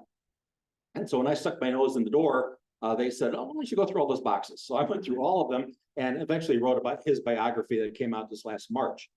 So we're now moving into other materials, and we're writing a couple articles on various things. And this one I thought for this conference would be of some interest. We're still working on it, but so what we're going to be, I see why he was having trouble. Just use the keypad. Oh, okay, better yet. Okay, so studying the use of meteorites. Meteorites, if many of you probably know, have been found at archaeological sites across the country. You see them here from Greenland to Canada, Oregon, a whole bunch in Mexico. Some of the best ones were found in Hopewell cultures in Ohio and in Illinois. Where we're basically studying, and I'm going to talk about today, are the ones in the box, the ones that were found in Arizona. Wow, fat fingers. So we're going to start with a couple Navajo meteorites. Some of you may have heard about this. It was found, quote unquote, found in 1921 to Navajo led some Smithsonian researchers to this meteorite. But the Navajo said that they had been aware of it since at least 1600. Interesting is it was basically almost 5,000 pounds and it's split in two. But one of the pieces has petroglyphs carved into it. And the Navajo said they were made by the prehistoric pottery makers, is how they described them. But interestingly, the Navajo had covered it with rock debris to kind of hide it. Or if you will, as you'll see some samples here, as a ritualistic reburial. The Winona meteorite, found in 1928, was found in a stone-lined cyst. So again, they kind of ritualistically reburied it, found about 5 miles north of the Winona ruin. And originally it was egg-shaped, it was about 53 pounds, but when they touched it, it kind of broke up into a whole bunch of pieces and it's scattered around different museums. But most of them that we're going to talk about is from the Canyon Diablo meteorite, which created Meteor Crater 50,000 years ago. And you can see it's a huge crater. It's still being studied. And actually, the astronauts were there recently doing some more studies and field testing for some of their lunar landers that they're going to be using coming up. But it's still one of the best preserved meteorite impact craters. What actually got me started on this was the Camp Verde meteorite. We heard about it in a small little teeny article that was in Plateau magazine. And it was just a one-pager. And was talking about this meteorite that was found in a ruin near Camp Verde. And it was described as being found by an amateur collector of Indian relics, which we would call pot hunter. And he uncovered it again in a stone-lined cyst. So again, sort of a ritualistic reburial in a ruin along Clear Creek, east of Camp Verde, in a little pocket of earth walled over and covered with flat rocks, similar to Winona. But interestingly here, this was wrapped in a turkey feather blanket. So obviously it was some kind of sacred object. And when we eventually figured out that it was in the John Heath ruin, which is a picture of it there, it was in room 32, which the arrow is pointing to, which was interestingly, it's right across from an open plaza, the only open plaza facing east. So perhaps it was brought out for ceremonial purposes. When we tried to dig around and figure out whatever happened to the turkey feather blanket, we found some notes from the fellow that found it. He had a antique relic store in Phoenix. And he actually, this big turkey feather blanket, he said he cut it up into 3-inch pieces and gave it away to his customers as souvenirs. So real shame there. So the Camp Verde meteorite is pretty large. If you were at the center and you went to the back room, you could have seen this. It's 135 pounds, basically 2 feet by 1 foot, 5 inches at the base, tapers to a point at the top. And ASU has it, and they confirmed that it's from the Canyon Diablo meteorite. All the meteorites, obviously, in the display area that you might have seen are all on loan from ASU. Another one is the Fossil Springs meteorite. And actually, when we had the Camp Verde meteorite on loan to our old building for about a year, and when we took it back, I said, well, do you have any other meteorites that might be found in ruins? And then they started bringing out these other ones. And so Fossil Springs was one of them. It's about 10.5 pounds. Pretty heavy, found in 1945 along the power plant flume between Pine and Childs for the power plant that was there. It was found below a number of ruins. If you've been to Fossil Springs or Fossil Creek, you know that's the top area on the flats is covered with different dwelling sites. And so this was found down below. So we can't confirm that it was in the ruin, but it was certainly very close to ruins. And again, ASU confirmed that it was part of the Canyon Diablo meteorite. You might ask, what are those tapes on there? This plus and minus signs. That's one of his 140 discoveries, Dr. Meininger. He was the first to realize that iron meteorites have positively and negatively charged areas within the piece of iron. And so he was marking the positive and negative locations with a very fine, sensitive compass. Another one found recently, 2017, in the Deadman Mesa of the Tonto National Forest. This is only about 1/2 pound, fits in the palm of your hand, and it was actually found about 100 yards from a dwelling at the edge of the cliff, the edge of the canyon. And you can actually fit it in your hand, and you can see at the top left there, the very sharp straight line. It's kind of shiny. We think it was used as a scraping tool because your fingers fit into it, and there's a palm area for your palm and for your thumb that fit very, very comfortably into your hand. So whether they recognize it as a meteorite or not, we don't know, but it looked like it was used as some kind of scraping tool. And then the main focus of this talk is on the Bloody Basin meteorite. Again, this was found in the Bloody Basin area of the Tonto National Forest in Red Creek Ruin. It was found by an 8-year-old in 1964 who was on a hunting trip with his father and his brother, and he brought this. He was playing cowboys, and I actually interviewed him. He's still alive in Prescott. He was playing cowboys and Indians in the ruin, found this rock, thought it was interesting, brought it back to the camp, and his dad said, "Yeah, let's take it home." And so they kept it around for a while, and then when ASU was advertising their meteorite center, they decided to bring it in.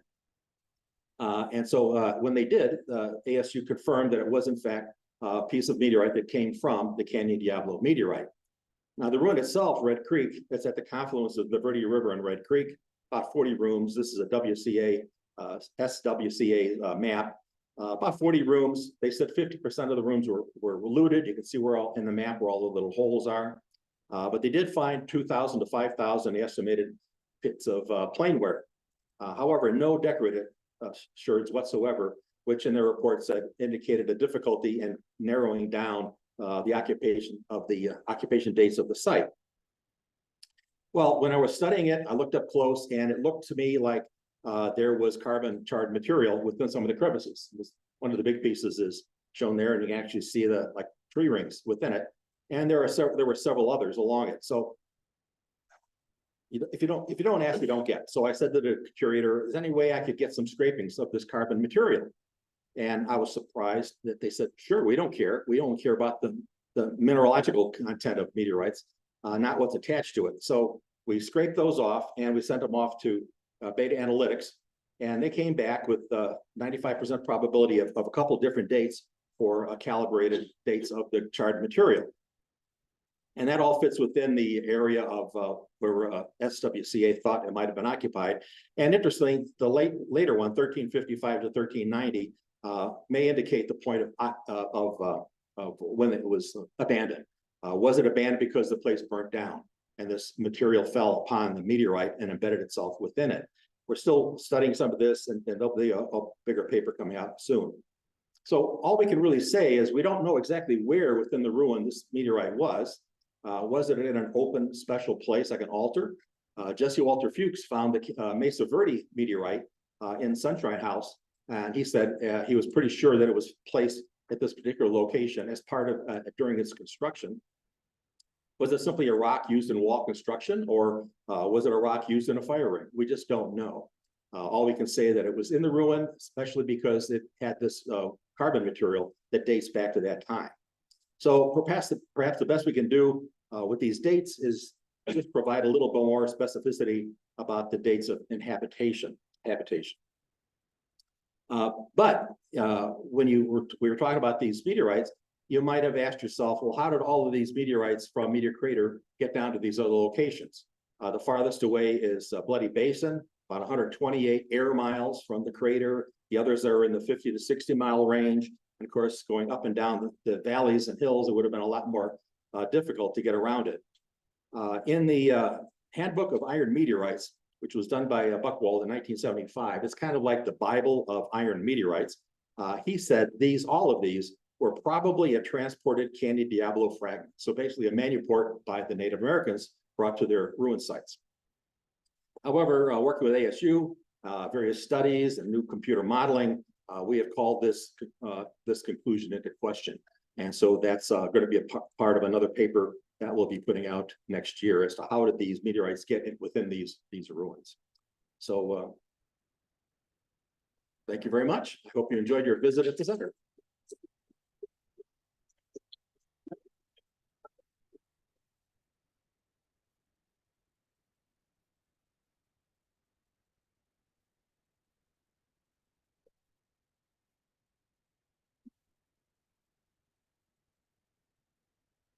You ready? How did that happen? Not well, apparently. That was gonna have somebody moving. You want me to do that for you?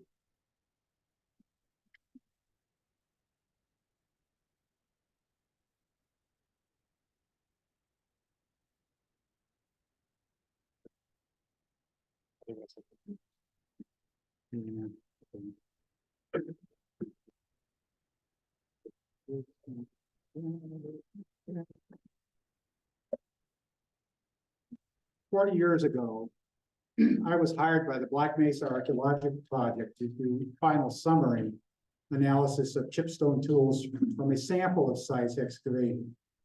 When I asked about the ground stone, I was told that no additional analyses were planned. Go to the next slide here, which is where up, down, page down. I'm not sure that I had this statement by Bartlett in mind, but I chose to include the ground stone tools in my study. And they showed some changes even more interesting than occurred in the chipstone that I was hired for. At the time, my main interest was in the functional analysis of grinding tools based on wear and morphology, and that remains true today. But over the years, I have encountered statements about grinding tools that may signal aspects of the grinding tool relationship that intrigues me. Specifically, that grinding tools were considered by their users to be sentient, of being able to feel, to respond to the world, and to have a spirit. Archaeologists are beginning to examine topics such as agency, the other than human world, embodiment, and so on, some of which focus specifically on tools. It is a basic human trait to take the world and large parts of it to be alive, including parts that Euro-American culture does not. Here I want to briefly explore my thinking about one small but important part of the archaeological record. A variety of words and phrases appear in ethnographic discussions of grinding tools in the Southwest and the Mesoamerican world as well. And they suggest that they, meaning grinding tools, are viewed as being alive. I highlight the two activities that have been observed in the archaeological record for grinding tools, and note a critical attribute, having a spirit, that would be expected in something that is considered sentient. Although not found explicitly in ethnographies, a very important phrase related to my argument is attachment to, and a related term, embodiment, indicating that a tool may mold both the mind and the body of the user. Starting first with physical embodiment to tools,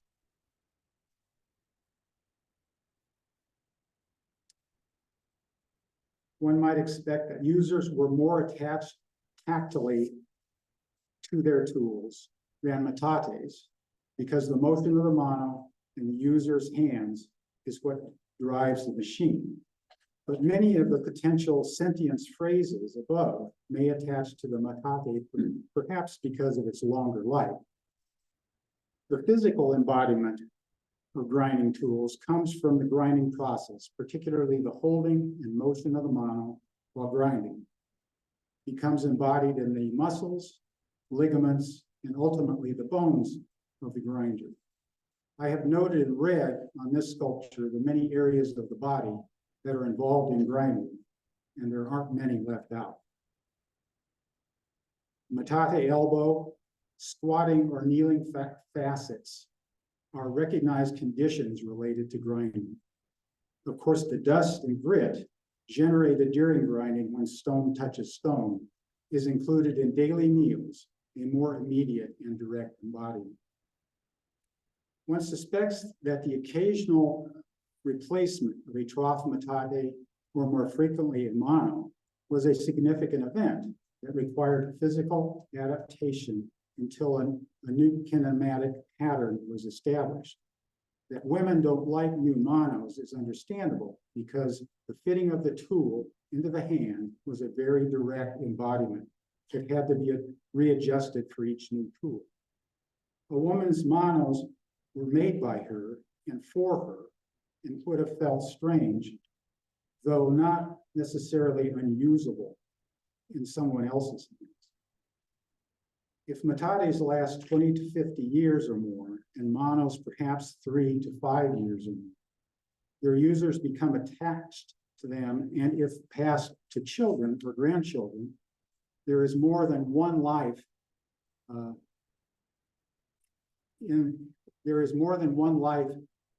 of grinding invested in them, and they become memory objects. When the tool breaks or has to be abandoned or killed, there might be sadness, anger, or grief associated with the loss of a long-term tool. I should note, however, that attachment to grinding tools does not carry over to the grave because they are rare as graveyards. So a woman grinder was attached physically and mentally to her grinding tools, but spending 2 to 3 hours or more a day at the same task through decades might, from some perspectives, lead to distaste for the tools and their associated hard work. These words and phrases have been used to describe maize grinding with a mano and metate, mainly from anthropologists watching women. But the last comes from an Atham woman who, when learning to grind as a girl, complained to her mother that it was tough work. And her mother, not surprisingly, pointed out to her that she needed to learn to grind to feed her family. Women were expected to do tough work for their families and the community. Michael Searcy suggested that gifting a metate to a Maya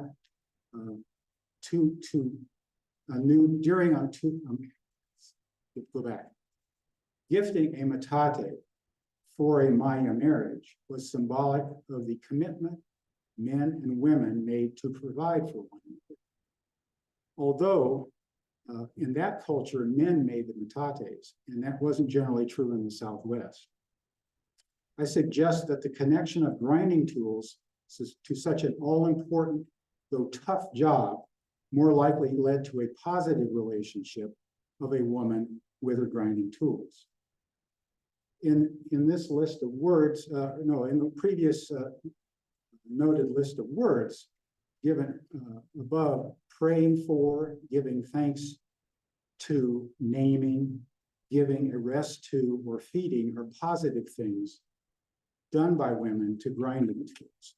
But sometimes tools have to be killed or buried or left permanently. Having to abandon or break a tool that may go back a generation or more could not have been easy, even when such an event was a part of the grand cycle of a group's life.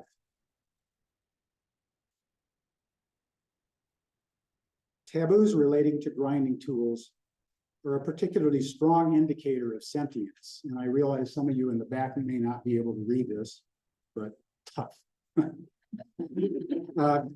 This is Searcy studying Maya grinding tools. And it summarizes some of what are called awas, or taboos, associated with these tools. I consider all of these to be evidence that manos and metates are sentient, and the consequences of mistreating them were not trivial. The breaking of a grinding tool is a significant event, and having all girls or all boys in a marriage can be catastrophic. The restriction against measuring or comparing grinding tools is interesting, given that that's the one thing that Searcy was in the field doing. Finally, it must be emphasized that the very association of most grinding tools in this period with processing maize, a plant considered sentient itself, would attach to the tools used to process it. So why am I interested in metate work? With the site I'm currently reanalyzing, Fitzmaurice Pueblo in Prescott Valley, the largest excavated Prescott culture site, there are large numbers of whole metates and manos found on the floors and in the fill. The red arrows indicate matched mano metates. This is a somewhat unusual situation, but it is not the main reason for my interest in sentience. Franklin Barnett, the site's excavator, noted a number of broken metates and manos that were, quote, the result of willful destruction and scattered about to deny use to later intruders and passersby, unquote. That's his sentence, not mine. No location information is given for these tools except the upper right metate was in the Philova room. Barnett's field notes probably no longer exist, so we are stuck with these photos and his brief interpretation in the report. So the fact that large numbers of unbroken grinding tools were present at the site raises the question of what special situation might be represented by these apparently intentionally broken tools. I should note that a nearby site, the Lonesome Valley site, also had broken grinding tools and an unusual metate with a fairly neat hole cut into it. For our purposes, breaking a tool can be divided into accidental, intentional, and a subcategory under that, killed, which to me should be associated with the belief that the tool is alive. So intentional breakage does not necessarily convert to killing unless you believe that the object being broken is alive. Use of these categories may come from evaluating the archaeological context and as well as analogical reasoning, especially killing might come from analogical reasoning. So intentionally breaking grinding tools shows up occasionally in the Southwest ethnographic record. Intentional breakage is anything, intentional breakage of anything is an immediate and direct sign of its importance. I'm using that in quotes, however defined. This list gives some ideas of why tools might be intentionally broken, not all of which are necessarily killing. 3 ethnographic examples I've encountered show how complex the interpretation of broken grinding tools might be in the archaeological record. These are ethnographic examples. In a Hualapai example that I remember reading about, but don't know where the reference is, and if any of you know, let me know. An attacking force had overrun a Hualapai camp, and a warrior worked his way back into the camp to break one or more metates. What's going on here? The aim might have been to make the tool unfunctioning, but I lean more towards it being to keep a very personal tool out of the hands of the enemies, and perhaps to free its spirit. The second example comes from the O'ahu history, when desert groups sacked the great houses like Casa Grande. And they, as a story says, broke even the metates and every utensil in their vandal fury. A third example comes from a later period to the north, when the destruction of Awatvi, where walls were toppled, pots smashed, ladders burned, and metates broken to pieces. These last examples were ostensibly to eliminate the possibility of reoccupation of the towns, but I think they may also have been to kill immensely important tools as a more of a symbolic termination act. Termination and closure acts are usually seen as being done by occupants of the site before leaving. But in these examples, terminations were done by outsiders. With the Fitzmore sites, there's no direct evidence of invaders. The extensive deposits of large quantities of whole grinding tools and pots suggest that the residents were either going far away or were leaving quickly.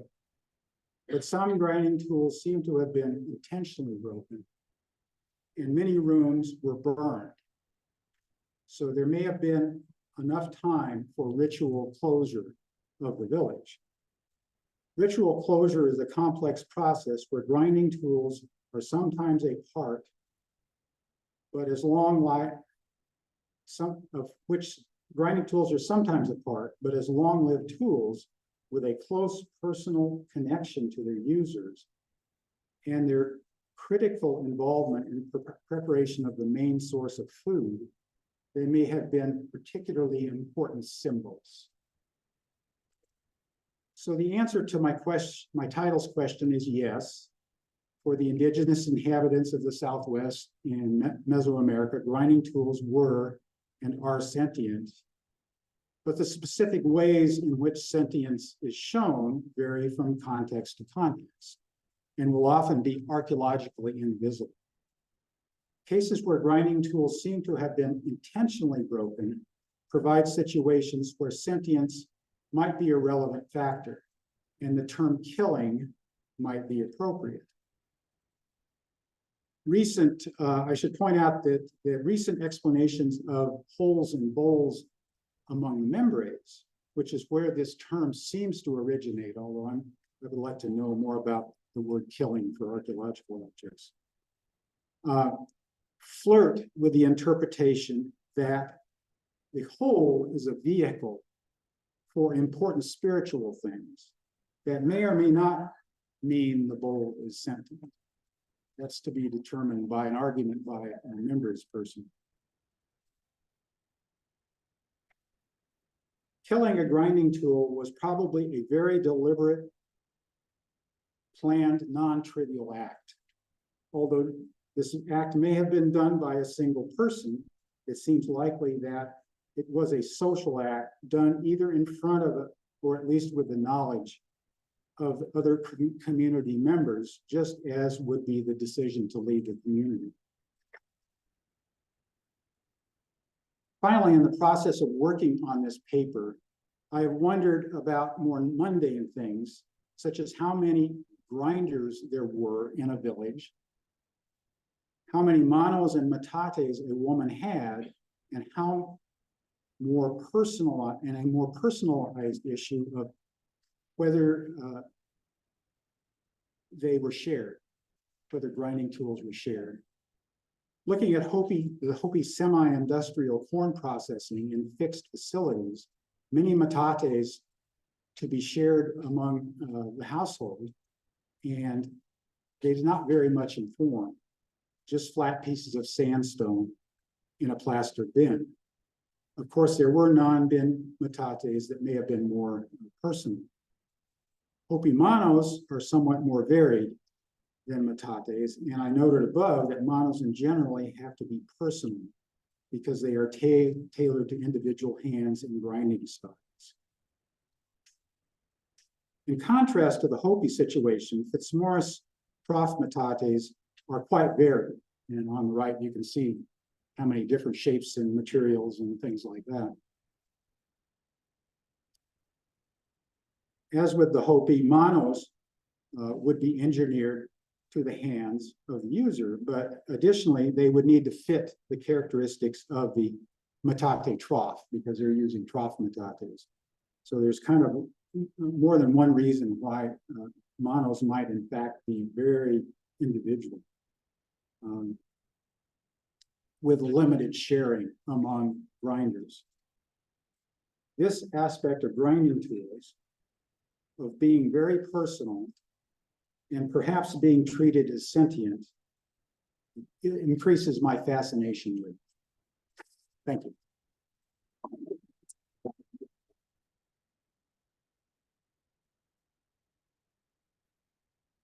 And so we have some free books in the back.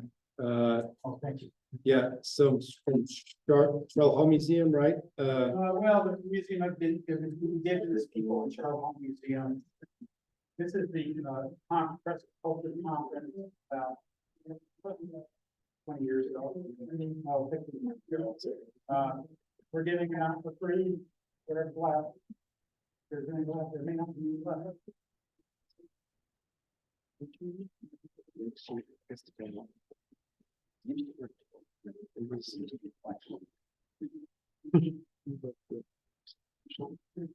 Oh, what are you looking for?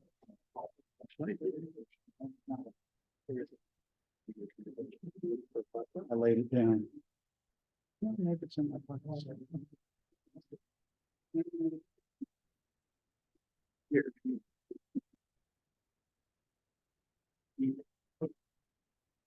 Somebody. Somebody's thumb drive. All right, ready when you.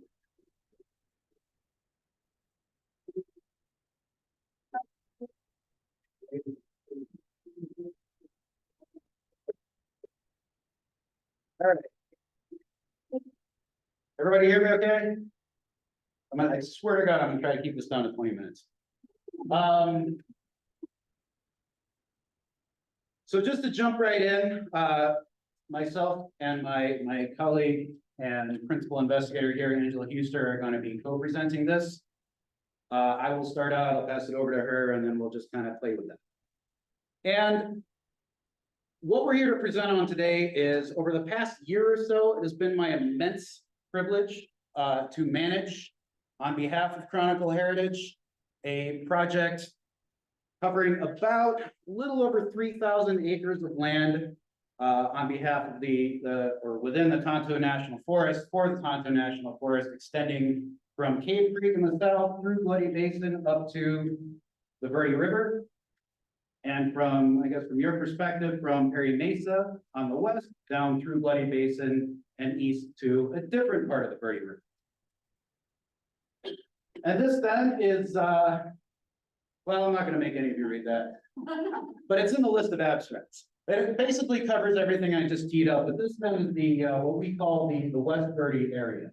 The two reasons for that are, one, that's the name of the project, and two, it's in the literature. Where it appears in the literature, it's known as the Bloody Basin or Greater Bloody Basin area. I don't like that. There's been a big push in recent years, especially under Secretary Holland, to move away from culturally insensitive or disrespectful geography. So getting rid of the S word all over the West, getting rid of the N word up by Moab, believe it or not. And if you know what Bloody Basin is celebrating, I don't like it. So this is the West Verde area. And what we were looking at specifically, as part of an NHPA project, as part of the compliance process, we were following along the major roads, two split off into four technically, but two major routes through this area. And we spent somewhere right in the neighborhood of about 400 person days out there. I don't know why we measure it that way in Arizona, but approximately the most of a year, dealing with all the usual backcountry stuff like mud, cat claw, snow, cat claw, rain, ice, ATVs, cat claw, horses, dogs, cat claw, more cat claw. But it is, and I would just like to share this with you, it's also one of the most beautiful places I've ever been. This is a campsite that was found by Harlan Ash, who's here somewhere now, the sales team for Chronicle Heritage. It is the greatest campsite I've ever been in that is not in Bears Ears. But this also gives you an idea of what the place looks like, and so does the one before it. It is a very, very heterogeneous landscape. It is, it's rough, it's rugged. You've heard a little bit about it so far today. But the archaeology, the results, at least so far, are incredible. We have found right around 100-ish, technically, 87 recorded, 87 archaeological sites, but we visited or revisited a grand total of, I think, exactly 99, if I remember correctly, as well as 128 isolates. And what do you know? They follow right along the roads, right where the least cost pathways are. Those include a tremendous amount of archaeological variability, but most notably architectural structures, and in particular, at least 5 massive pueblos, multi-room pueblos that extend for between 40 and in some cases maybe up to 100 rooms, although it's hard to say these days. Quantitatively, it looks about like this. So it's a roughly 50% increase in the total number of sites over what existed in the literature prior to going out there. And again, it's not just artifact scatters. We're looking at about a 30% increase in total room count. So from 128 total rooms to 370 total rooms. That's rooms across all of the sites. Again, not just field houses, 10 newly recorded mid-size, which is 3 to 10 room sites, as well as I said, at least 5 that are right around the 40 or more room. And it's not on there, but because it's not relevant to the research we're going to dive into in just a moment here, but it's pertinent to note we also found at least 6 sites with later Yavapai and or Apache components on them as well. So a lot of archaeological variability out there. And the relevance of all this, and the reason that we were so excited and intrigued by this stuff and wanted to dive into it further, present it to the public, do some additional research, and spend way too many of our personal weekends out there instead of at home with our loved ones, is because of the fact that this is this area is very understudied, certainly underappreciated in the greater sort of literature and the research of the area. Perry Mesa nearby, that I'll be getting back to, has been studied backwards and forwards for decades. But this area, not so much. And this was an opportunity, you know, we were paid, we had to go there. The stuff that we found was just, it was incredible.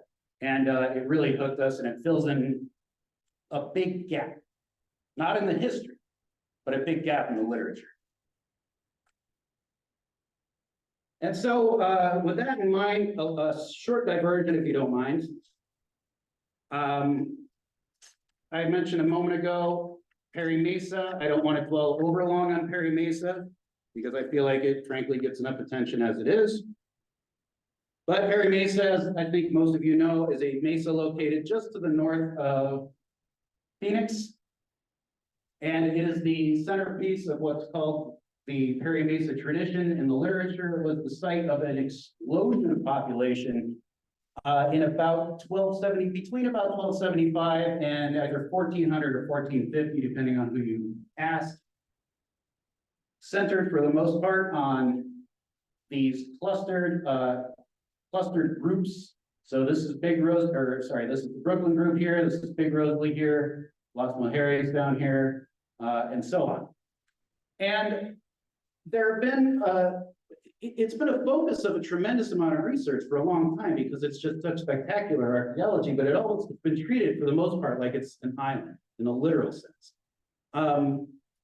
Quoting Scott Wood, former Tonto archaeologist from 1999, in answer to the question, who were the peoples of Perry Mesa? Good question. We know that the so-called Perry Mesa complex, or the Perry Mesa tradition, boils out of the earlier and equally nebulous Central Arizona tradition, which still doesn't get us very far, but it's at least a starting point. And it's worth noting right now a couple of salient features about the Perry Mesa tradition. It is similar to contemporary developments in Bloody Basin, so in the West Verde area, and that more recent research suggests that most or all, depending on who you ask, the ceramics on top of Perry Mesa at least the biggest sites probably came from down in the basin. And at present, there are 2 competing models for explanations about that phenomenon, the Perry Mesa phenomenon that occurred between about 1275 and 1450. There is first of all, the Verde Confederacy model, put forth primarily by Dave Wilcox and his colleagues starting in 2001 and then really ramping up in 2007, which posits it focuses on the defensive characteristics on top of the Perry Mesa settlement system, which they described at the time as, quote, castle-like. It is a castle-like defensive system with these big communities. Let me go back real quick. With these big communities located at these strategic points, right where you have access up onto the mesa from below.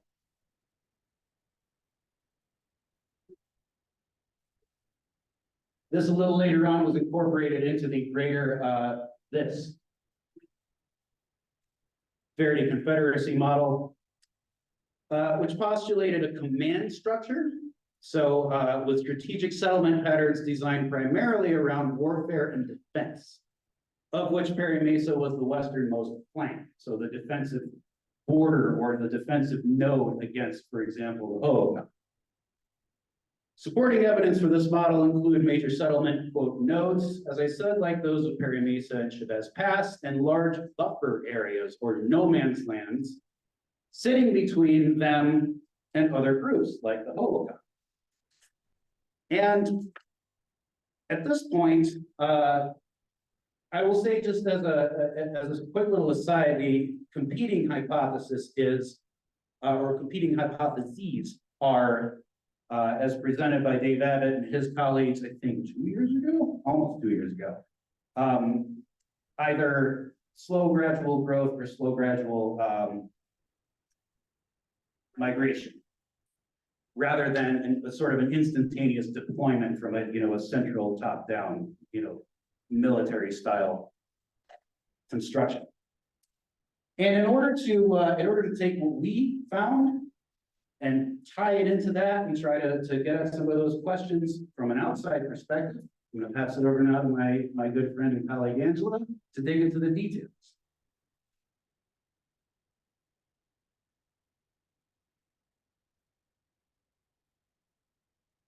Since Ralph, swore that he was going to get this done in 20 minutes, clearly if we go over, it's going to be my fault. Oh, don't. So as Ralph just brought up with these generally two competing models, there's been a range of things in between them, various back and forth on the different perspectives on what's going on here, but they generally boil down to variation in three different things. The first is the origin of the late classic or Pueblo IV, 1275 and on population on Perry Mesa and in this surrounding area, if you want to go more broadly throughout the Verde Confederacy area. Is this growth from an existing population? Would be reasonable to consider it growth or consolidation within an existing population, or is it at a scale where you have to have people moving in from somewhere else? If so, where and how? What is your scale? Second, what is your scale of integration? Is this an entire regional confederacy? Is it local clusters? Is it even individual sites? And thirdly, what is the nature of that integration? Is it primarily military defensive? Is it political? Or is it social economical? And some combination of these. And you can see how different combinations of these three different potential variables feed into a very independent model on one end, or a very top-down Verde Confederacy at the other end.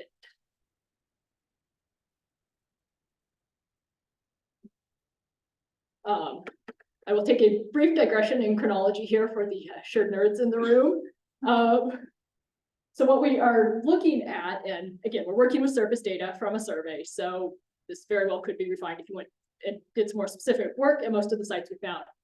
But we are treating this as early Central Arizona tradition, which would be your middle formative if you're used to working up here, colonial sedentary if you're working in the Hohokam area,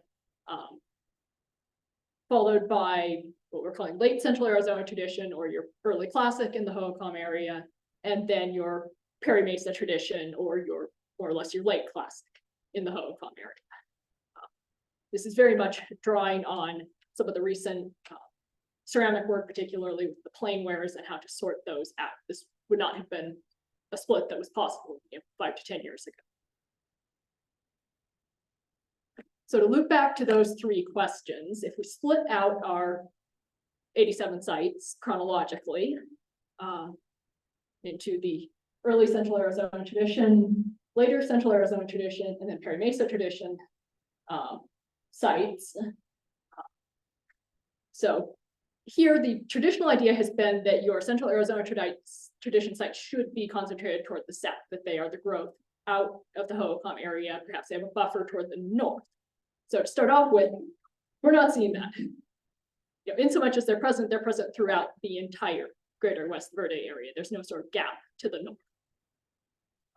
The second part is there is a distinct pre-classic and then early classic settlement pattern throughout the greater West Verde, but it is swamped by the post-1275 Perry Mesa tradition settlement in the area. So where this loops into, with those three research variables would be there is an existing local population. You also have more growth during the Perry Mesa tradition than you can account for with local growth from the existing population.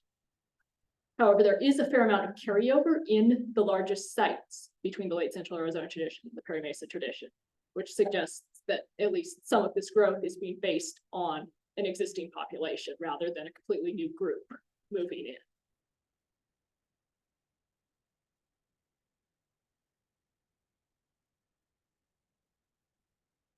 The second aspect here would be the scale of integrations.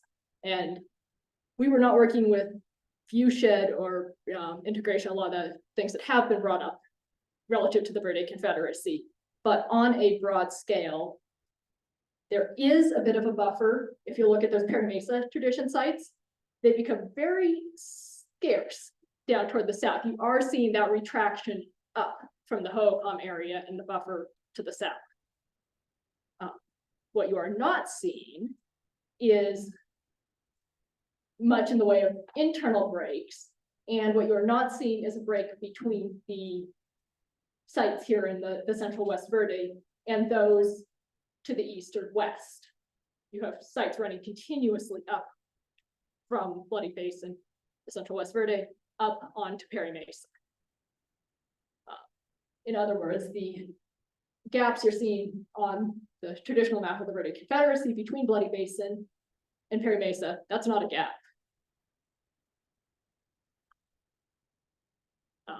In a lot of ways, this looks more like settlement along the Verde and the way people have characterized that within the Verde Confederacy, where you have large sites, but you also have continuous settlement between them.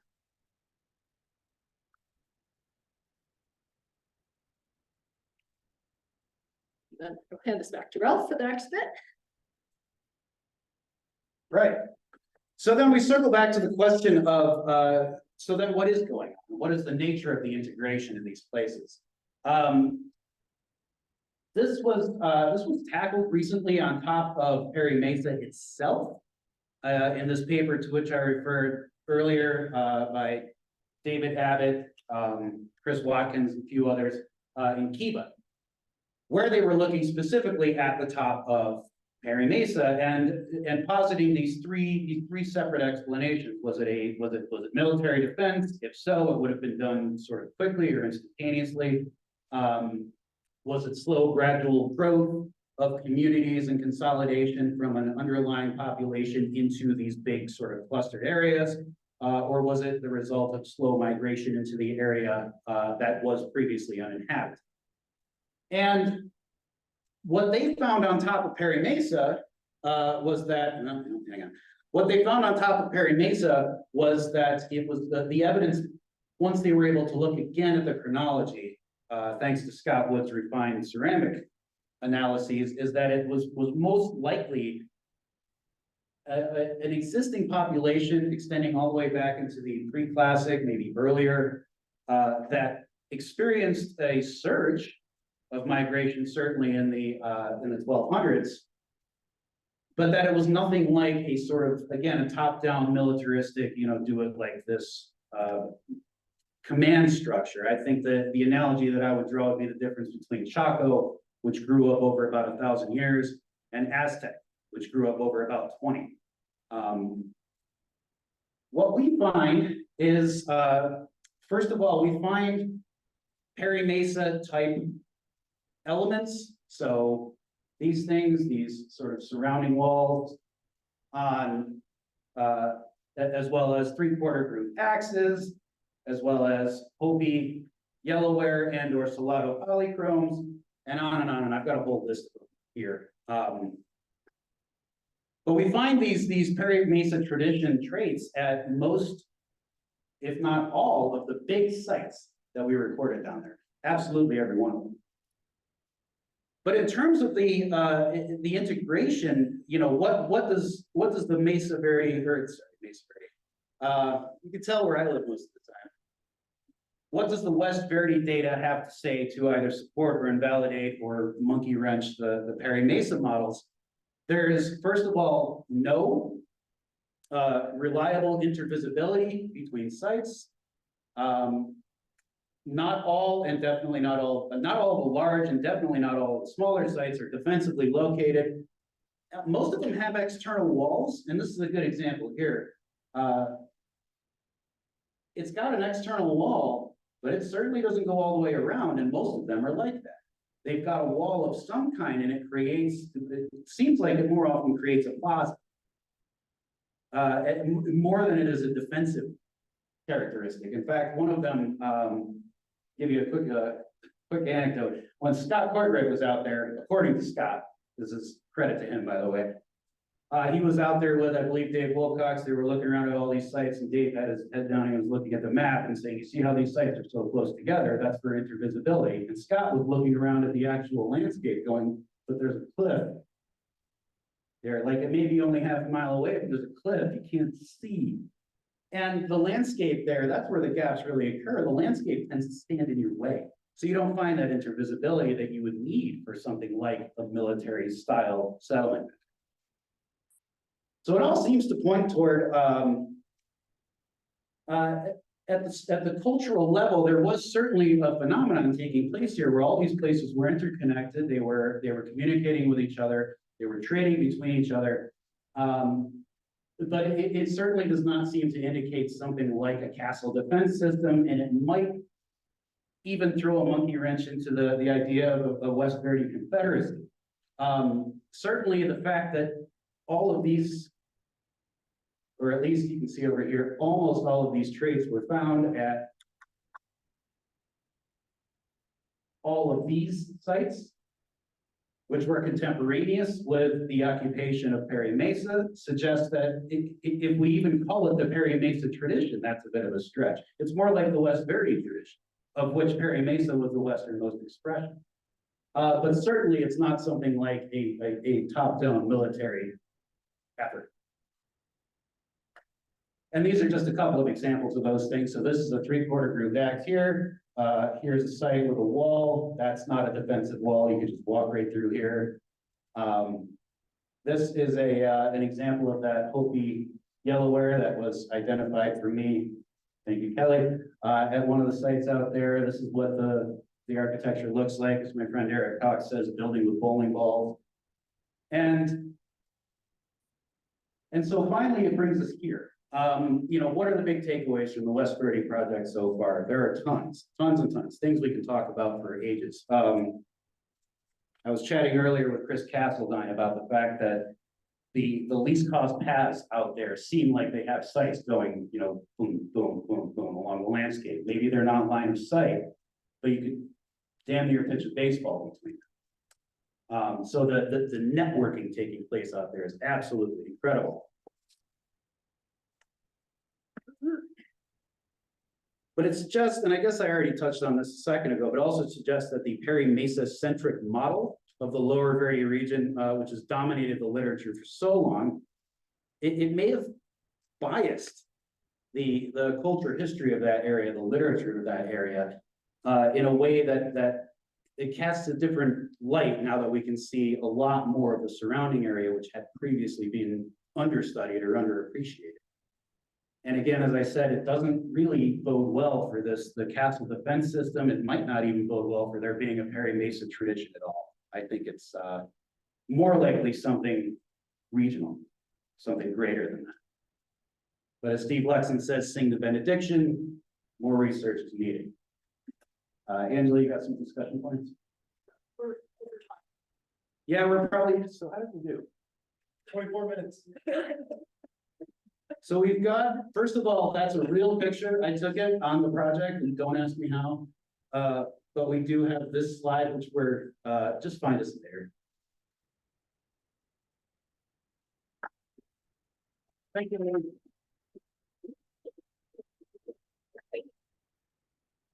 I tried, man. You were close.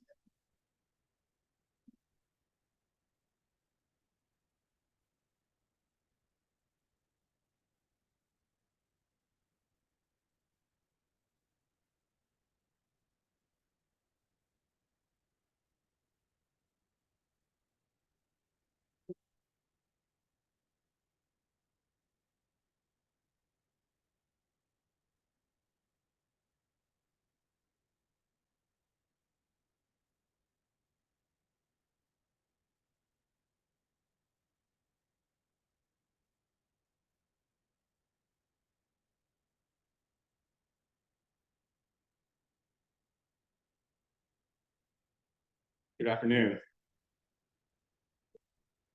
The lower Tonto Basin, located in central Arizona, has a long and detailed history with archaeology. As far back as Vandelier's southwestern travels, which brought him through the basin, the area has piqued archaeological interest. The focus of that interest shifted with the goals of the day from academic curiosity to cultural resource management compliance. In all of these discussions, the prevailing theme was that of outsiders, intrepid farmers from the Phoenix Basin, locals without clear culture of their own, and Northerners spreading their gospel of Salado. Although some projects attempted to peel back the layers of time, most were confined by a single site, time period, or project boundary. As such, the Roosevelt phase, to quote Steve Luxon again, the Roosevelt phase horse overtook the Gila phase cart in other periods. The massive cultural resource management projects of the late 1980s through 1990s, typified by the three major Roosevelt Lake projects, did not only elevate the status of Salado research, but meshed Salado and the lower Tonto Basin together. The basin and Salado became one and the same. As such, what came before was largely relegated to a footnote. Despite receiving little attention, HOCOM is a critical part of the development of the lower Tonto Basin and vice versa. The drive to define and characterize the red on buff culture brought forward by Gila Pueblo by way of M.L. Howery brought M.L. Howery to the shores of Roosevelt Lake. In excavating Roosevelt 9-6, Howery set the foundation of how the colonial period was understood and provided a glimpse of the nature of HOCOM presence in the lower basin. Roosevelt 9-6 was held up as evidence of the colonizing push that HOCOM farmers made out of the Phoenix Basin in search of new fertile grounds. Given that the site shares strong commonalities with settlements in the Phoenix Basin, Roosevelt 9-6 seemed to reify the HOCOM as a homogeneous cultural entity. In this paper, we will discuss the nature of HOCOM in the lower Tonto Basin. The HOCOM, as discussed here, represents a suite of cultural attributes as best exemplified by the Phoenix Basin rather than a people themselves, as it's been used in the past. Disentangling the term from the people that lived in the lower Tonto Basin between 800 and 1150 allows us to interrogate HOCOM identity as it has been archaeologically constructed. For example, was HOCOM a defined package of traits as seen at Roosevelt 9-6, or did adherence vary?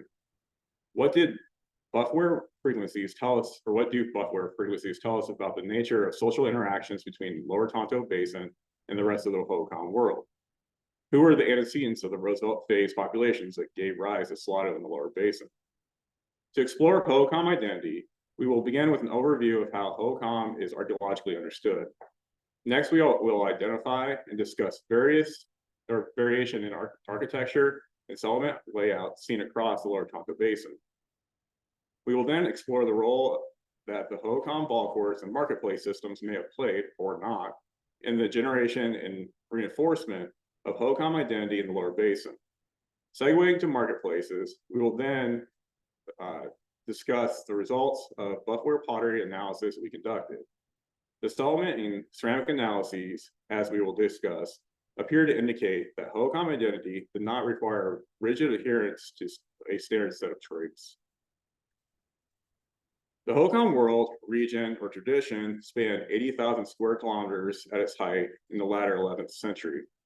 Finding those taking part were red on buff pottery, marine shell jewelry, stone bowls, and pallets, all conforming to style 2 iconography as described by Craig and others, pit house, courtyard groups, and cremations. Spreading and reinforcing these traits and ideals were marketplaces attached to ball courts. As suggested by Abbott, marketplaces served as centralizing conduits of material exchange among producers and consumers that underwrote a set of common, or underwritten by a common set of beliefs, acted out through ball game performances.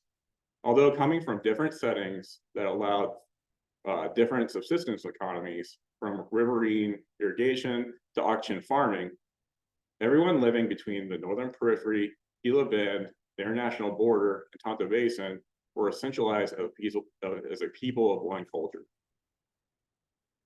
While it's true that aspects of Hohokam culture were seen across the region, such as buffware pottery, shell, houses, and pits, differences have long been noted. A clear example of this is Middle Gila red on buff and Tucson red on brown. Although equated, the timing of the manufacturer and their designs are not entirely analogous. But while red on buff pottery circulated widely across the Hohokam world, red on brown pottery largely remained in the Tucson Basin area. Centering in on the Hohokam core, specifically the lower Salt River, challenges to the primacy of buffware in ceramic assemblages were expressed. One example of this is the production of plainware pottery at Las Colinas beginning around AD 1050. As Abbott just demonstrated, the range of vessel forms occupied by Middle Gila red on buff were also manufactured in vessels produced at Las Colinas. Looking across Canal System 2, it appeared that the proximity of a production area that met the everyday needs of farmers living in that area led to a reevaluation of buffware's place. Around 1070 and the collapse of the marketplace system, the difficulty of obtaining buffware pots allowed Las Colinas plainwares to fill that void. Zooming out from Canal System 2 and to south of the lower Salt River, the break in the flow of buffwares does not appear to occur the same. While Casa Grande red on buff is not produced at the levels it was during Secatone red on buff, the precipitous decline in frequency in Canal System 2 is not seen south of the river. Pottery assemblages from at least Mesa Grande and Los Hornos indicate that Casa Grande red on buff pottery continued to flow south of the river, while this time referred to as a pre-classic tradition or transition, saw a fundamental shift in the marine culture or material cultures and how people lived. There was not a wholesale turning away from the ideological important buffware pottery. Instead, communities along irrigation systems were evidently provided a decision if buffware continued to be a central pillar of how they view themselves culturally. If Hohokam and the core were not a uniform entity, then interrogating what Hohokam meant in other parts of the region is warranted. The lower Tonto Basin is bisected by the Salt River and Tonto Creek and bounded by the Sierra Ranches, Manizales, and High Ridges. At least semi-permanent settlements seem to have started during the early agricultural phase, as indicated by maize and cotton found at the boathouse site. Although the demands of growing maize and cotton would have required for longer stays in the lower basin than thought for transitory archaic, the dearth of known sites dating to this time makes reconstructing this period nearly impossible.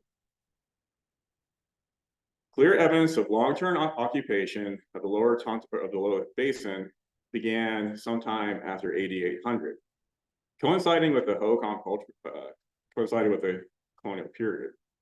A site that exemplifies this time, as I mentioned before, is Roosevelt 96, located on the west side of the Salt Arm. The settlement, which Howard described as a village, included pit house courtyard groups, trash mounds, cremations, and Middle Gila red on buff pottery. Further, there was at least one example of superpositioning denoting intergenerational claims to the land. When viewed with settlements in the core, Roosevelt 96 could be seen as a transported Phoenix Basin site set up in the lower Tonto Basin. During the archaeological compliance mitigation preceding the raising of the Roosevelt Dam, known as Plan 6, the Medlar Point area was investigated to understand the development of a community over time. Unlike the other two Roosevelt projects, the Roosevelt Community Development Study gave a glimpse of Hohokam settlements. For example, the early component of Medlar Point Compound 1 and Hedge Apple had very high buffware presence, among the highest in the lower basin. As shown in the site maps, the site layouts were not a carbon copy of Roosevelt 9-6. There was house and pits, roasting pits, extramural pits. However, the house groupings were more amorphous. Although the features fit with what is expected for farmsteads and larger household space was organized in ways other than clear courtyard groups. Shifting over to the Tonto arm of the lower basin, Ushkalish exhibits a similar diversity of settlement layout. Although a relatively large site, household organization centered on courtyard groups is not seen. Instead, the pit houses are oriented largely southeast, a phenomenon noted by her for other parts of Central Arizona. House and pits and external features expected in Hohokam settlements is seen, but the center of household organization diverges. Staying on the Tonto arm, but moving south, sites on the Ash Creek fit comfortably with what is expected for Hohokam farmsteads. Excluding U351 ASU with its easternly oriented pit houses, house and pits were arranged in courtyard groups. These sites demonstrate that sites conforming to expectations for Hohokam settlements do exist on the Tonto arm. Finally, shifting back north toward Ushkalish, sites recorded during the Tonto Creek Archaeological Project exhibit some very interesting diversity. While potential courtyard groups are seen at U3-294 and U3-352, superpositioning at U3-294 and U3-298, and house and pits in all three, there was a strong preference for orienting pit houses toward the east or southeast. Again, these sites exhibit many characteristics expected for a Hohokam settlement, but the core of household organization was not tightly interlocked with courtyard groups. Continuing with the theme of diversity, fall courts in the lower basin represent an expectation anomaly. During the colonial and sedentary periods, fall courts served as the ceremonial glue holding Hohokam society together at the regional level. Further, as Abbott has argued, the periodic marketplaces that accompanied ball games were the economic nexus where producers and consumers together brought them together to gain goods that were not locally available. A key aspect of this model is that Hohokam buffwares were only produced along the Middle Gila River, and farmers living beyond the Middle Gila had to travel to a marketplace to obtain that pottery, which was needed on a daily basis. As such, the ball court and marketplace complex facilitated and reinforced Hohokam ideology. The map on the right of the slide is from Wilcox and Sternberg's ball court study. The closest proposed ball court in the lower basin is U837, denoted here by a red dot.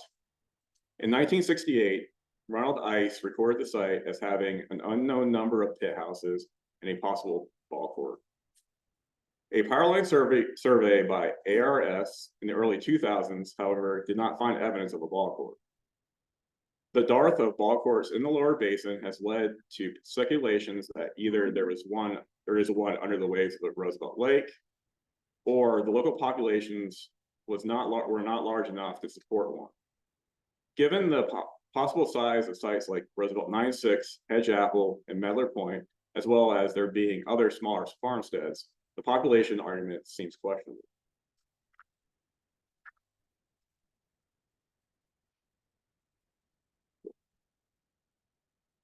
Using the confluence of the Salt River and Tonto Creek as a center point, the closest ball courts are at Ranch Creek through the Globe Highlands and along the lower Verde. Unlike near Phoenix and Tucson basins, the residents of the lower Tonto Basin would have needed to travel more than 50 kilometers to reach the nearest ball court and marketplace. As we will discuss, buffwares were reaching the lower basin. Unless the lower basin residents tapped into an alternative avenue for obtaining buffwares, they were making this journey. As such, a question that arises is how often were they making this trek? As such, did the distance lead to a different relationship between those in the lower basin and the ideology manifest at ball courts and through the material culture available at marketplaces. Now turning to ceramics, 2 studies we recently conducted hint that Hohokam identity was not a fixed entity. The first study involved pottery assemblages for sites in the Phoenix and Tonto Basin obtained through Cyber Southwest. A Bernard-Robinson similarity coefficient at multiple scales reveals that pottery assemblages at the site level were highly diverse. At the largest scale, sites within each basin were more like those in the same basin than those in the other basin. Teasing the data set out further reveals that there is a stronger similarity between settlements along the salt arm and lower salt than the Tonto arm and the lower salt. Retracting to the lower basin itself, there was a strong tendency for settlements to share ceramic assemblage compositions on the same arm than those on the opposite arm.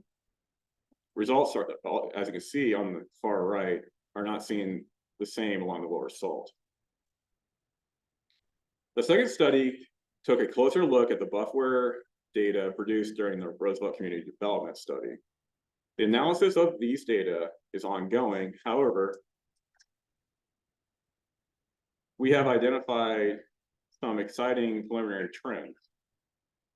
The graph at the top right of the slide depicts the number of sites that have at least one sherd of the 4 types shown. What is seen is a trend that fits with expectations of the Hohokam region, or the expansion of the Hohokam region and marketplace system, followed by the collapse of the marketplaces. Changing the focus to the frequency of the types shown in the graph at the lower left of the slide, a different trend manifests. Rather than greater access to buff wares afforded by the expansion of the marketplace system, there appears to have been a decline. A trend that may indicate that farmers from the Phoenix Basin brought buff wares with them during the colonial period and occasionally journeyed to distant marketplaces to replenish their stock of buffware pots.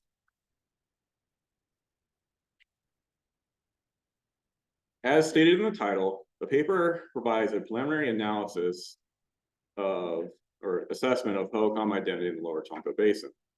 Despite extensive archaeological investigations in the lower basin for over a century, the time before the Roosevelt phase is woefully underdocumented. Despite these limitations, the sites we discussed provide a tantalizing window into not only the settlement of the lower basin during the Hohokam Pre-Classic, but also the nature of Hohokam identity.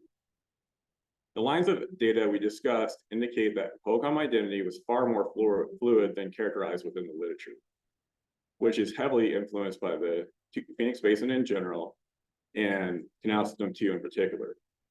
It is clear that the residents of the lower Tonto Basin were engaging in Hohokam material culture and ideology as manifest through buffwares and settlement level organization. However, the core tenet of Hohokamness, the Pit House Courtyard Group, was not a standard household organization. The ideological and cultural diversity expressed in the lower Tonto Basin calls for further study of what Hohokam entails and the need to reevaluate the characterization of Hohokam identity set in motion a century ago and reified during the 1980s and 90s. Thank you.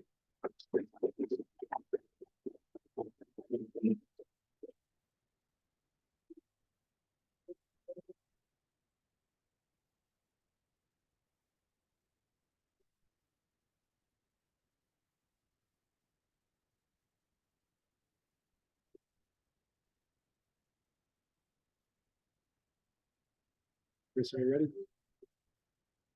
Chris, other Chris, are you ready?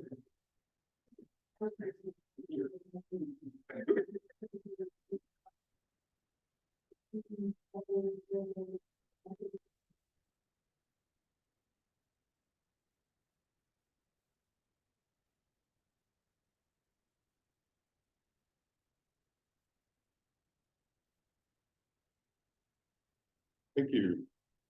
I am going to try to keep this short here. We're running a little bit behind schedule, but more importantly, I promised Glenn and Ireland that I wouldn't embarrass them, so the less I say, the better.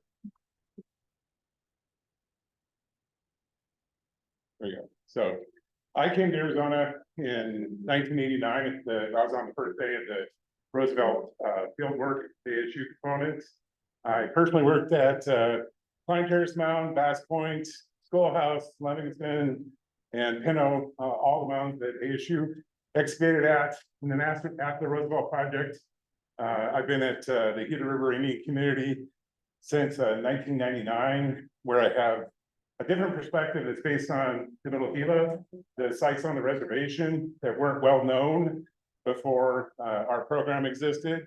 We have done excavations within the Upper Santan Platform Mound for the Pima Maricopa Irrigation Project. We've also done work mostly for home sites, developments at Lower Santan, the Sweetwater Mound, Casablanca Mound. We've tried to minimize the impacts to the mounds. So almost all those excavations are on the periphery or on the compounds. We did do a partial excavation of a room that had granary pedestals in it at Lower Santan. I've also done obsidian analysis at Casa Grande and other platform mound sites. We also have photogrammetry data and other surface collecting data from all Middle Gila mounds. So we have a fair bit of information. Oh, and I should point out here, some of you may recognize that's Dave Abbott on the left. It's me on the right on a site tour in 1992. I had no idea that was Dave Abbott. Otherwise, I would have been asking him questions at the time. And I didn't know this picture existed until after Saplicki retired, and it was in his office. So, put in a plug for our book. Some of you may have seen the recent publication that Glenn and Arlen and I, the edited volume we did. I do have a few copies if anybody's interested that I can sell. The discounted rate is $60. So what is a platform mound? Fundamental question. The simplest definition, and I'm going to add a couple of things here as we go on, for what I think platform mounds in the Sonoran Desert are, or what they represent, is they're artificially elevated surfaces that have structures built on top of them. You know, there has to be a structure, in my opinion, in order for it to be a platform mound. There's a lot of, some people's definitions are simpler and they just say any elevated surfaces. Well, there's elevated surfaces at virtually every Lake Classic site worked at in Tonto Basin. Not all of those have structures built on top of them. And so in my opinion, platform mounds in the Sonoran Desert need to have structures built on top of them, or they're not platform mounds. That's for those of you maybe more familiar with the name Maricopa Mound. It's one of the ones on the Middle Gila. Today I'm focusing on mounds in the Tonto Basin, given the theme of the conference. And one of the reasons archaeologists, the primary reason archaeologists have devoted so much attention to platform mounds is they were built with communal labor, but not everybody could have lived on top of the mounds, or not everybody could have performed ceremonies on top of the mounds. Of course, there's a debate whether or not people were living on top of the mounds in the early Classic. In my opinion, the data aren't well preserved. In my opinion, in the late Classic, at sites at least like Pine Terrace, the evidence that people were living there is quite strong. There's a lot of different opinions out there, though. So one of the main things about the mounds that I've worked at is no two of them that are the same. Every single platform mound is different than others. Mound placement's different, construction styles differ. These are not following some sort of a uniform set of blueprints. They're each their own developments. And one of the things that if you look at, as Chris was just saying, there's no ball courts in Tonto Basin, but there are platform mounds. And they're, of course, I think everybody in the room knows that the platform mounds replaced the ball courts sometime around 1200, 1150, somewhere in there. And if you look and use that architecture as a proxy measure of population, what you see, and from several different lines of evidence, not just the public architecture, is you see a massive population loss along the Middle Gila, where some of the biggest pre-Classic sites, including Snaketown, Hidden Ruin, Upper Santan, Lower Santan, all those are very large. Gila Crossing, all those are very large pre-Classic period sites that are all shadows that form themselves in the Classic period. All of them have massive population declines right around that 80, 1150, 1200 time period. And as Bruce mentioned this morning, Part of what I think is driving this is fluctuation in the climate during the Holocene. In the Phoenix Basin, where the Middle Gila joins the Salt River, those two rivers have very different watersheds. The Salt River is much more dependent on winter rains. The Gila River is much more dependent on monsoon rains in the summer. So if those climatic oscillations alternately affected the Middle Gila and Lower Salt, good conditions on the Lower Salt would alternate with good conditions on the Middle Gila and vice versa. And so I think this is at least part of what is driving some of this population movement within the basin. And what you see again around that early Classic period is this massive population decline along the Middle Gila, massive population increase along the Lower Salt and the Tonto Basin. And to me, 2 and 2 equals 4. People from Middle Gila are moving to the Lower Salt and the Tonto Basin in the early Classic period. So one of the other things that I think it doesn't necessarily get emphasized about platform mounds, what's important is every single platform mound had existing ground level architecture within it. None of them were built from the ground up as platform mounds. Every single platform mound had existing architecture.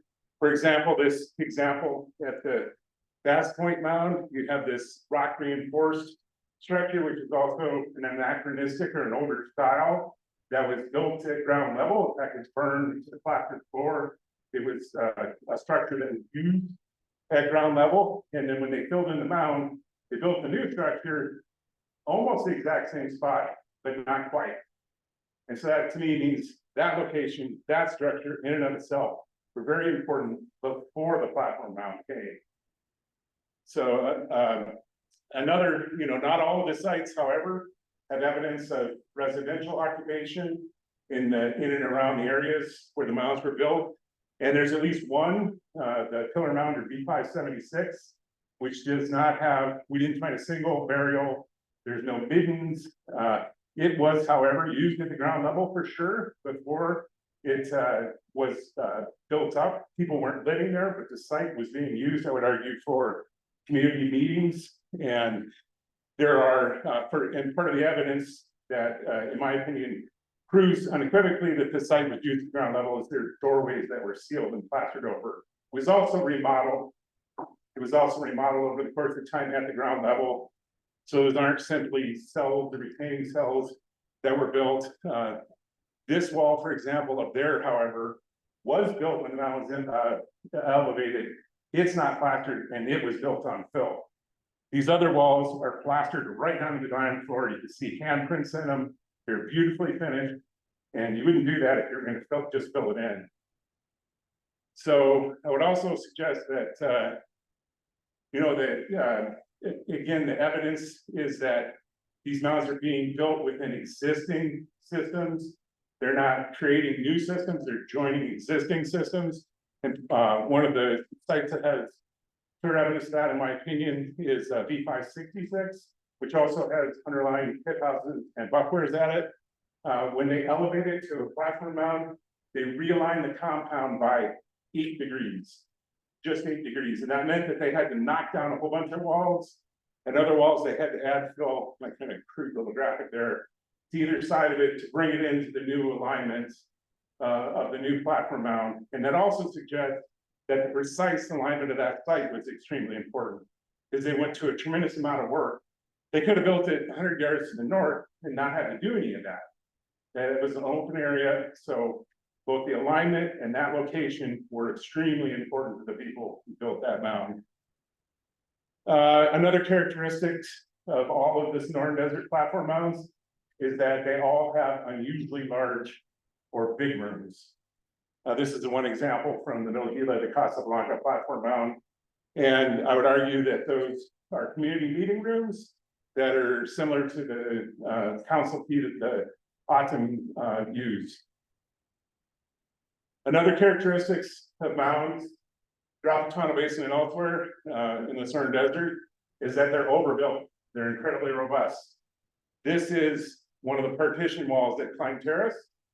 And not the compound wall, that's a partition inside the compound wall. The compound wall was 3 meters wide. That's actually 3 meters at the base. And this, anybody who's seen As-Site has probably seen that photo. That's me, by the way, right there. That's actually the back side of that wall. The wall fell over in place, and that's a doorway in it. And it's all slab masonry architecture, so it would be less erosive, and it's built against a solid adobe core or foundation. So very robust, very overbuilt. One of the only 2-story structures that we found in all the Tonto Basin. So they're both big and overbuilt. There are 2 other characteristics that I would add to Sonoran Desert platform mounds. So there's a lot of different typologies out there, and there's different ways to classify mounds. But in my opinion, the sort of the most clear-cut distinction is between mounds like Pine Terrace that have very, very few rooms. If you count everything you could possibly think was a room there, there's only about 44 of them. And a lot of those aren't things that I would call rooms. They're odd L-shaped things and other kinds of odd things. And these sites have large plazas versus sites like Schoolhouse that are large room blocks with small plaza areas that have platform mounds within them. And Glenn has called the first type the Civic Territorial Organization mound, and the other type is a syncretic platform mound. So in the late Classic period, you have Pine Terrace on the Tonto Arm, which is part of the Civic Territorial Organization.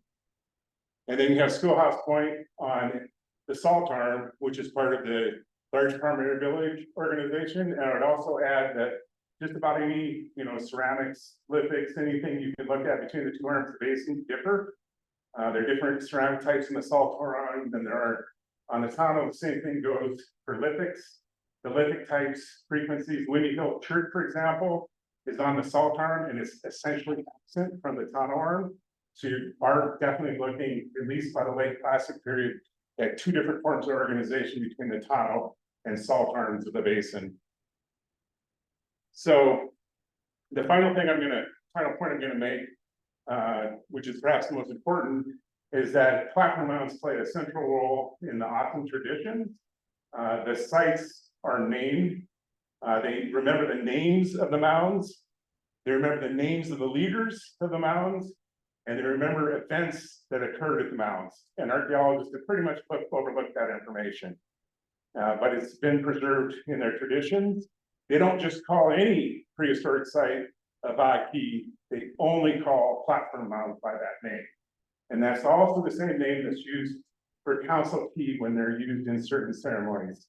So there's this direct tie of traditions between the Classic period and then the historic period on. So in conclusion, that's us on the Roosevelt Mound, 1992. I just want to point out Rob there, who's the guy who you guys have all seen his work for sure. I met Rob on the first day of the Roosevelt Project. We're good friends, and he very kindly did that cover for us, which is also the cover of the book. So it came full circle 30 years later with us, Rob doing the reconstruction, and Glenn and I and Arlen working on a book.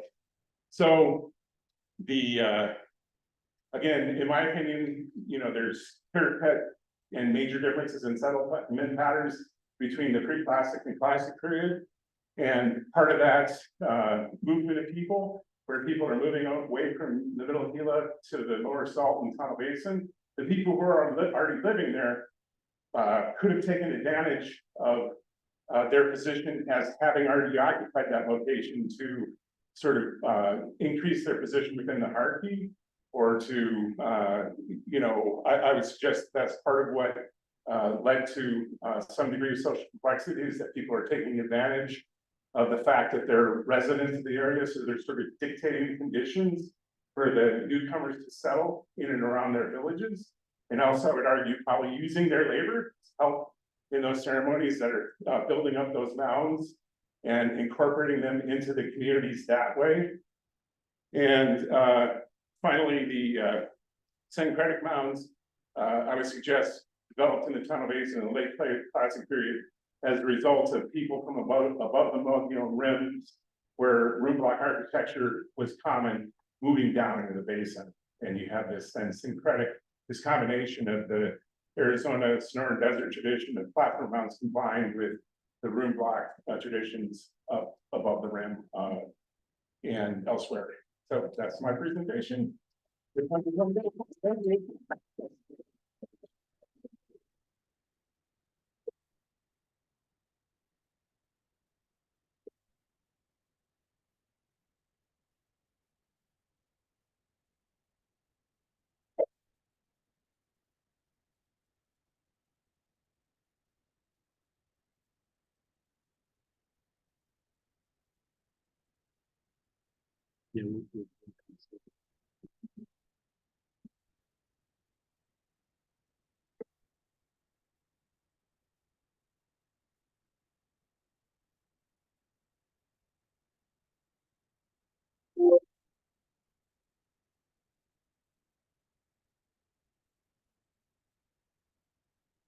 So during the winter of 2021 and 2022, Desert Archaeology and HDR completed data recovery for ADOT prior to the reconstruction of I-17 between Anthem and Sunset Point. So those of you who came up from the south, you saw that. I'm sure you loved it.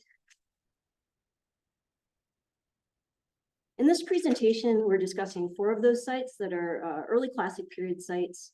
And these are located between New River and Table Mesa Road to the north, in an area that's usually described as the northern periphery of the Hohokam Sphere.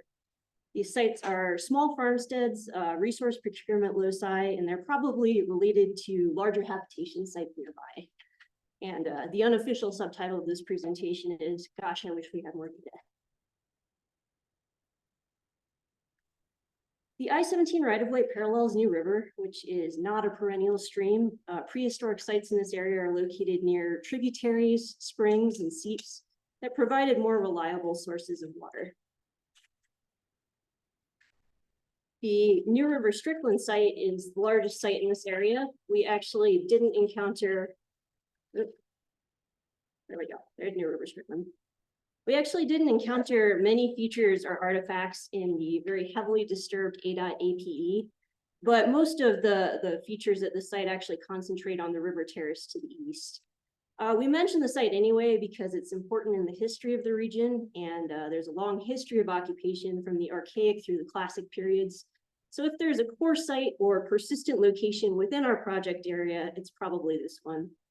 Strickland may not be a true Hohokam village site, but it does contain the only recorded ball court in this area. Unfortunately, this may have been destroyed without much documentation because it's currently a gas station. If anybody knows what happened to that ball court, I'd love to know. Strickland also has several habitation loci, none of which have been extensively excavated.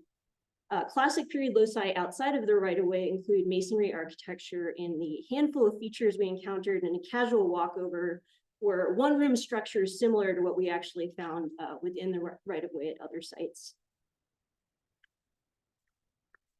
Site 193 is located about half a mile north of the New River Strickland site, and based on the architecture and comparative ceramics, this site dates to the Classic period, the early Classic period. Ceramics were dominated by phyllite tempered planeware with some phyllite tempered redware, and during fieldwork, we excavated one stone masonry pit room near the northeastern edge of the site. This structure had slab-lined walls with a rubble core, an extended entry. It did lack a prepared hearth. There's probably one additional small habitation locus located east of the right-of-way, but the remainder of the site appears to be a resource procurement and processing locale. Site 195 is roughly 1 mile north of 193, and it's located on a saddle between 2 low hills. The area is very heavily disturbed by a paved police crossover between the north and southbound lanes of I-17. We completely excavated one coursed masonry, semi-subterranean pit room. It's really hard, I need 3 hands here. The structure didn't have an extended entry, it didn't have a prepared hearth. Based on redeposited trash inside the structure, we do think that other habitations may have been located nearby, but were destroyed by either the highway or the crossover. And a radiocarbon date does place this site in the classic period, 1150 to 1250 AD. 196 is about 3/4 of a mile north of 195, and it's spread across two low ridges separated by a drainage. On the north end of the site, there's 5 structures with stone lower walls, poorly defined floors, and no hearths or other interior features. Other portions of the site included terraced areas that are probably dry farming fields, and 2 concentrations of boulder petroglyphs and grinding slicks.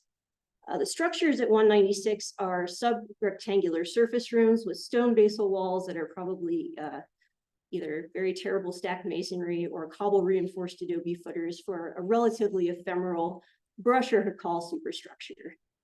And 4 of these structures are clustered together, but with no apparent wall joins, so they appear to reflect sequential episodes of construction versus a cohesive multi-room structure. The northernmost of these was robbed of rocks that were probably reused in later features. The close spacing of these features suggests that they're not all contemporaneous, although variable entry orientation suggests that some may have been, because again, these folks do like to orient their structures facing east. Ceramic and architectural evidence suggests that Site 196 was again occupied in the early classic, roughly contemporaneous with sites 193 and 195. And as elsewhere, undecorated and red-slipped phyllite tempered pottery predominates. So, as others who've worked in the northern periphery can likely relate to, interpretation of these sites is challenging. Placing sites and features temporally is hindered by the general lack of decorated ceramics. Ceramics are comprised of about 90% phyllite tempered plainware with around 7% phyllite tempered redware. This ubiquitous phyllite tempered pottery doesn't lend itself to temporal sorting. So out of about 3,300 sherds analyzed, only 4 decorated sherds were identified, including 3 painted phyllite tempered sherds and 1 indeterminate buffware. The phyllite tempered decorated wares are a poorly documented local type called Wingfield decorated. People have posited that this was produced in the New River and Agua Fria area in the sedentary and classic period, but again, it's not securely dated. Another issue in our case was the scarcity of datable charcoal, despite processing many flotation samples, and we had a heck of a time getting those out of the median, so I wish they'd panned out. The lack of charcoal was noted by both our macrobotanical and pollen analysts, who suggest that this may indicate the seasonal or limited nature of these occupations. So again, our 1 radiocarbon date from the structure at 195 placed it in the early classic period, 1150 to 1250, and very similar ceramic assemblages from the remaining sites suggest that they're all roughly contemporaneous, and the architectural styles that we saw further support this. Unfortunately, the comparative sample of similar sites is also small. While there's no shortage of known sites in the area between the Verde and Agua Fria rivers, very few intensive excavations have occurred. That being said, several notable projects have been conducted nearby, including the Central Arizona Ecotone project by Southern Illinois University, soil systems excavations to the south along New River, work by ASU at Spur Cross, and more recent work by ASU on Perry Mesa. And these projects have yielded comparative data sets that help us contextualize our sites. Based on architecture and ceramics reported by the Central Arizona Ecotone project, our sites are contemporaneous with several larger habitation sites that they investigated nearby. These are within 2 to 7 miles of our sites, suggesting that they're related components of a larger early classic settlement system. The full extent of this system is unclear given incomplete knowledge of the area, and the nature of the occupation of the sites we investigated is also somewhat unclear given limited and sometimes contradictory evidence. For example, the structures at sites 193 and 195 have well-built masonry walls suggesting investment in the location, but neither has a hearth or much associated trash, suggesting their use was seasonal. We tend to arrive at they were planning for recurrent seasonal occupation. So again, you have this idea of field houses as boundary markers or staking the location. Similar isolated masonry pit rooms were documented by the Central Arizona Ecotone Project and other investigations in the area, and these were interpreted as short-term or seasonal structures that were spread out around the larger multi-room habitation sites.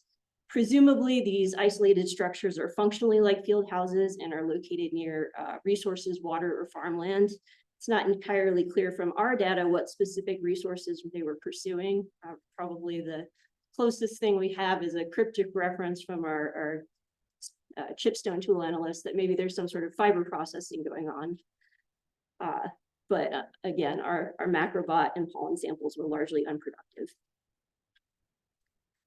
In comparisons to site 193 and 195, structures at 196 are less substantial with poorly defined floors and an absence of interior features. These various structures do not appear contemporaneous, and they probably reflect repeated short-term occupation of the location. These types of limited occupation sites are fairly consistent with a widespread early classic horizon along the Hohokam periphery. Roughly contemporaneous sites with similar site structure occurred eastwards into the Tonto and even into the lower San Pedro, and also extend north towards the southern Sinawa areas. Artifact assemblages at the sites do not indicate specialized activities. Ceramic vessel shapes suggest that activity was not focused strictly on storage like you might expect at a procurement or processing site, but instead included the range of vessel forms that you would expect with habitations. So here's our bowl to jar ratio for reference, 193, 2-to-1 bowls to jars, 195, 1-to-1, and 196, slightly more jars, also a few scoops. Groundstone tools are predominantly grinding tools, including lots of expedient and portable tools. And while the trough grinding tools are present, the mix of basin and trough tools may reflect a more diversified subsistence strategy.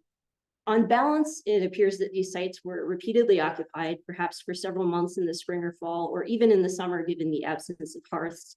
And they reflect a strategy incorporating dry farming, harvesting natural resources, and perhaps limited farming along the New River floodplain immediately to the east.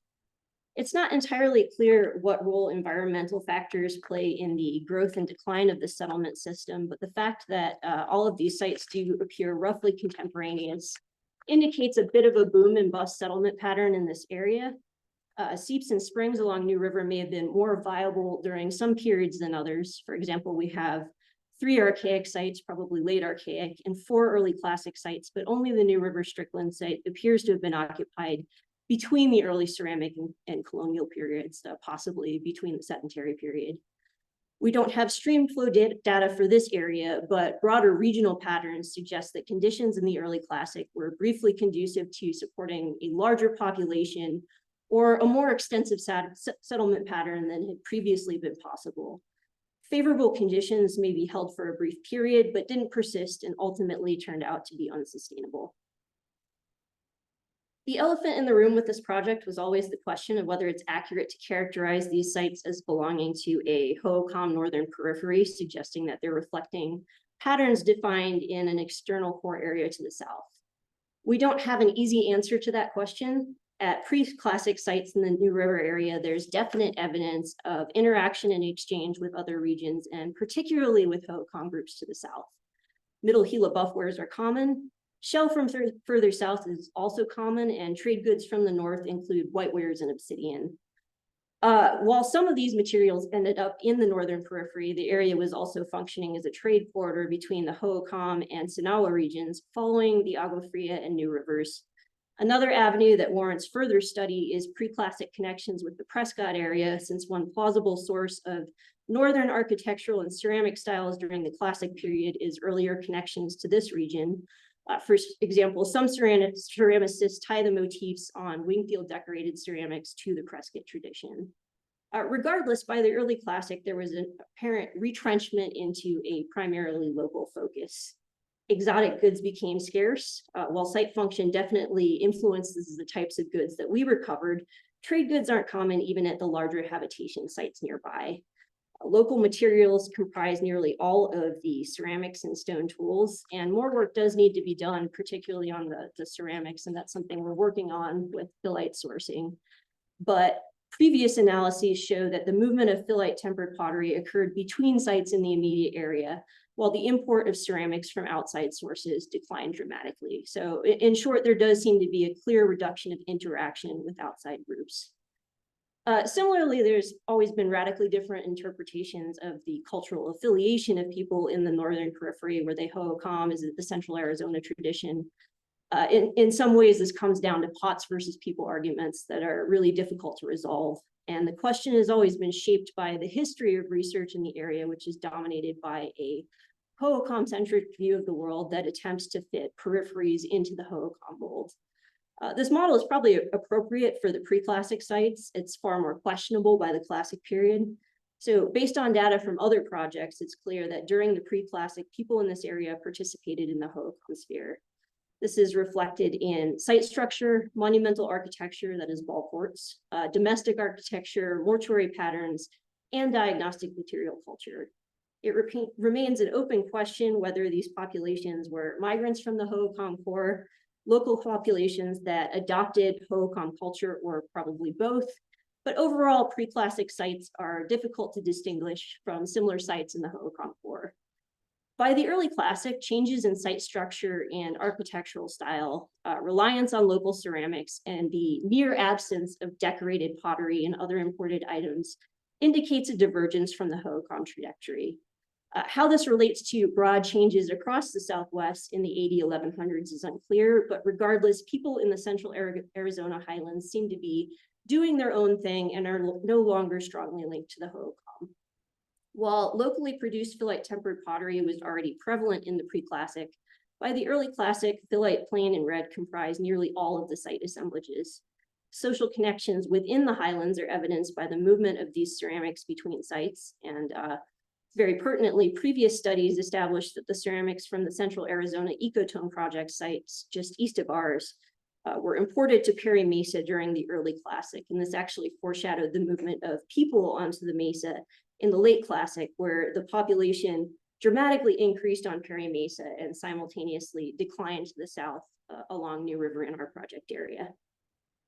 Adoption of masonry architecture, including core and veneer and core stone styles in the early classic, also signals a pretty radical divergence from previous trends. During the pre-classic, Hohokam house and pit type architecture was ubiquitous around New River, but by the early classic, masonry architecture had taken hold. While to the south, Hohokam groups were mostly still constructing pit houses and beginning to experiment with above ground adobe structures. In the northern periphery, this masonry style is similar to structures found across Central Arizona, and it quickly became a fairly defining aspect of the region. How the style was introduced in the northern periphery is unclear, while early classic masonry architecture may ultimately have been inspired by Puebloan groups. Sustained interaction with them appears fairly limited until later in the classic period in this area. And the more eclectic early classic architectural horizon is likely influenced by a complex mix of interactions between local populations and other groups in Central Arizona, possibly including Pueblo, Sinawa, Prescott, and Hohokam communities. The results of our investigation of sites along New River add to the data set of early classic period settlement in the area.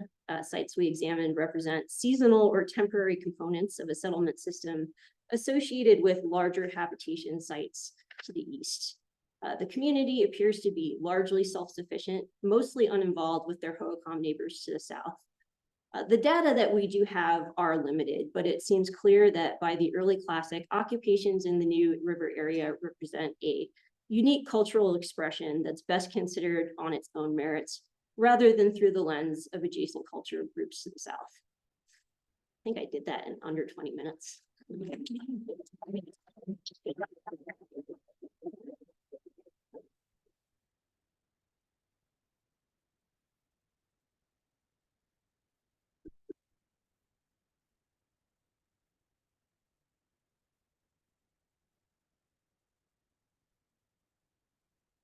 Linda, are you ready? Maybe one thing to note while Linda's making her way up. So we have one more presentation after Linda's. So Joe, who was going to present and then wasn't going to make it, is now here. So We have two more presentations left, and then we'll wrap it up. So thanks, everybody.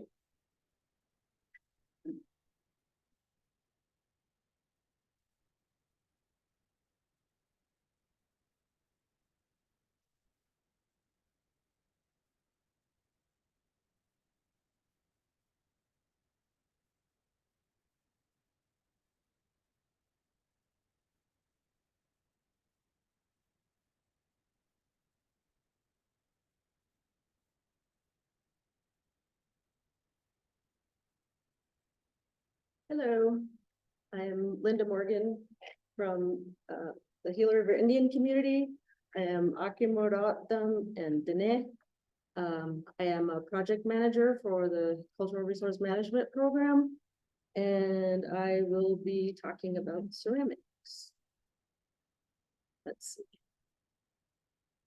A few years ago, a group of Southwest archaeologists, ceramicists, formed a collaborative working group led by Linda Gregonis, Rick Martinique, Jill McCormick, and Dr. Aaron Wright of Archaeology Southwest, whose focus was to review and refine the problematic Lower Colorado buffware typology, or LCBW. The ceramic analysts from the Gila River Indian Community Cultural Resource Management Program are participants in the workshops.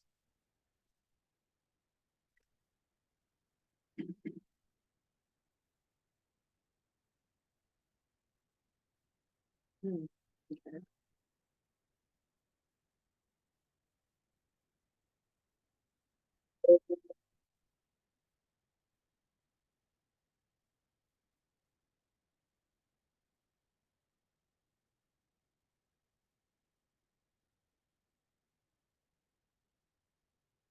We took the group on a field trip to GR 909 Sakati, which is a historic Akimard-Otham village in the modern community of District 5, Casablanca, near the western end of the Gila River Reservation.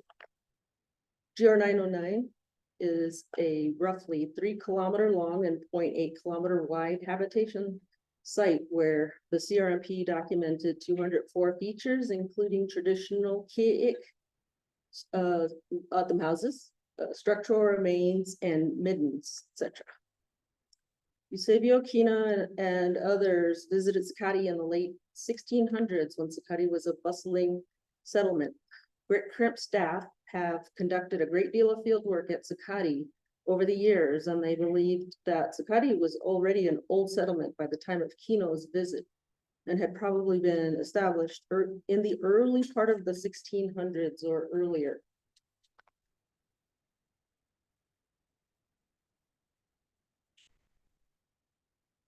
After the site visit, we took the group back to the lab to view a sample of the ceramic artifacts found in the site. In all, 20,145 sherds were collected that include indigenous ceramics, historic red on buff, red on brown, plain black on red, stucco, and a few Papago green glazewares.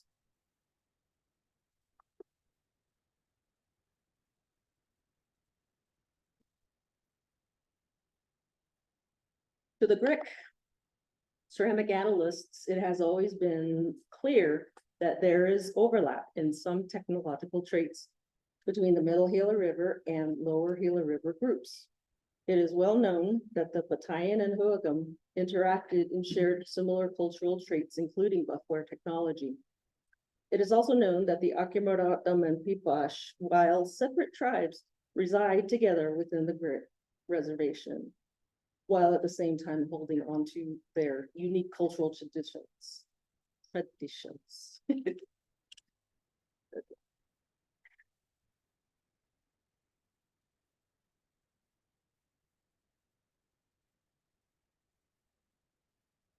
So I just wanted to share generally some of the characteristics that of ceramic production and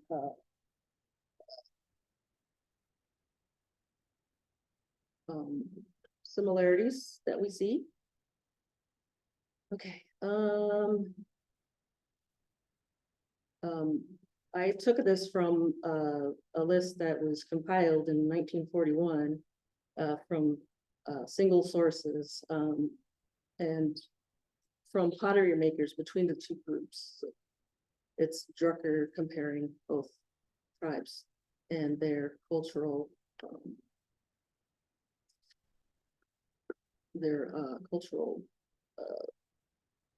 artifacts.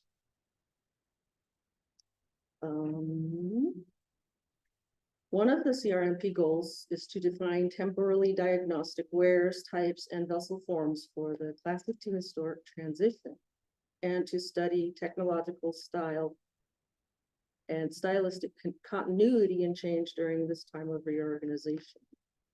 Since there may be some overlap with the tie-in shirts, we are reviewing the similarities between the two groups.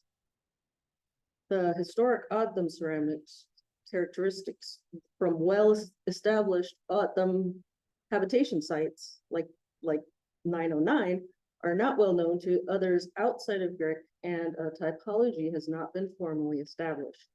We will show how these characteristics and compare them to the lower Patayan ceramics. The Greek will develop a typology using archaeological data that were collected over the course of 20+ years of archaeological work in the community. First, here are some plain buff wares. As you can see, some of these may not be easily distinguishable without further, more detailed analysis. When we look at the diagnostic red on buff shirts, you can see the general similarities with red iron paint and buff surface color. So I've got them broken up. Lower Colorado on the left and Otham on the right.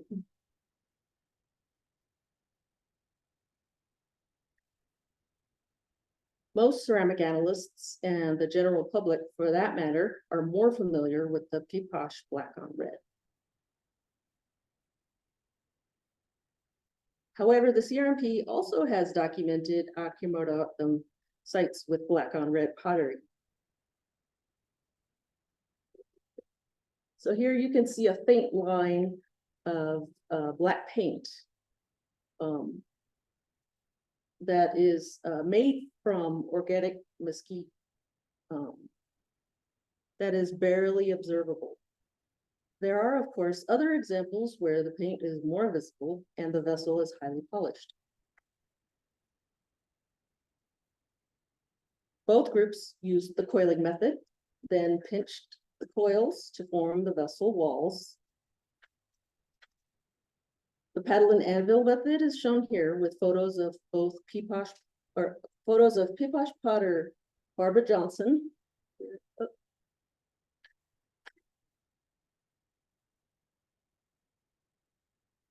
There's Barbara Johnson here, and Mrs. Annie Olin Jackson in North Blackwater from 1937. In the photo, in this photo of Ms. Jackson, she uses a polishing stone and water to polish it before firing. Both groups used an open fire in a shallow pit as observed in these photos of Pipash potter Ida Redbird on the left and an unknown Otham potter in 1908 on the right.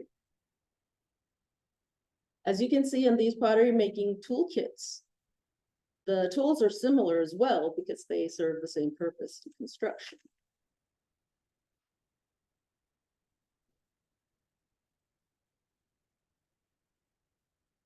The grit crimp analysts have used the following diagnostics to identify Otham ceramics found on the Gila River Reservation. These characteristics will be used to try to develop a formal typology by using these archaeological data that were collected over the years. As you can see, there are observable rim types present on both Patayan and Otham shirts that are, but these are common on indigenous historic ceramics from the Gila River. So you can see folded rim here in the Patayan sherds, and then the folded rim here in our Ogden sherds.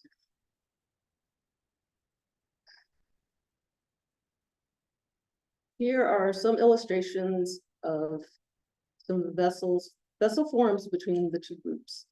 While the Patayan Colorado shoulder is, oops. Okay. While the Patayan Colorado shoulder is easily distinguishable from Hugum and Ogden ceramics, it is one of the more obvious diagnostic criteria that we use to distinguish between the two groups.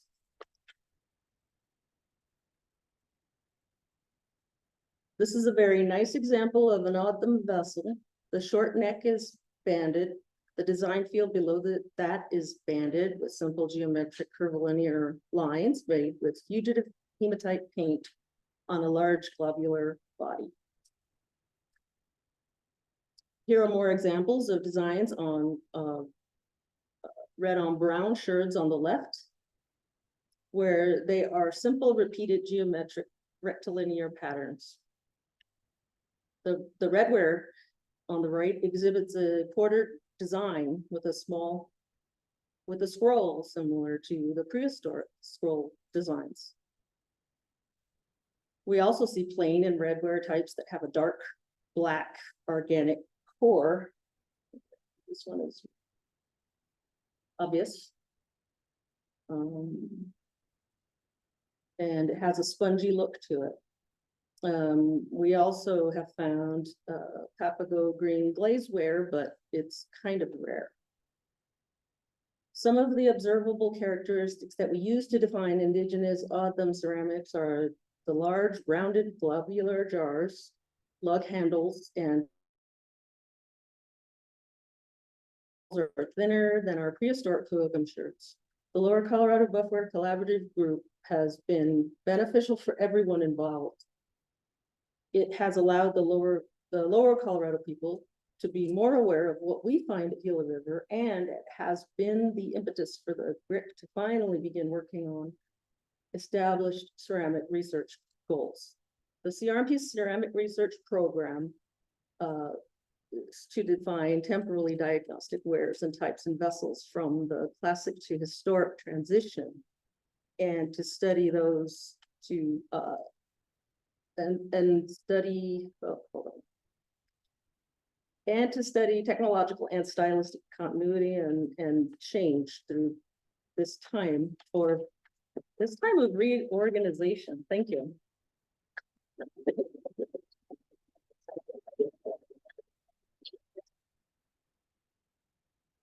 Thank you.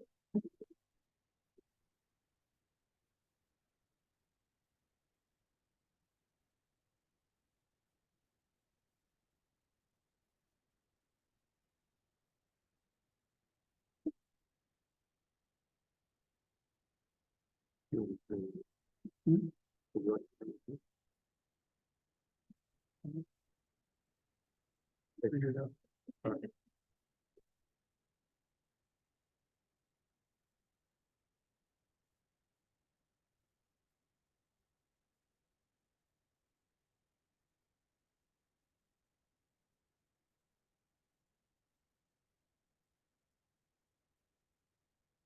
Okay, I'm Joe Crary. Presentation is called Red Dawn, late 11th century Sonagua migration in Central Arizona. It's done in conjunction with Steve Germick, retired Town National Forest, and Roger Thatcher's newly minted PhD at the University of New Mexico. To start, there are, in this type of research, there are known knowns, things that we know. There are known unknowns, things we know we don't know, and then there are unknown unknowns, things we don't know that we don't know. And there's a lot of that with this particular study. What you see on the front page is a setting man effigy. The one on the right is a Verde red, and the one on the left is a Salado red. And that kind of plays into this discussion. Yeah, I'm not gonna bore anybody with our methodology. Nobody wants to know anything about the stinking methodology, so I'm gonna cut to the chase on this presentation.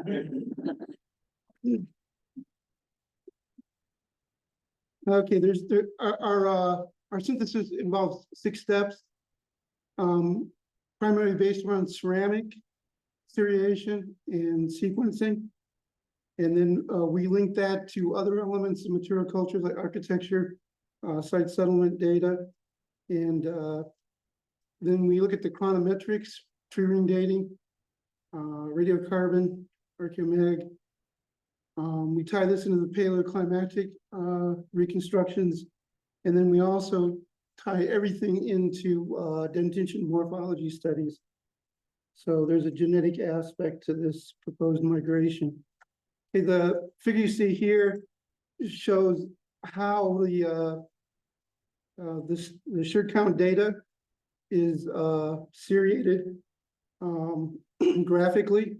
So plain wares on the bottom, red wares on top, corrugated on top of that, and then decorated on top of that, and whatever else, you know, happens to be floating around on top of that.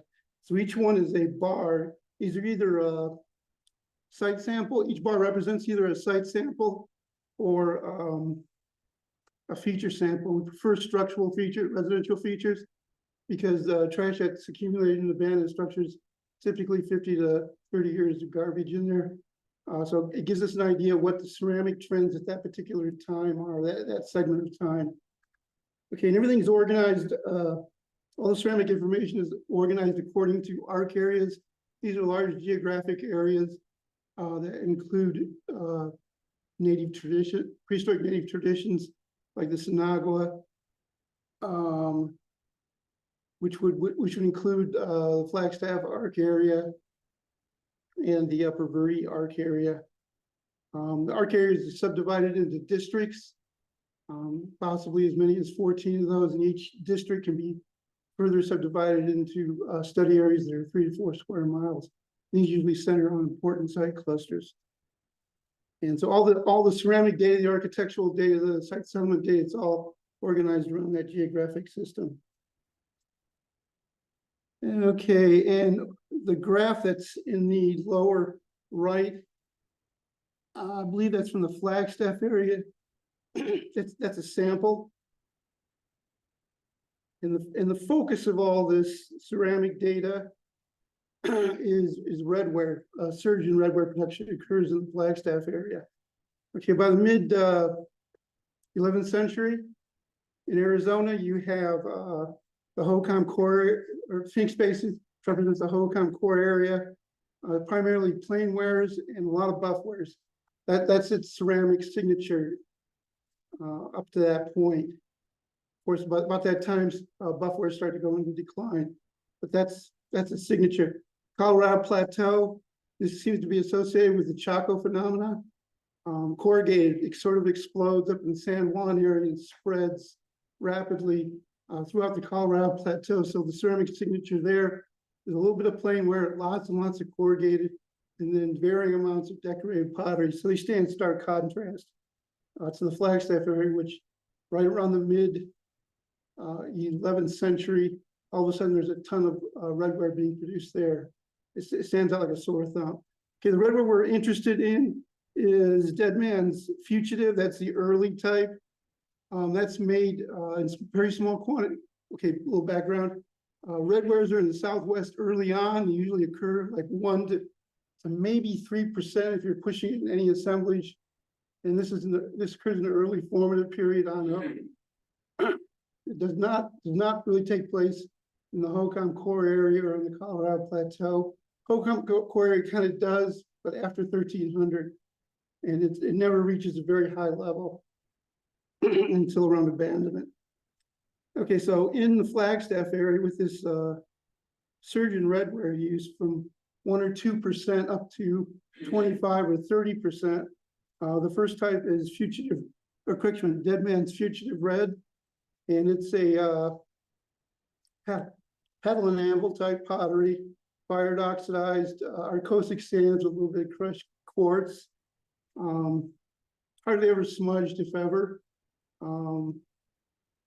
The next type, okay, and it also occurs before the Sunset Crater eruption. It's being made in large quantities before the Sunset Crater eruption. Okay, post-Sunset Crater eruption, next type is a thickly red slipped, Winona red, similar to the Dead Man's Fugitive. It's a thick red exterior slip, thickly smudged black interior, and it's made in conjunction at the same time as Fugitive, or Dead Man's Fugitive, but it starts to replace it and supersede it. And the next type, okay, it's tempered with arcosic sands, volcanic tuff, and crushed quartz. The next type, it's made at some point, and Winona is made after the Sunset Crater eruption. At some point, a little bit later on, we don't know how much time, Sunset Red, which is very similar to Winona, except it's tempered with a lot of Sunset Crater ash. So we know for a fact that occurs after the eruption. Okay, the fourth type is Turkey Hill Red, and that seems to come around after 1100. It's primarily focused in the Eldon district. And Winona and Sunset are primarily made in the Winona district. This is in the Flagstaff area, while Dead Man's Fugitive Red is primarily made in the Sunset district, the Flagstaff area. Okay. Oops. I kind of jumped ahead.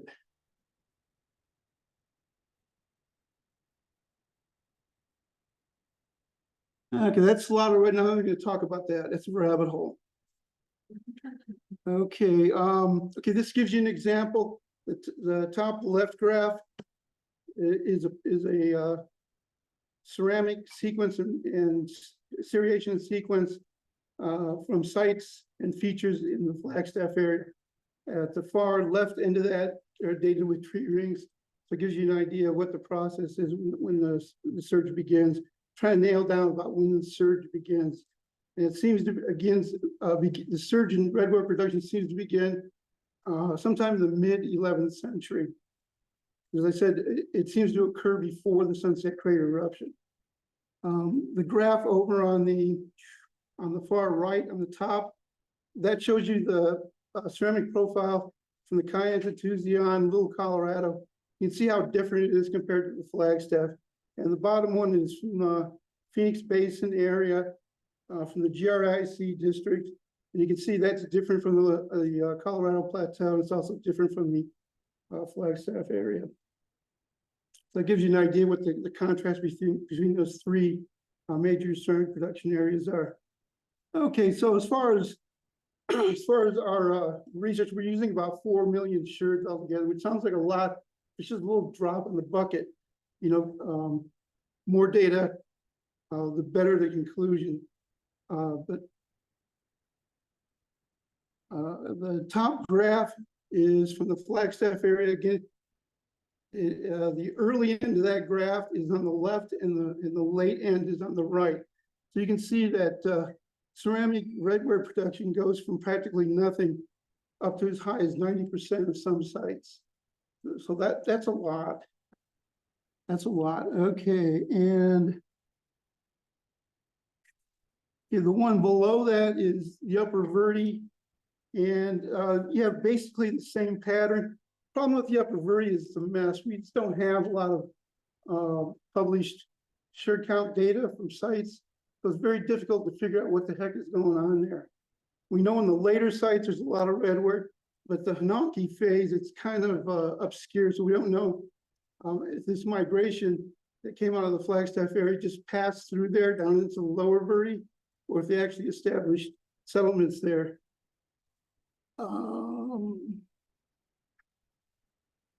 Okay, the other graphs in that area are from different district groupings within the Lower Verde area. You can see on each one of them, the amount of redware increases to some extent. And it seems like the further north you are in the Lower Verde, the higher the amount of redware production is, like in the Perry Mesa area, or in the Horseshoe Lake area, or in the Four Peaks area. When you get the New River, Camp Creek area, the redware doesn't show up that much. So we don't know how this migration was affecting that lower tier of districts in the lower Verde area.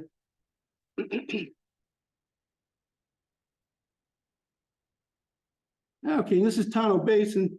The graph on the far top right, or correction, far top left, that's from the Basin area. Again, you can see the same pattern in the late formative period, no red wares. In the around 1100 throughout the classic period, lots of red wares, up to about what 30–40% of an assemblage. Okay, the next one.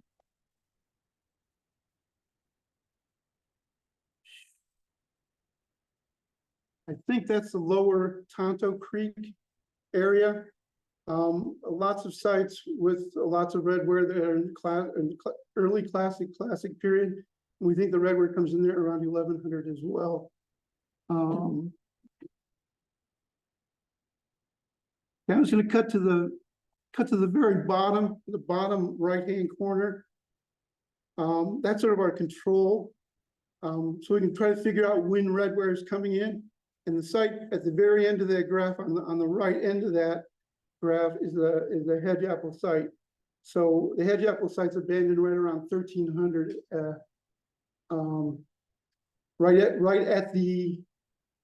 right in the middle of the Ash Creek phase. Okay, this is in the this is in the Phoenix Basin area, but it's only the Picket Post district. You can see that there's a lot of redware coming in late in the graph on all these sites and features. 30–40% of an assemblage, which is really high. And at the same time, in the rest of the Phoenix Basin, you might get 1, 2, or 3% redware. So it's like the Picket Post district or the Superior area has just basically been cut off from the rest of the Phoenix Basin area. It's no longer on the same ceramic trend cycle. All right. I believe that the next one is the lower San Pedro. And what that graph shows, at the lower, I'm just having trouble reading this stuff. Oh no, that's the Brady Wash. Same thing. The late early formative sites, right around 1100, virtually no redware. Right around 1100, maybe 20–25, up to 30% redware. And the last part of that graph includes the North Tucson Basin from the Cullen Wash site complex. And there seems to be a little bit of bleed over into the North Tucson Basin. And there's, at this time, there's a lot of weird things going on in the North Tucson Basin. The next graph is the lower San Pedro. And the first part of the graph on the left shows most of the pre-classic sites, hardly any redware at all. Just as redwares are coming in, those sites are abandoned. And then the new sites that are founded or established on earlier sites, they all have like 20, 25, 30% redware. And then the last graph is the cells area down in Upper Papagoria. So we think this migration started up in the Flagstaff area, went through the upper and into lower Verde, and then another prong went into the Tonto Globe area, down in the Picket Post district in the Phoenix Basin area, and Brady Wash, and then into the lower San Pedro, and then also down into Upper Papagoria as far as the cells area, which is nearly on the Mexican border.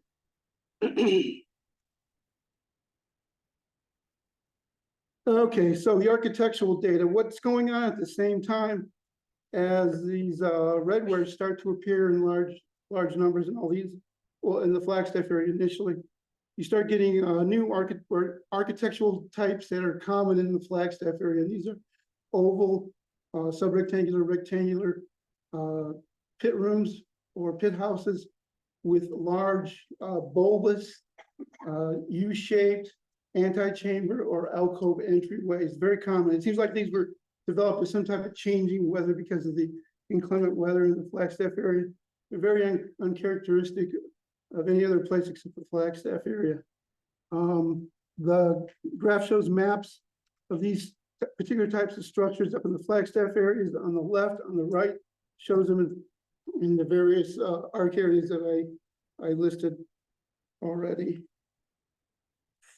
And these are photographs showing these structures in the Flagstaff area. The Tonto Globe area, the lower San Pedro, Brady Wash area, et cetera, et cetera. Okay, what happens too with the site settlement systems when this spread of redware occurs from the Flagstaff area is it seems like almost universally all the earlier sites terminate and the new sites are founded. They may be founded on some of the earlier sites, but there seems to be a new generation of site and new generations of sites are associated with abundant redwares in these types of structures. Matter of fact, Choate Torello, excavating on the Cottonwood Creek project in Tonto Basin actually cited Winona Village as being similar to the stuff he was working in Tonto Basin. And he cited the stuff that he had worked in the Mazatzals around Sunflower, and then down by Horseshoe Lake, and then in the Middle Verde area, that they were all part of the same type of architectural tradition. And that was published in 2017, I believe. Okay, I'm gonna skip over the artifacts because that's a rabbit hole. All right. Okay, critical to this proposed migration is the dating for the eruption of Sunset Crater. Like I said, with the Dead Man's Fugitive Red, it spikes. It spikes before the eruption. We know that, but we don't know exactly when. And then we know Winona comes into being and then spikes after the eruption, and sunsets slightly after that. So the key to understanding this migration is figuring out when Sunset Crater erupted. And as you all know, Elson has redated the eruption to the 1080s and 1090s. So to try to figure that out, I went in and took all of the tree ring data I could find, the 1,094 tree ring samples. Hardly any of these are cutting dates. They're all within 10 or 15 years. So what I did is I just reduced all the tree ring sample dates to the decade in which they fall. Okay, at the bottom graph, you see that all graphed out. And what you can see is there's a change between the Sunset, Occupation Sunset District and the Winona District that occurs right around 1060. And that's when we think the eruption occurred. Had to have occurred in the decade of 1060, not in 1080 or 1090. Tree ring data, the bulk of the tree ring data just doesn't support the 1080, 1090 date. Okay, and you can see in the paleoclimatic Berrien Benson's paleoclimatic, southwestern paleoclimatic reconstruction. You can see when you carry that proposed eruption date up, there's some type of climate anomaly that occurs where tree growth is inhibited. And we don't know if that's associated with the eruption or not, but that does occur right there. But one of the things Ellison had also proposed is in the 1080s and 1090s, there was a restricted tree ring growth in the Flagstaff area. And you can see on the paleoclimatic, yeah, that's true, but that's part of a cyclical climatic, it's part of a cyclical drought that's common in the Southwest. So basically, we think that the eruption of Sunset Crater occurred right around in the decade of the 1060s, possibly in the decade of the 1070s, but no later than that. And so we think the our proposed out-migration from the Flagstaff area occurred in the 1090s when you see that drought hit in the paleoclimatic reconstruction.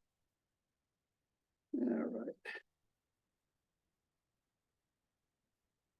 Okay, the last element is the dentition. Okay, Turner Southwestern dentition study. Lots of mortuary samples. I think 3,000 some. Okay, what he basically did is he created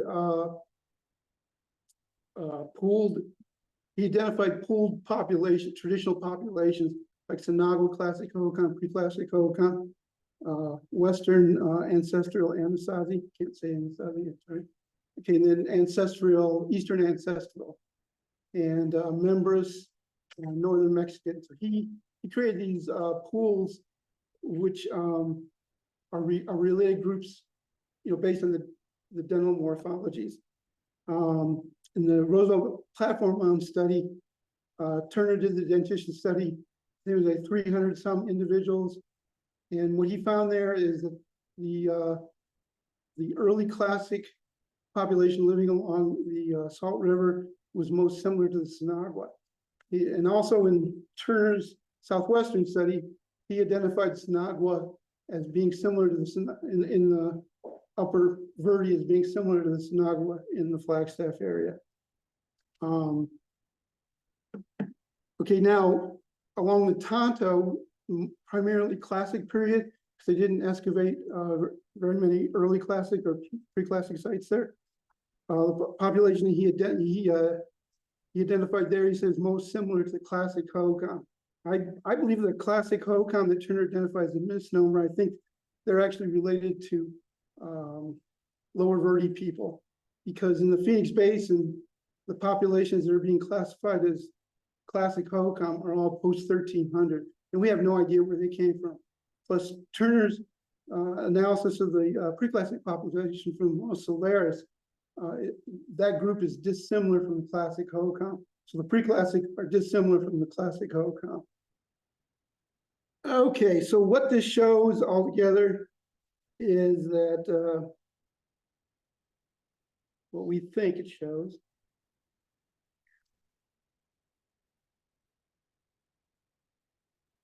Okay, the map over on the right hand shows the migration from the Flagstaff area into the upper Verde, with one prong going into the lower Verde, and another prong going into Tonto Basin, establishing at least 3 large multi-community clusters there, and then continuing down into the Picket Post District, which is Superior area, and there's six individual community clusters there, some associated with hilltop enclosures. Also in the lower Verde, get the hilltop enclosures in that area as well.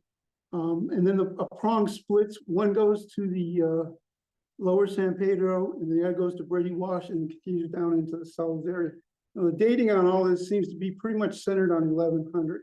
Radiocarbon, it's imprecise, so it goes anywhere from 1050 to 1200. So the mean is around 1100. The tree ring dates from the Flagstaff area more precise, and they pretty much indicate that it occurs around 1100. And that is it.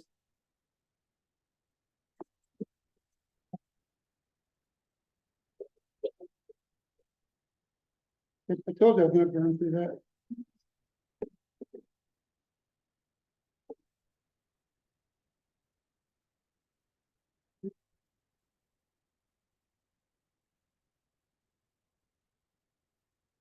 Okay, that's it, we're done.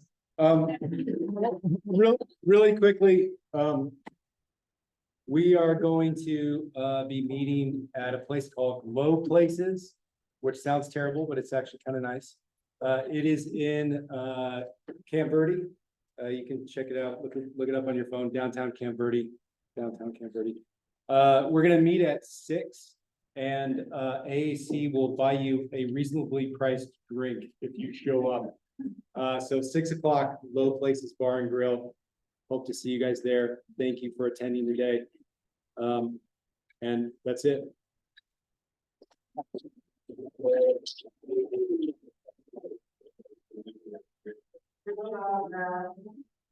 Wow.